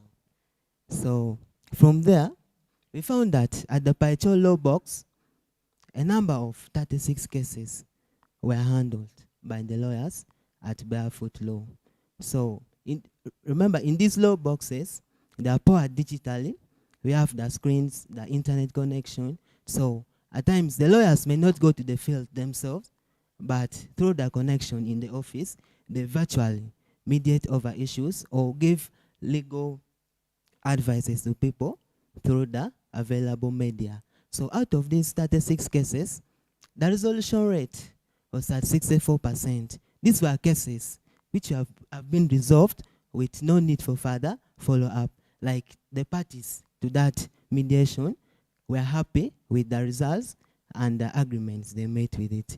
However, the 9%, they were resolved, but there's need for follow-up, like maybe at times, as we shall see later in the challenges in the law boxes faces, like we need for follow-up where people don't act in that part of the agreements. Then the 27%, these cases were not actually resolved due to the various challenges which the law boxes face. Then, while in the field, we have talked about mediation being one of the readily available or accessible methods of resolving dispute. Last time we had a meeting with the president of the Commonwealth Lawyers. So he told us that maybe lawyers should start looking further into the aspect of mediation. And he termed it as an appropriate method of dispute resolution, other than calling it alternative, but it should be seen as another appropriate method. So, interacting with the people who have had access to these law boxes, they were happy that these services are accessible.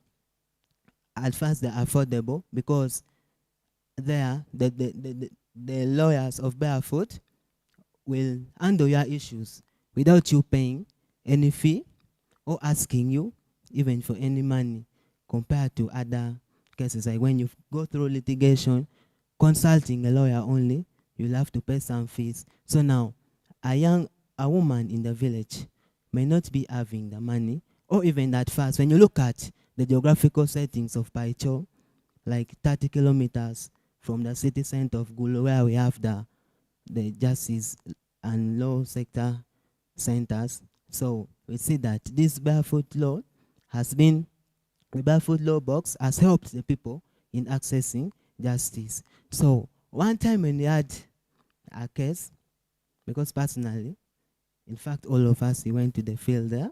So during the one of the mediations which was being done, so a lady apparently had a problem with the people in the family over land. You know, land is a sensitive matter these days.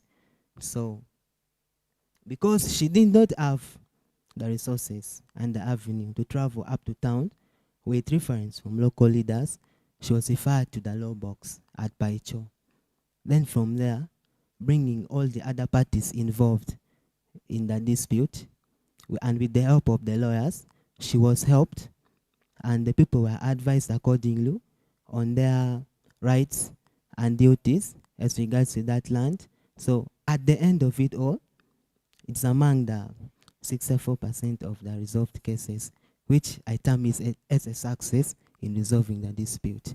Then the people who participate or who get justice through the mediation in the law boxes have perceived the system as being just and fair to them compared to the process of going to court, because there we come, we present our case, the other party comes, and these lawyers at their ease, we be like at our ease. So one time the director was saying, the law box is where the magic happens, because once you're inside, people outside will not see you, but you will see the people inside. So the ideas, the discussions held from inside is always held confidently, so that other people who may not be directly involved in the issues also get to know what has taken place.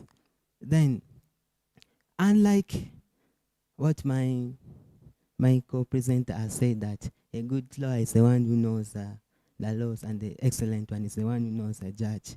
So here, that saying, well, it's always not applicable, because ideally the people who are referred to the law boxes, apparently, like, they don't know the lawyers who will handle their cases. So, and also these lawyers, they don't know these people, but the report is built during that process or the session. So at the end of it all, there's always no bias, and that has attributed to the 64% of the resolution cases. So 64% is a good one, because most times success rate is always put at 50%, then 49 below is always seen something not successful. Then the challenges which has led to the 27% of the cases not being resolved, or even the 9% which requires the follow-up we have been talking about. It's like where parties that fail to honor their agreements, because they understand mediation as an appropriate way of dispute resolution is always voluntary, and the people or the parties most times are not coerced into doing the thing. So where they don't follow the agreement which has been made, that's why the 9% requires follow-up. So we need to, the lawyers need to follow up and find what has not been done to enable people access the justice they want. Then the non-appearance by the relevant stakeholders. Most times, conflicts or disputes happen in the society, but first of all, you will find that the people in the community, like the clan elders and the clan leaders, who are always seen as people who can at first hand solve these issues, they are part of the fueling matters into that conflict. So when these people come up to the law box and they need the mediation, because these people who come to the law box, when they come, their major need is, we are not going to court, like we don't want to arrest this person, but if we can find a way of bringing him or her, we sit together and discuss the issue at hand and find a solution to it. We now see that the ground is not level for everyone's case to be heard. So that one has always led to the 27% of the not resolved cases, or even the others which needs follow-up. Then forum shopping. For example, like in Paicho, which is a rural place, there is a lot of other stakeholders also enabling people in accessing justice. So therefore, you'll find that today, someone has gone to FIDA, the issue is not resolved. Tomorrow, is at BarefootLaw, it's not resolved. The next day, he has gone to the police. Before you know, he has gone to maybe the RNC's office or something like that. So at the end of it all, it has always led to the 27% of these cases not being resolved completely, because if you come today and tomorrow you don't appear, or the next day you don't appear now, the lawyers will be stuck on where to start and where to end the issues. Then the bias against the female lawyers. Yeah, this is one of the issues, because at BarefootLaw, even in the processes in the law box, it's always not handled by maybe one gender. There's a variety, like the male and the female. So most times the people who are parties to the mediation, some of them, especially the men, they will say, I can't present my issue to a lady. Like, what is that? Maybe due to the cultural order, the norm values that in the area. So by that now, where a male lawyer is not available to handle the case, and it's only the female lawyer which is available, if the people look at them, or when the people look at them with a lot of biases, so at the end of it all, that issue will not be resolved. And that has partly led to some of the unresolved issues within the Barefoot Law boxes. Then our idea, because we have talked about some of these conflicts, when it happens, at first stand, it's always the people at the grassroots, which are the first to be contacted. And then, because Barefoot Law partners all works together with other stakeholders, the LC ones, the elders, and the rest of it all. So these local stakeholders at the grassroots level, like at the Kekal, Kwaro, or even the LCs, when we empower them, when we train them, they would help in solving some of these local problems before, or maybe before referring to the law boxes, they will help to solve. And even when it's referred to the law boxes, they will understand that we are major parties in this conflict. So our presence will help in guidelining or streamlining the solutions or the ideas which will be reached at. Then I think my co-presenter can hint on the next one. Okay. The second idea we have is we should have a guidelines, a procedure, a system in place to enforce these mediation agreements. Yes, mediation is a voluntary process. By the time you come and agree to certain things, then at the end of the day, when we are talking about the nine cases to follow up, the 9% of the cases to follow up, that yes, I'm going to harvest my maize from his garden. Yes, I'm going to harvest my nuts from his garden and then leave the garden.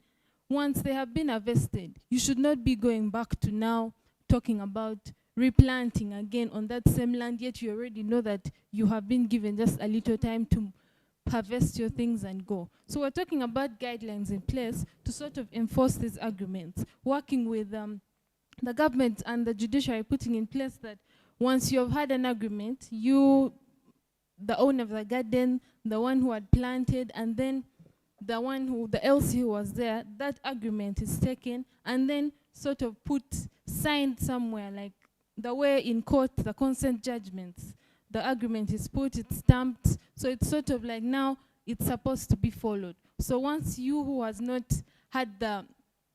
followed the agreement, then now we start having issues to do with why haven't you followed the agreement?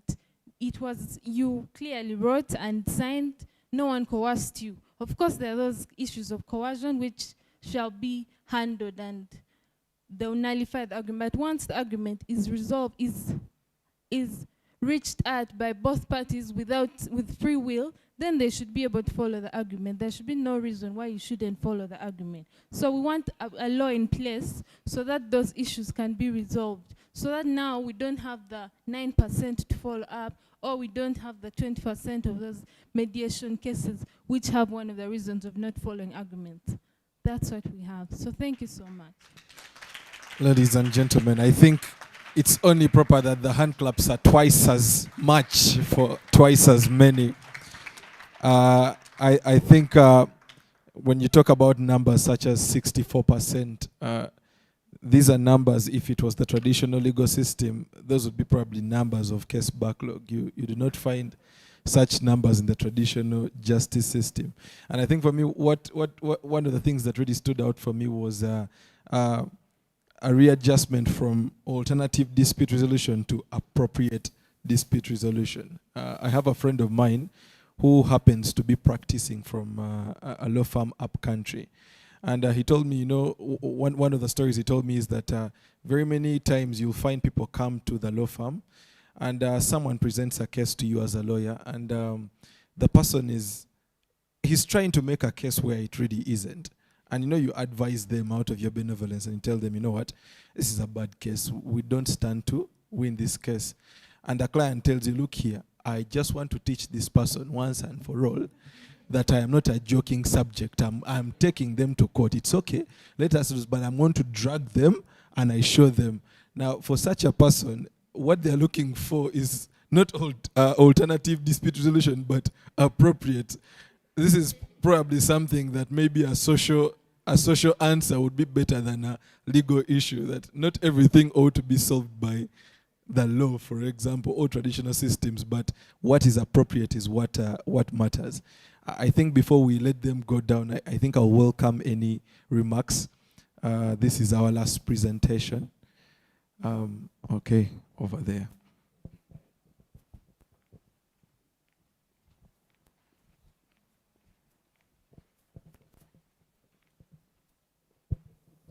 Thank you, Carol and our team, for the great presentation. Actually, mediation is the way to go when it comes to enhancing access to justice. Because when you look at the other challenges around the formal court system, it is another story for another day. So if we could all embrace the aspect of appropriate, yes, I think that would be the best solution, especially for the vulnerable communities that we always look out for.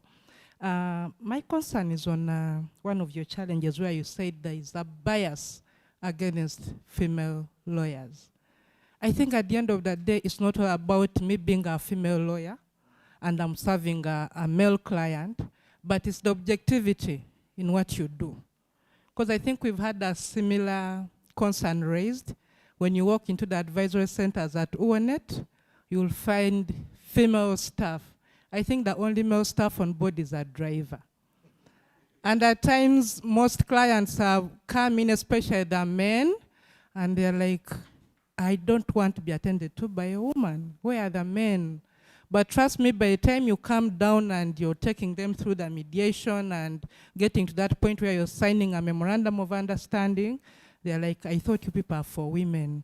But I've realized you also serve the men. So it's all about being objective in what you're doing. How do you handle the man? How do you handle the woman? You know, it's not just removing that bias from your interventions and prove to the world that you're actually there for both gender, male and female. Thank you. Yeah, I think that would be an interesting study for our M&E team in terms of the response of the community when, for example, a session is mediated by a man versus a woman. What is the perception of justice delivery in both circumstances?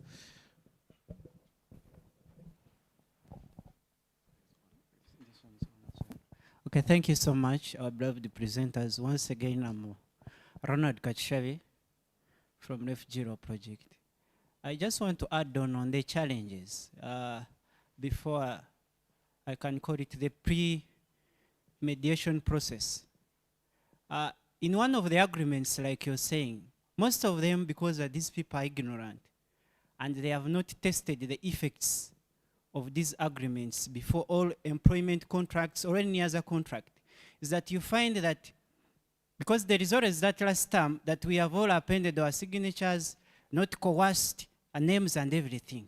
Then there is that harsh term, I won't call it an unfair term, but it's harsh, where it says that in case of any dispute, our first alternative shall be an arbitrator. So even when you're engaging these people for the mediation, one of the parties is like, even though we don't succeed here, we have to go to the arbitrator. And the arbitrator is expensive. Because here in Uganda, arbitrators, you find the minimum they can charge maybe 20 millions. So you find this person who's poor cannot afford it. So you're even losing the mediation at the start. So I think prior sensitization is also required when people are endorsing any contract or agreement to avoid such scenarios, which can happen to our poor or illiterate Ugandans. Thank you so much. Yes. So what you're saying is that mediation is a more appropriate means of dispute resolutions to arbitration. Okay. Oh yeah, yeah. We're going to hear from one of our expert mediators.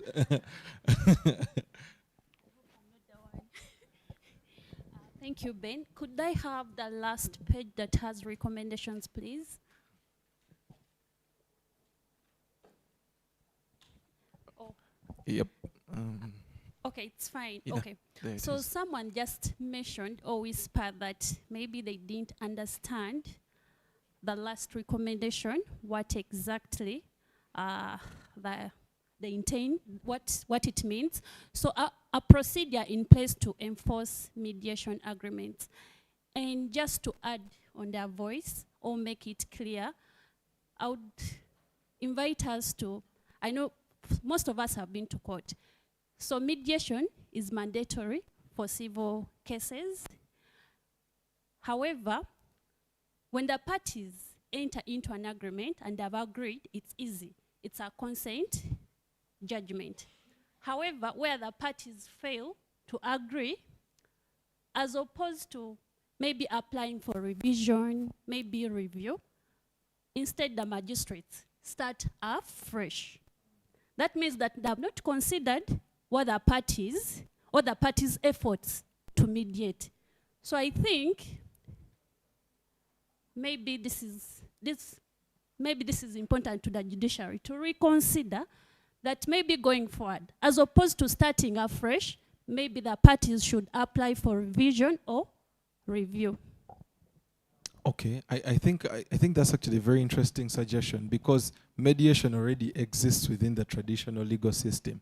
But perhaps it is, I mean, from my experience, that mediation is really okay. The law says we first mediate, then we go to court, but really, let's just make sure the mediation fails because I want to show you once and for all who I am. Okay. Yeah, hello everyone. My name is Dolly. First of all, I'm a very, very proud supervisor of the presenters. And an expert mediator. Yes, mine is just a call to the lawyers in the house. And I'm just adding my voice to the presenters. Not every case has to go to court. Not really every case has to go to court. So imagine a scenario where a mother has come that the father is not providing. Or the father's come and he's saying that the mother has left the children because the mother has also abandoned their what? Their children. And they're just asking for support from either parties. The best thing to do is to offer them, talk to them, see if they can reconcile and support the children. Because let's say if the matter goes to court, who suffers? The children. Another instance is where someone is claiming for money, has given money, let's say 100,000, 1 million from another party, and the person just wants the money. Not really going to court, because the more you go to court, the more money you spend. This person just wants the money. How about we advise them to go for mediation? How about we mediate between them and guide them? So I think as the lawyers, it also comes back to us. Yes, I know as lawyers in practice, we have to make money. That's the truth. We have to make money. I've gone to law school. We have to make money. But we also have to look at the people that have come to us for help. Not everyone comes to go to court because they want to go to court, but because they're ignorant of the solutions. So let's just try to embrace that. There are scenarios where couples, they're having marital issues, they're having problems.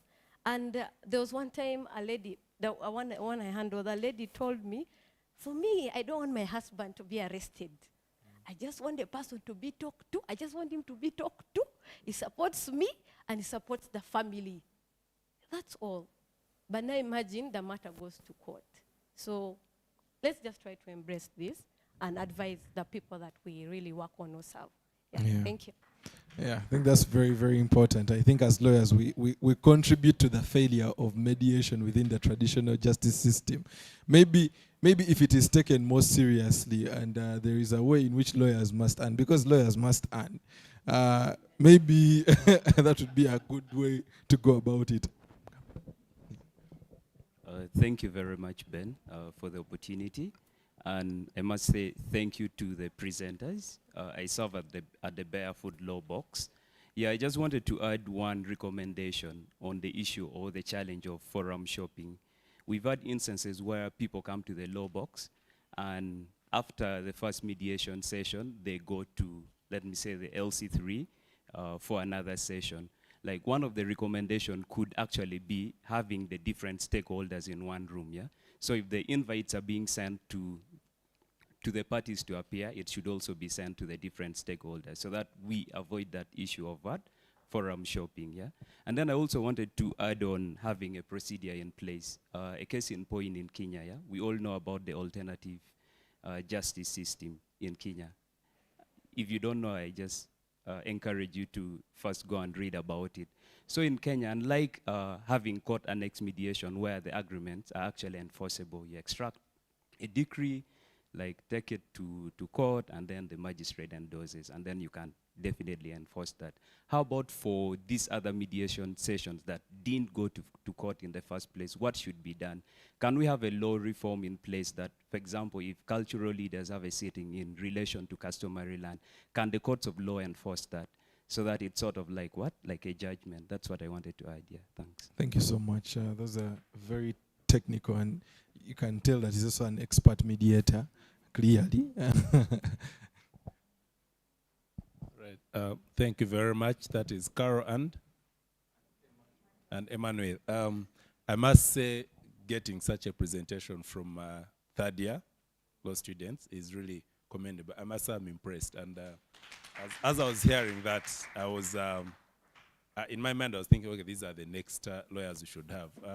Apart from the work I do and being a practitioner, I also happen to be a lecturer at the Law Development Center, Barcos, and I'm sure you'll find me there if you want to become senior counsel.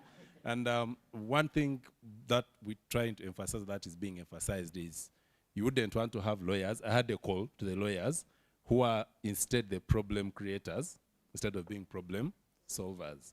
It's about being proactive and finding a solution. They talked of challenges. When you go back to the comparisons, you're talking of backlog in court. Sometimes these backlogs are caused simply because of the problems we have as a country. Because if you look at the number of judicial officers we have vis-a-vis the population and the areas we go to, sometimes we feel they also can't do much. I remember there's a time I was pushing a judge to fix a case, and you go to court to them, they're giving you a date next year in July.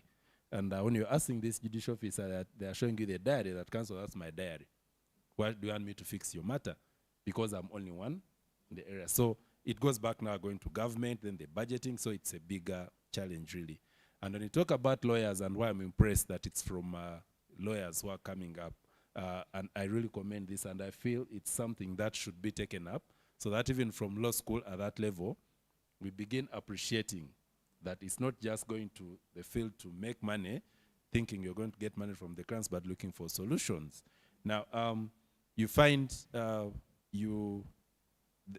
are complaints in court. Someone talked of court annex mediations. If you go right now, even in Supreme Court, they fix mediation sessions. If you go to High Court, they are calling it now a case weeding system, where all cases have been forwarded for mediation. Every day are receiving calls. Your case has been forwarded for mediation. Even if you are waiting for, you had one witness remaining to close your case. They are referring most of the cases, especially the new ones, for mediation. But there has always been this cry that lawyers frustrate mediations.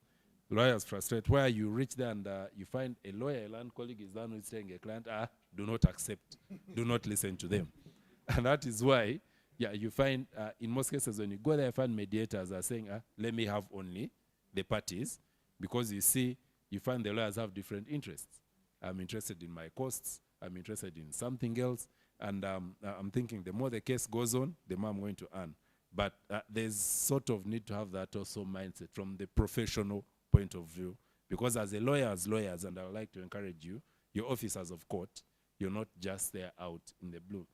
Now, when you talk about the failure you have the agreements that are not respected, sometimes it also goes back to how we do the mediations, how we conduct the mediations.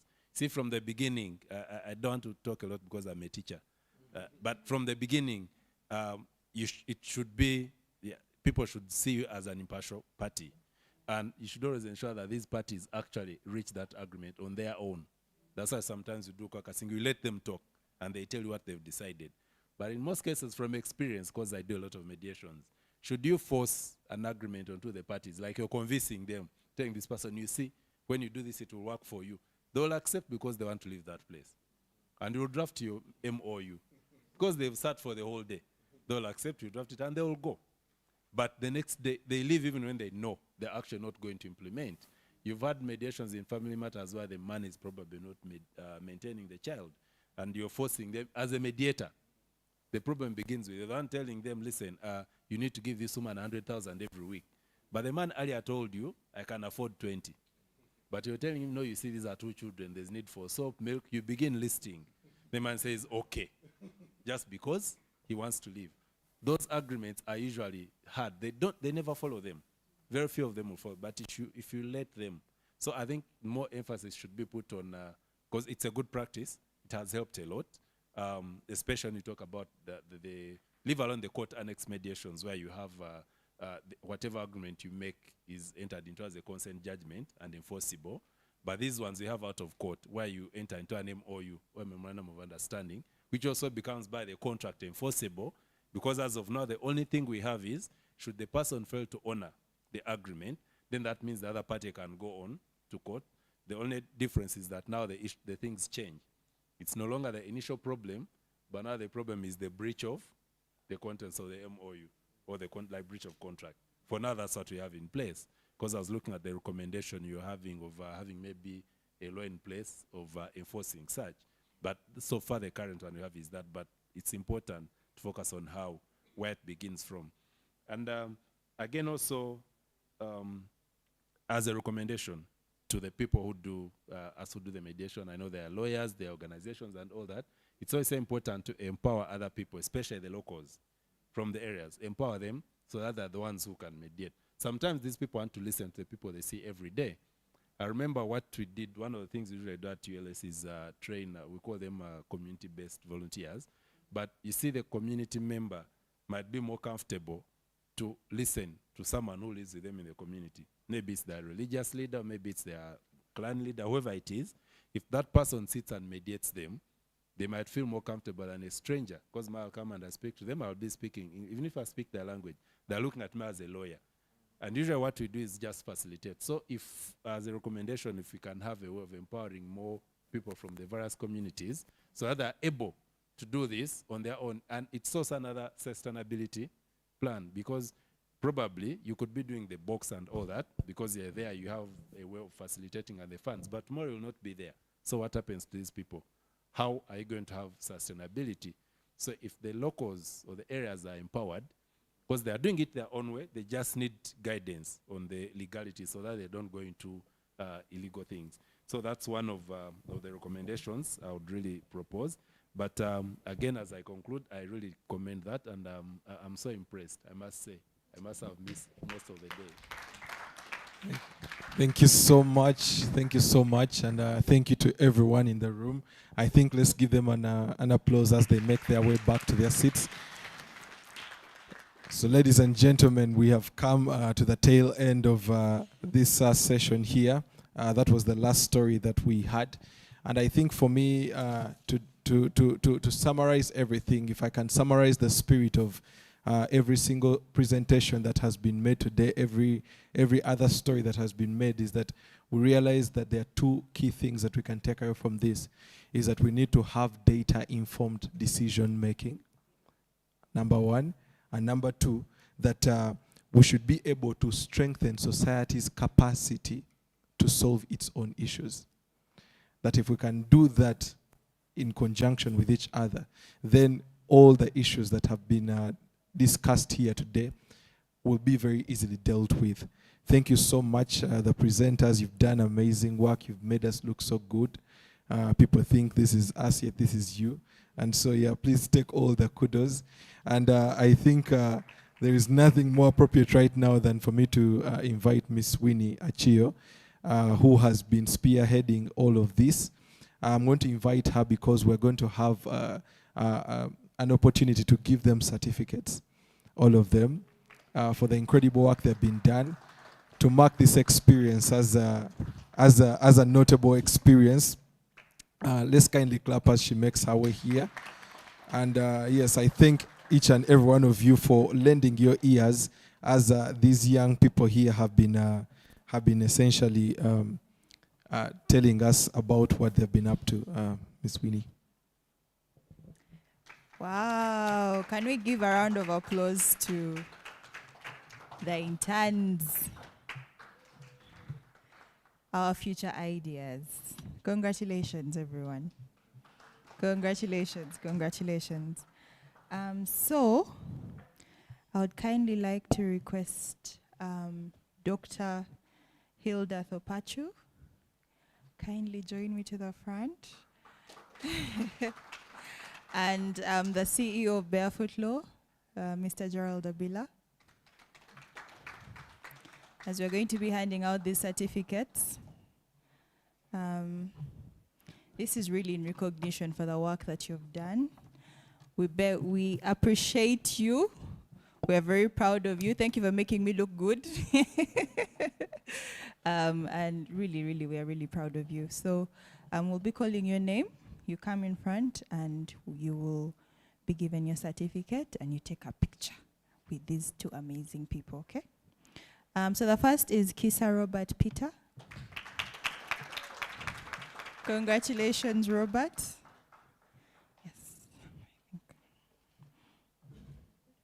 Yes, I don't know how we'll do it.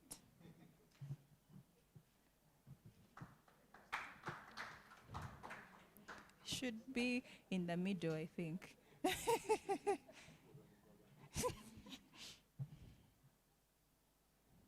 Thank you, Robert. The next is Akanji Juka. Please forgive me. Precious. Precious did an amazing research on refugees. Thank you so much, Precious. Congratulations. Yes.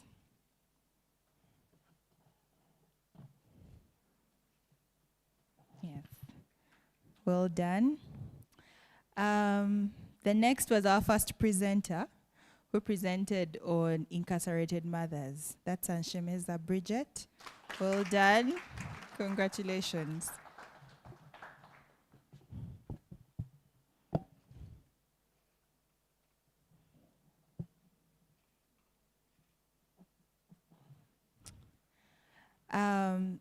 This person was my Brian. His research was on the agu. Very proud of you, Brian. Well done. Yes.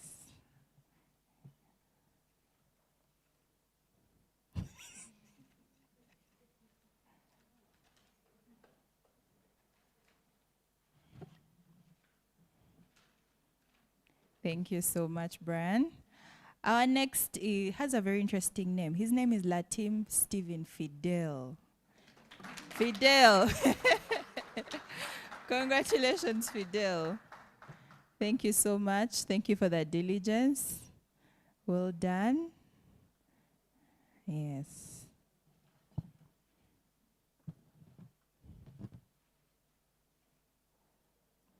Lovely. Thank you.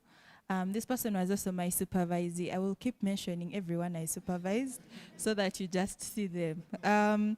This is Ashawa Duffin. Duffin, congratulations. So proud of you. She organized an amazing outreach in a market with the women in the market. Like, yeah, such a hardworking girl. Thank you so much, Duffin.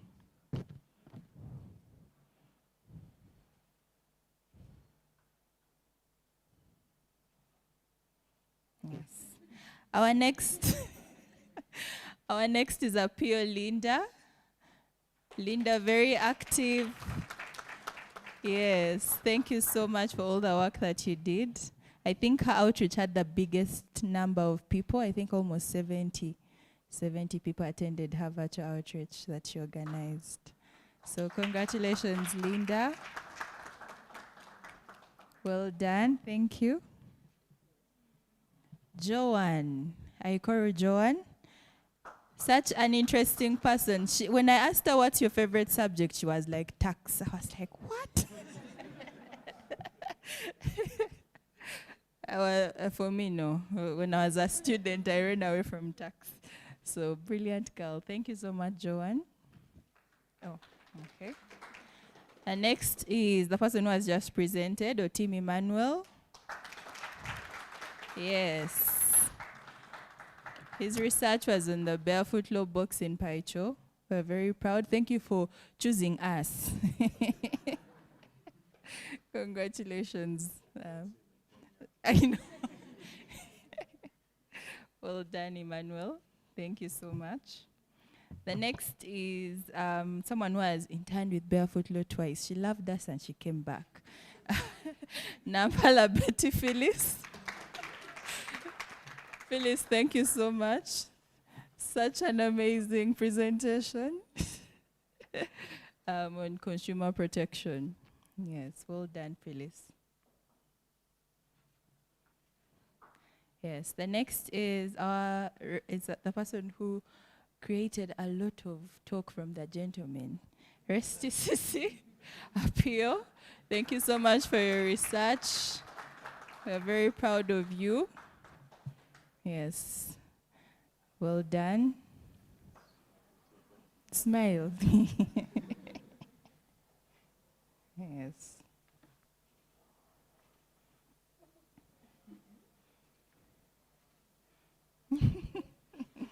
Thank you, Sisi. The next is Butunji Martha. Martha, thank you.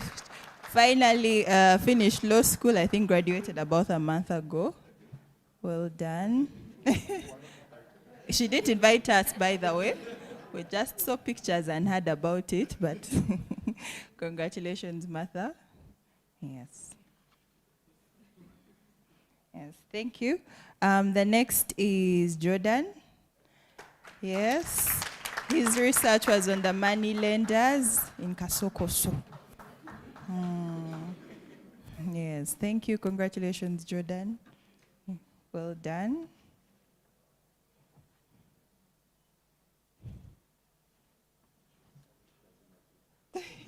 Some shares in his business. Okay.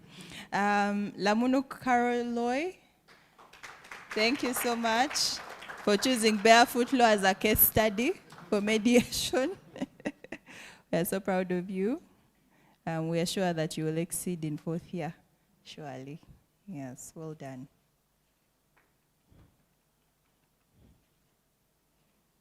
Yes. This next person is Magezi Mark.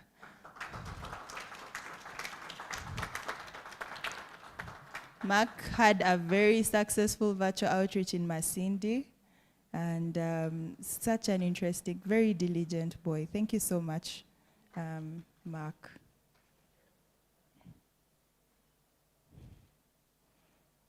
And finally, the person is Anywa Emmanuel. Anywa Emmanuel is the person who brought the most number of women through the iNodes platform. I think he needs a bigger applause than that. Thank you so much, Emmanuel, for all the people that you sent through to BarefootLaw for help. We are so proud of you, and we know that 4th year is going to be a blast. Yeah. So that is it. I think I've done what I'm supposed to do. Thank you so much, Dr. Hilda. All of them with their certificates? Okay. I've been reliably informed, and I have it on good authority, that they wanted to also do a vote of thanks. So I think as they make their way, I think I'll invite Jordan to do exactly that. Jordan and your team, you're welcome.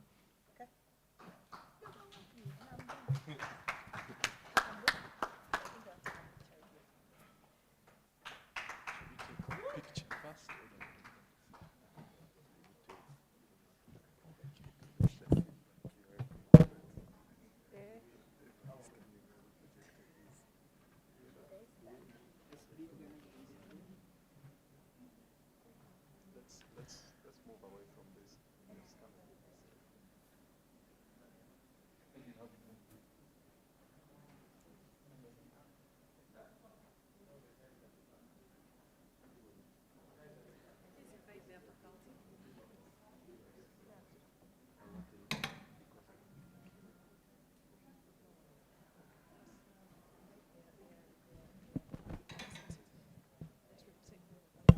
And also the faculty members, I think it would be appropriate. Timekeeper,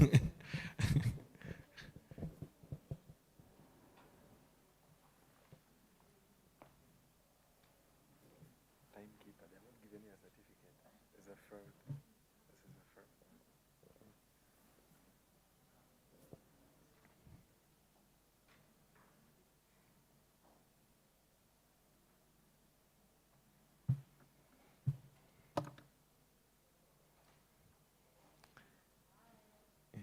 Yes, so as they smile away, we shall also be preparing to, of course, hear from their vote of thanks, after which we shall have our closing remarks from the Director of Legal Services for Barefoot Law, Mr. Isaac Jonathan Otim. But for now, I think you guys can stay behind. Yeah. Is it Jordan? Thank you very much, Ben.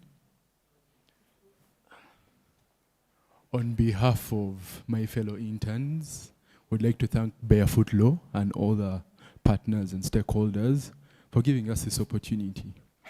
I remember the ED told us something very important today. He told us not to forget the values that we have learned from Barefoot Law.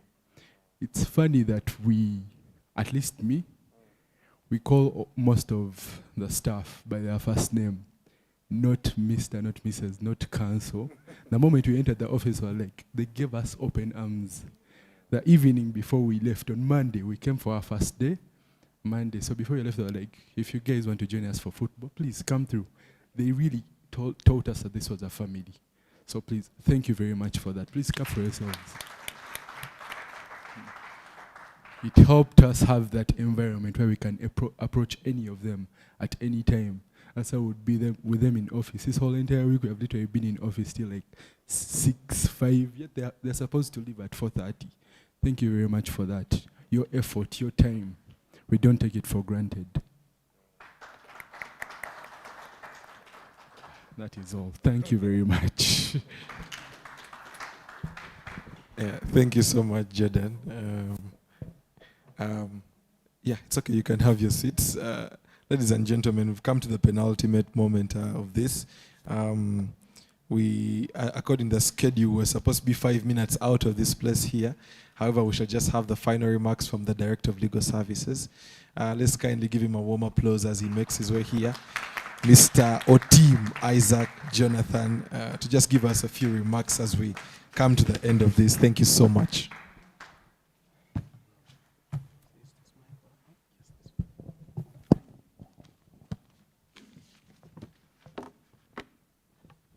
Good evening, everyone. I think I've already been introduced quite enough, but I could just repeat one more time. My name is Isaac Jonathan Otim, Director of Legal Services, Barefoot Law. On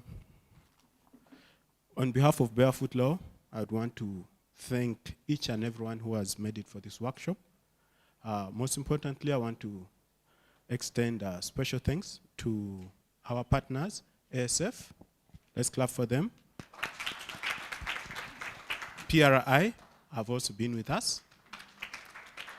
WUGNet, and then UONet, ULS, I can see Councillor Tony there, my all-time friend, is well represented. We have LDC. Thank you so much, Doctor and the team. We have PILAC, and then the Refugee Law Project of Makerere University. We have our friends from Policy. We also have a special group. I see Docas is trying to say something. Our Watoto neighborhood. Yes, they are very special friends to Barefoot Law. We've also had FIDA, Uganda. We've had LASTMET. And then our friends, the legislators, were also represented. Parliament was also here. Yes, it's been said that iron sharpens iron. And indeed, I believe these interns are testimony to that. For most of us, and maybe for people like Dr. Ofotoni, by the time they graduate from LDC, the difference in years of practice will be about 15, and for some will be 20. But for me, this is good because it means then we have pushed forward the agenda of shaping our future 15 years early. Now, the Future Ideas Conference has been presented here, and these brilliant young men. It's basically a challenge to us. The Future Ideas conference or workshop, as you may call it, is a challenge to the status quo. It is a pinch to ourselves to work harder, to push harder, to make the world a better place for each one of us. Now, the world cannot progress or cannot grow unless we keep innovating, unless we share ideas. It has been said that if you can't talk about it, then you can't address it. And that's why there's a simple, one of the first solutions to solving a problem. They say, a problem shared. A problem shared. So we have already solved something. The mere fact that we've already talked about the problem in the system with money lending, domestic and emotional abuse in household. We've talked about mediations and how we believe it's a solution to the day-to-day issues that we face, among others that have been brought here. We've talked about the online, safeguarding people who buy products from the internet or products that are brought in that are unverified or that are not authenticated. All these are problems, and there are many. We can never solve them. We all know that Barefoot Law was born from looking into or projecting what was possible for the future. And this was about 11 or 12 years ago, and we are here. So your future idea today is tomorrow's solution. Let's clap for ourselves.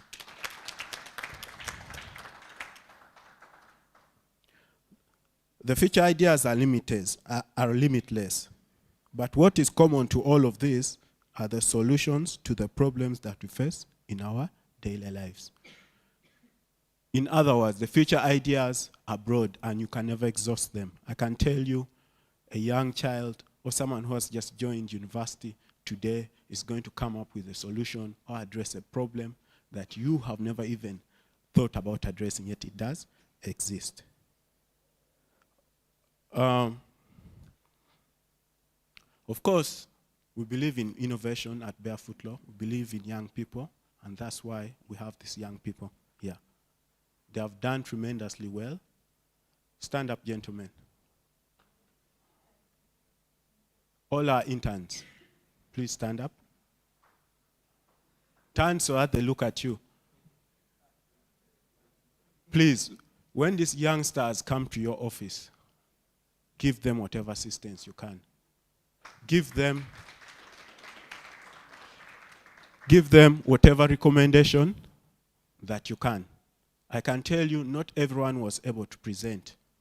And Barefoot Law itself, the team has had to spend a whole week sieving and going through their stories and their future ideas and to see how best we can bring it out.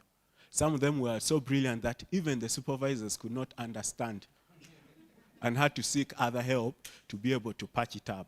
So whether you're presented today or not, just know that you've excelled and we're proud of you. You may take your seats. For our Barefoot Law team, can you please stand up?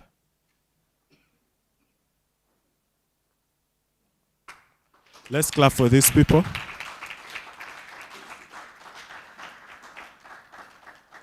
They say it takes teamwork.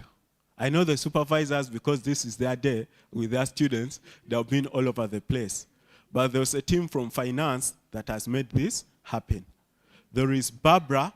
Barbara, can you wave to us? Barbara has been making sure that these interns have their lunch on time. The normal office staff will eat at 1 o'clock. But this team, by 12:30, their food is already there. They're even getting more. They're even getting more privileges than their supervisors in the organization. Of course, we have the supervisors. The team may sit down. You may sit down. If you have been supervising, please stand up.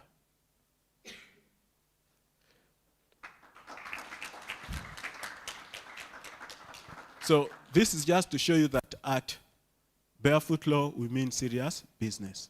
When these students came, it's not that we got files and their bags, Councillor Isaac is going for a meeting, carry the bag. No, we assigned them to lawyers, and by lawyers, I mean competent lawyers who have successfully finished the Law Development Center and are enrolled as advocates. The bare minimum qualification to join Barefoot Law is that you must have successfully completed the bar course. So, doctor from LDC, I hope this is clear. because we believe in quality and we believe in value. And for the students, those that are in third year, and I've said this already to some of you, you must finish fourth year, and once you finish fourth year, you must go to LDC. Martha, you graduated 3 days ago? Okay. I know there's a political candidate that graduated yesterday. But you must go to LDC and you must successfully finish the bar course. LDC is no easy work for all of us. I remember when I was at LDC, one of the senior lawyers from town came and told me, lawyers, you just study and give it your best. As long as you give it your best, leave it the rest to God and to what you've been able to study. And the senior lawyer said, look, even senior lawyers in town, they fear to come back to this place. But it is meant, you see, that it has been said, tough times create tough people. And soft and easy times create weak people. So the center is meant to sharpen you and prepare you for the world out there. I mean, we're talking about mediation. My colleagues, Tonya, will tell you, even when you have a good case, and you really see the other one is wrong, your colleague is not just going to give you something. He's not going to concede on a silver plate. For everything, you'll fight for it. And that is what the center is meant to make you learn. The legal profession is very big, and the topics are diverse. There's artificial intelligence coming up. And you wake up one day, and someone has created an image of you, maybe stealing a car or a video, yet have used AI. By the time the police correcting it, everyone is already biased about you. They're saying, oh, you're Mugbi. So the society, or you wake up one day, like one of my colleagues at BarefootLaw, and someone has used your image. What are your image rights? So the law is very broad, and for our legal interns, what we brought you at BarefootLaw is just to help you open your mind to look at the world from a big and broad perspective. That's why when you presented here, your topics were never the same. And areas of the law touch every area of life. We wish you best. We wish you the best of luck. We pray for you. We bless you. And may the good God guide you. For the legal professionals that are here, please keep it up. I know it's a commitment to be here. You could have done other things, but we really appreciate. God bless you and have a safe journey home. Thank you. Our MC. MC is saying, you also thank me. Well done, sir. I hand over to you. Usually he's called Uncle Money. I don't know why he's thanking me with words, but okay. But ladies and gentlemen, thank you so much. You've been brilliant. Everything has finally come to an end. We thank you so much. We appreciate both for your attendance and your thorough participation in this. Feel free to leave at will, but we have some tea prepared for you. Yeah, you can be able to network over a cup of tea or two. Thank you so much, and have a nice day.